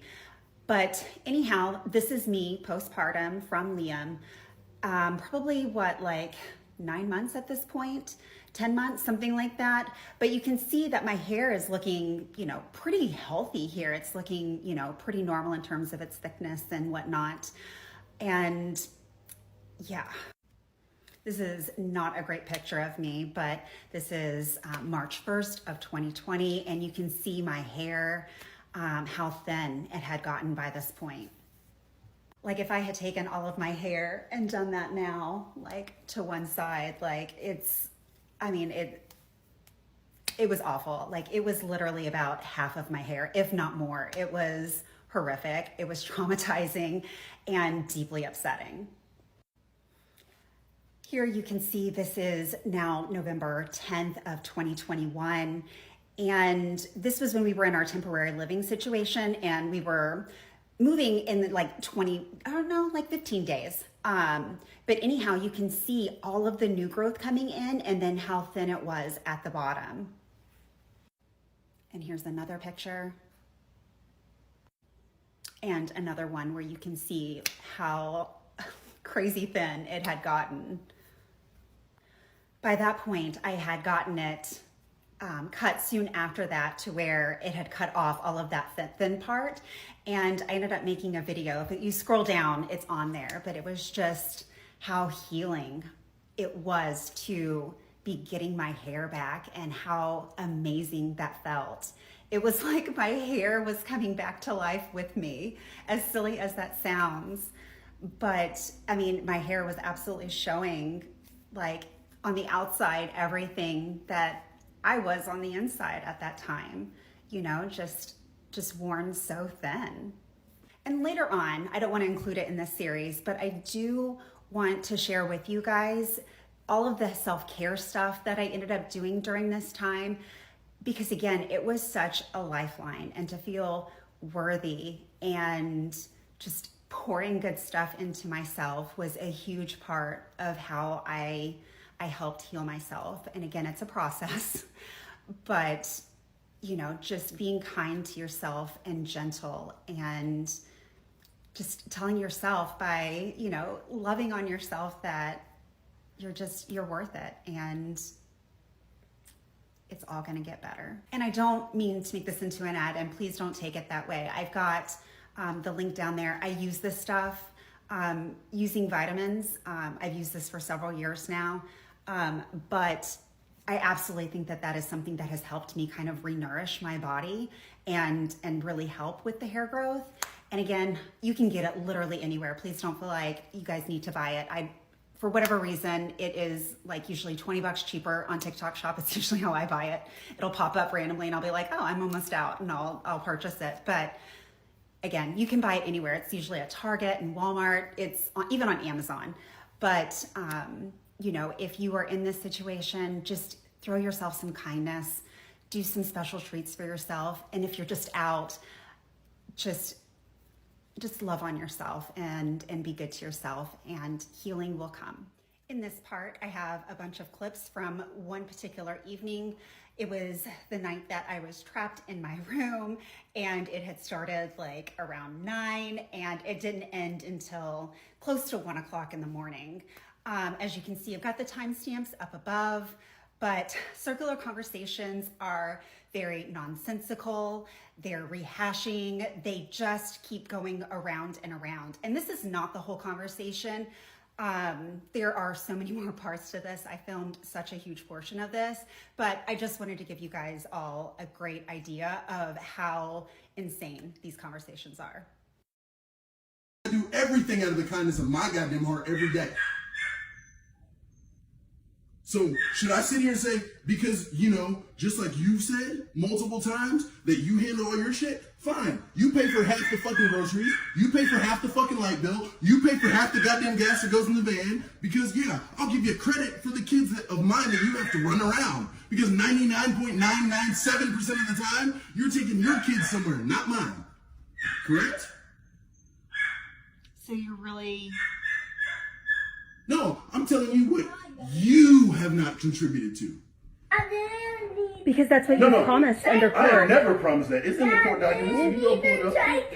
No, you don't need a Triceratops, baby. I'm not even sure why you're wanting to rehash this right now. Like, I feel like... We can rehash all kinds of shit right now. Because right now I'm pissed off. It starts with the fact... Yes. Would you like one Band-Aid? But you're asking me for an answer, and I'm giving it to you. What answer are you giving me? Really? Because you buy a few things for the $12 backpack after I gave you $50. Is that saying that you like it? That's not what I'm talking. That's not what I'm talking about.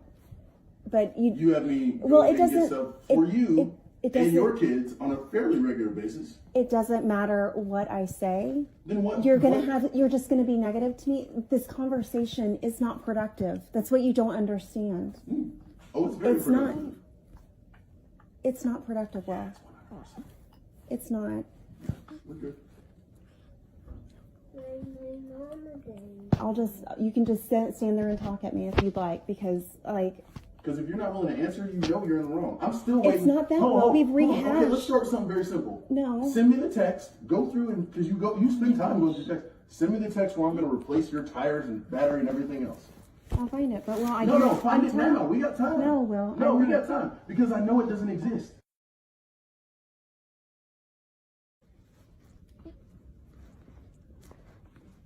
Because you sit here under this roof doing all you want to do without question.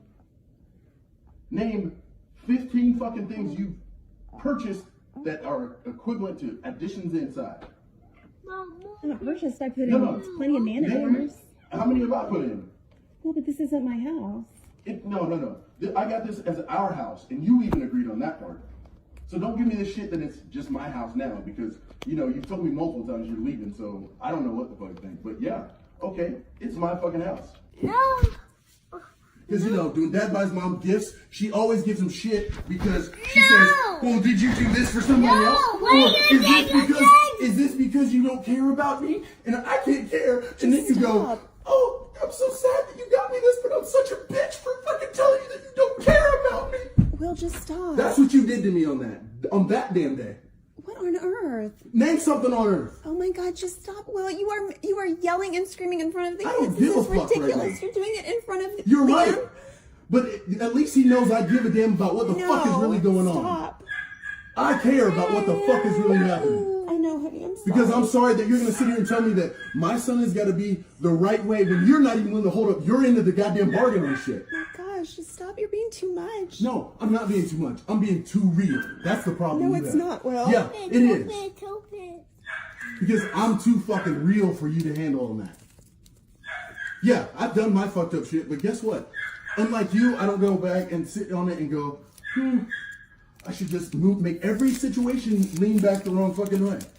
I'm sorry for fucking sitting here the last fucking couple weeks and be like, you know what?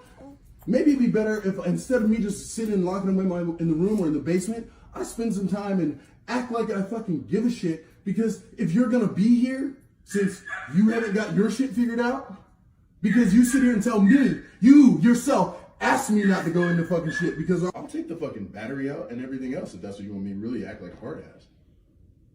That'll take me all 10 minutes. Like, the levels that you're stooping to. You're right. It to is the not levels that you're stooping to not do a damn thing. Stop this. Then you need to do something. Go do something. Do any fucking thing. Stop sitting on your ass every day and using that as an excuse, because that's all you God, fucking do. I have a 5-week-old. You've had a whole lot longer than that. Now that's your newest excuse. Oh my God. Before lazy as And then fuck. afternoon, literally from the time after pickups were done, like running kids everywhere, including your girls. Yeah, and I cut that shit out because, you know, you kept bitching about that. I'm sorry I'm that's taking not- your girls over here or doing that. I'm like, you know what? I'm sorry if I should have a fucking expectation that you'd be okay with doing that. You took it in a different way than what was intended, but it's just normal. Just like you take everything I say in a different way and then what's intended. Just stop. Interpretation's the key, so where's the fucking iPad? Will, stop. Where's the iPad? Stop. Where's the iPad? It's a gift, Will. Where's the iPad? Will, it was a gift. Where's the iPad? Stop. Where's the iPad? And then trying to Where's the take iPad? the keys of Where's the car. iPad? So I Where's can't the take iPad? Katie. Where's the iPad? You got your car. Go get your car.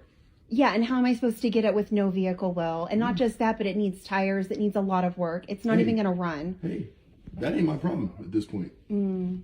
But you're going to take keys away. Those Like, are my it's- keys. It's unreal. Those are my keys. Like, And that was a vehicle that was bought for me to drive. no, it was bought to push our kids around, not yours, not just yours. You said not ours. Yeah. Yeah, which includes mine. And she has a dance recital that she has prepped for all year, all Yeah. school year. And you are going to do this. It floors me. You're right. It floors me that you would sit there and do the same bullshit and say that I'm in the wrong for even the silliest shit tonight that I'm not in the wrong for. Oh my gosh, Will. Oh my gosh. So your behavior tonight is all from that. No, my behavior today is all from the way you came at me about fucking gas the other day. Like, it's my fucking problem that you don't have your shit in order. So then why didn't you go off the other day when it was about gas? Add more to it, because I started to see the pattern here. It was gas was okay. here, and then now you're upset that you can't go to dance with Katie. It's not worth. You like to say it. rehash and Please rehash say and rehash. Like, have Because you you never noticed? get to a conclusion on it. You literally go, well, you don't know how to do that. Or, I have already talked about this. You don't ever go to conclusion. You literally get what you want in, and you say what you want, but you don't get to a conclusion. The blame. There's no blame. That's Yeah, truth. no, it's That's 100% truth. like it's so like. It's just a very like messed up situation. You're right. It's so messed up. It's so messed up that I literally can't even begin to like think that you're actually going to accomplish shit at this point. Oh, okay. Easy. Yeah, I hear you. So iPad, I need that. Or you know what I can do? I can just turn it off anyway. It makes it easier. I'll just turn it off. That's just the same process. So when you start meeting me halfway on all the shit that you need to do, like the light bill, all the other shit, then This we'll was go a that way. gift, though, Will. Yeah, you can keep the iPad, but you can figure out your own shit. But, you know, again, for me, it's not a gift. It was really just something I'm like, at this point, I feel like it was like, well, you should just give it to her because you're doing the nice thing and you're trying to do something that would be nice for her.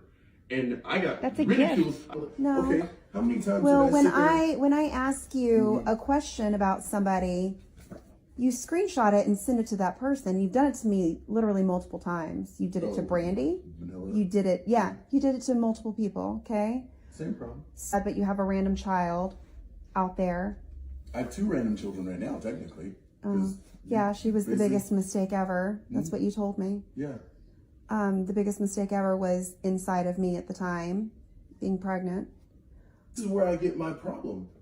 Is instead of trying to come up and do things realistically that change that, Hey, sweet boy. Yeah. and you yourself as a Dad, teacher, be tired.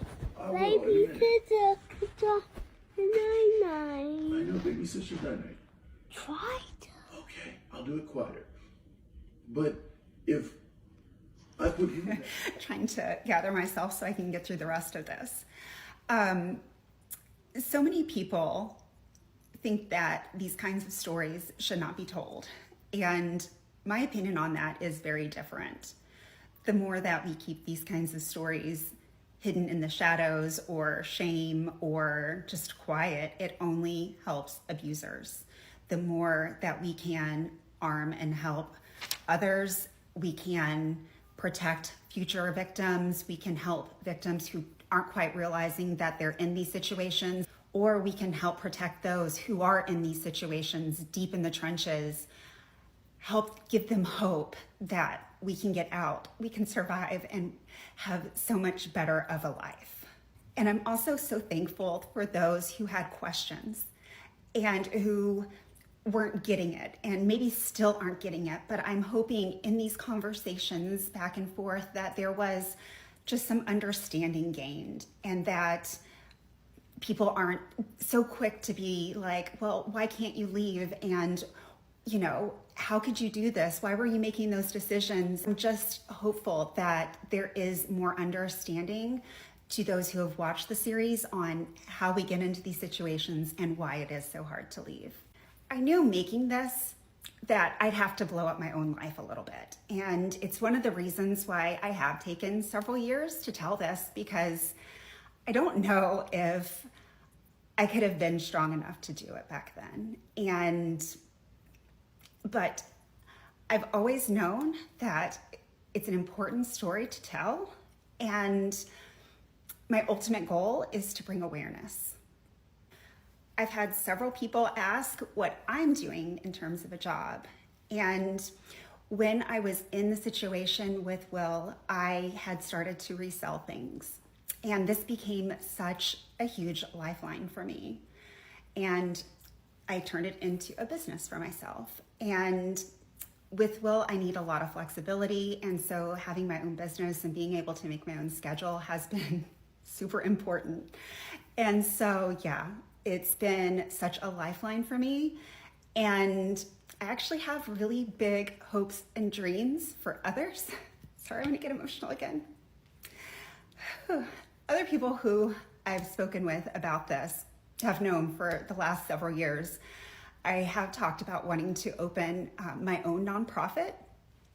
And at some point I've got to figure out the logistics of it, but to open something similar to like a Goodwill where people donate to the cause rather than it going to a CEO's pocket.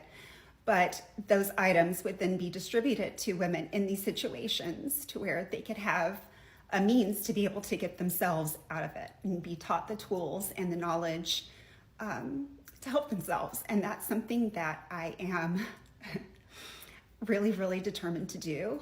And so stay tuned, because as things keep moving, it's definitely on the horizon. I want to help women in really big ways. And sorry if I'm leaving out the men, you guys too, if you're stuck. I don't mean to make this so women-centric. It just unfortunately affects more women than men, typically and statistically. I'm gonna save the Will stuff for the next part, but I wanted to touch on my kids because I've had a lot of questions on how they're doing and whatnot. So I want to share how great they're doing. And Gosh, I didn't think I was gonna get this emotional in this video. Whew. So I wanted to start with my daughter, Peyton, my oldest daughter. You pull up a picture. This is me, her, and Ren, and she's doing so well. She is now gone through management training at her restaurant, and she is waiting for her own restaurant to manage, and could not be more proud of her. This is my son, David. He just graduated this last year. That was the poor little 12-year-old boy voice that you guys heard. And like I said, he just graduated. Let me grab that picture. He graduated with an over 4.0 GPA. You can see he's honor society and all those frickin' tassels, and could not be more proud of him. And he's an amazing boy, and he has a heart of gold. And yeah, I'm just super proud of him. And he's off to college this fall, so he's doing amazingly well. This is my middle daughter, Katie. She's actually gonna come on for a video next week, and we're just gonna kind of discuss some of her experiences while we were at Broke Down Palace, but here she is. Earlier this summer, her and her dance team won nationals, and I was so proud of her. They ran into the ocean afterwards, and it was just an amazing, amazing evening. But yeah, she's also doing incredibly well in school, and yeah, an amazing kid. I'm gonna attach a little video of Liam because he is like the sweetest, gentle giant. He's huge. He's gonna be 6'5", that's what they think, and just such a big dude, but he's just the sweetest little guy with the sweetest smile. And he makes all of us just so happy, and he loves to craft, and yeah, he's doing great. You are a turkey, and she can't read it. You turkey.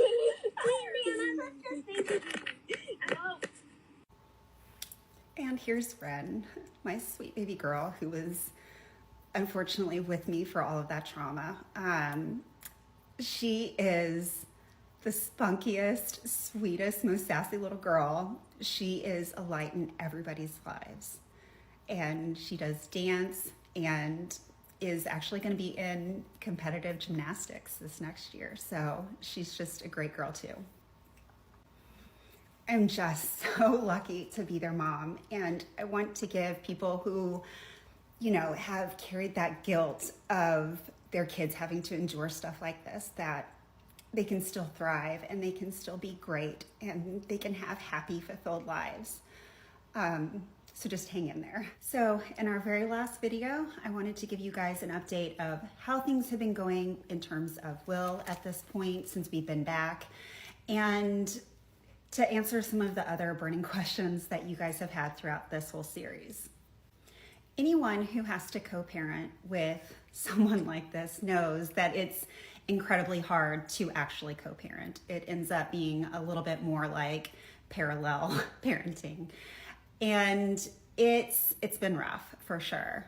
Throughout the years, I've been very, very flexible with Will. If he's needed to change days, move around things, generally it is almost always a yes. I mean, of course, there's always, you know, something that comes up that might not quite work to be able to do it. So almost always I accommodate those kinds of requests. However, if I need something, it always ends in a complete shit show. It's been extremely rare to be like, hey, I have something coming up on this day. I need to move some things around. It's rare for that to be like, okay, sure. Like it would be with me. Instead, it just blows up and turns into just absolute craziness for no reason. And again, I don't know if it's a control thing. I have no idea, but it's very unnecessary. We had an issue with this just this past June when we were down for Katie's nationals. And in our parenting agreement, he has to pay for the travel for these kids going back and forth during the summer. And he made such a stink about me being down in Florida versus him having to do an exchange in St. Louis. And it was so unnecessary. And he was threatening just to take them to St. Louis, and just, it's ridiculous. And it's like that every single time. even on things that should have been simple in this whole process. For example, again, when we were out at Brokedown Palace, we were not in their zone school, and Will wanted to keep them in the old school that the older kids had been at, but I wanted to have Liam in the school that I was zoned for, which makes sense, and it was about the same distance for him. And I probably spent about $2,000 in lawyer's fees to be able to take Liam to his zone school, which unnecessary. And yes, he is now married again. He was married on my birthday, which is January 6th. So it's not like we're in peak wedding season. His current wife is the girl that he had cheated on his marriage with, had cheated on off and on for 8 years, and then cheated on me with at the beginning of the relationship, cheated on his Nashville baby mama with. I was like, you know what? At least women will see he has 2 children that are 6 months apart. Clearly some shit went down. And when I had seen her pop back up, it was just like, oh no, baby. Like, what are you doing? What are you doing? To kind of tie it all in, I don't believe that she was the problem in the beginning. I think that he had absolutely trash talked her to pieces. And I'm absolutely certain that he has trash talked me to pieces to her. And I've met her a couple times. She's come to Liam's party. I've met her at the airport. I think she's lovely. And my kids love her. And it's kind of a weird thing because I kind of get the vibes that we would probably be friends if this wasn't the situation. So at the end of the day, I truly think that she's a victim, and I hope that she is going to be okay because just, you know, the past and the wreckage and everything, we all deserve better than all of this. There's been issues with time sharing that when Will has them, he will pawn them off with other people. He did that with his wife. And again, it was nothing against her. It just, even though he wasn't there for multiple days, it was just about possession and not actually spending time with him. And, you know, that kind of thing is upsetting. The kids did have a good time with her. It was nothing like that. Just, you know, just not necessarily having the kids for the right reasons. So custody was worked out in April, and we had several attempts to get it settled and situated prior to that. And he always ended up like backing out at the last moment, which was aggravating and very expensive. And so that has been very frustrating. But it was a real push for him to get it situated. His new wife does not live in our state, and he wanted to be able to move down there. So the way that our current situation looks like during summers, it's supposed to be a 60-40 split, but this summer worked out to like 55-45. He had them 55.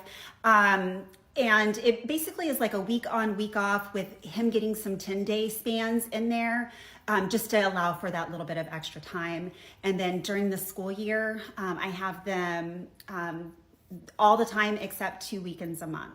So they're with me quite a bit once the school year starts.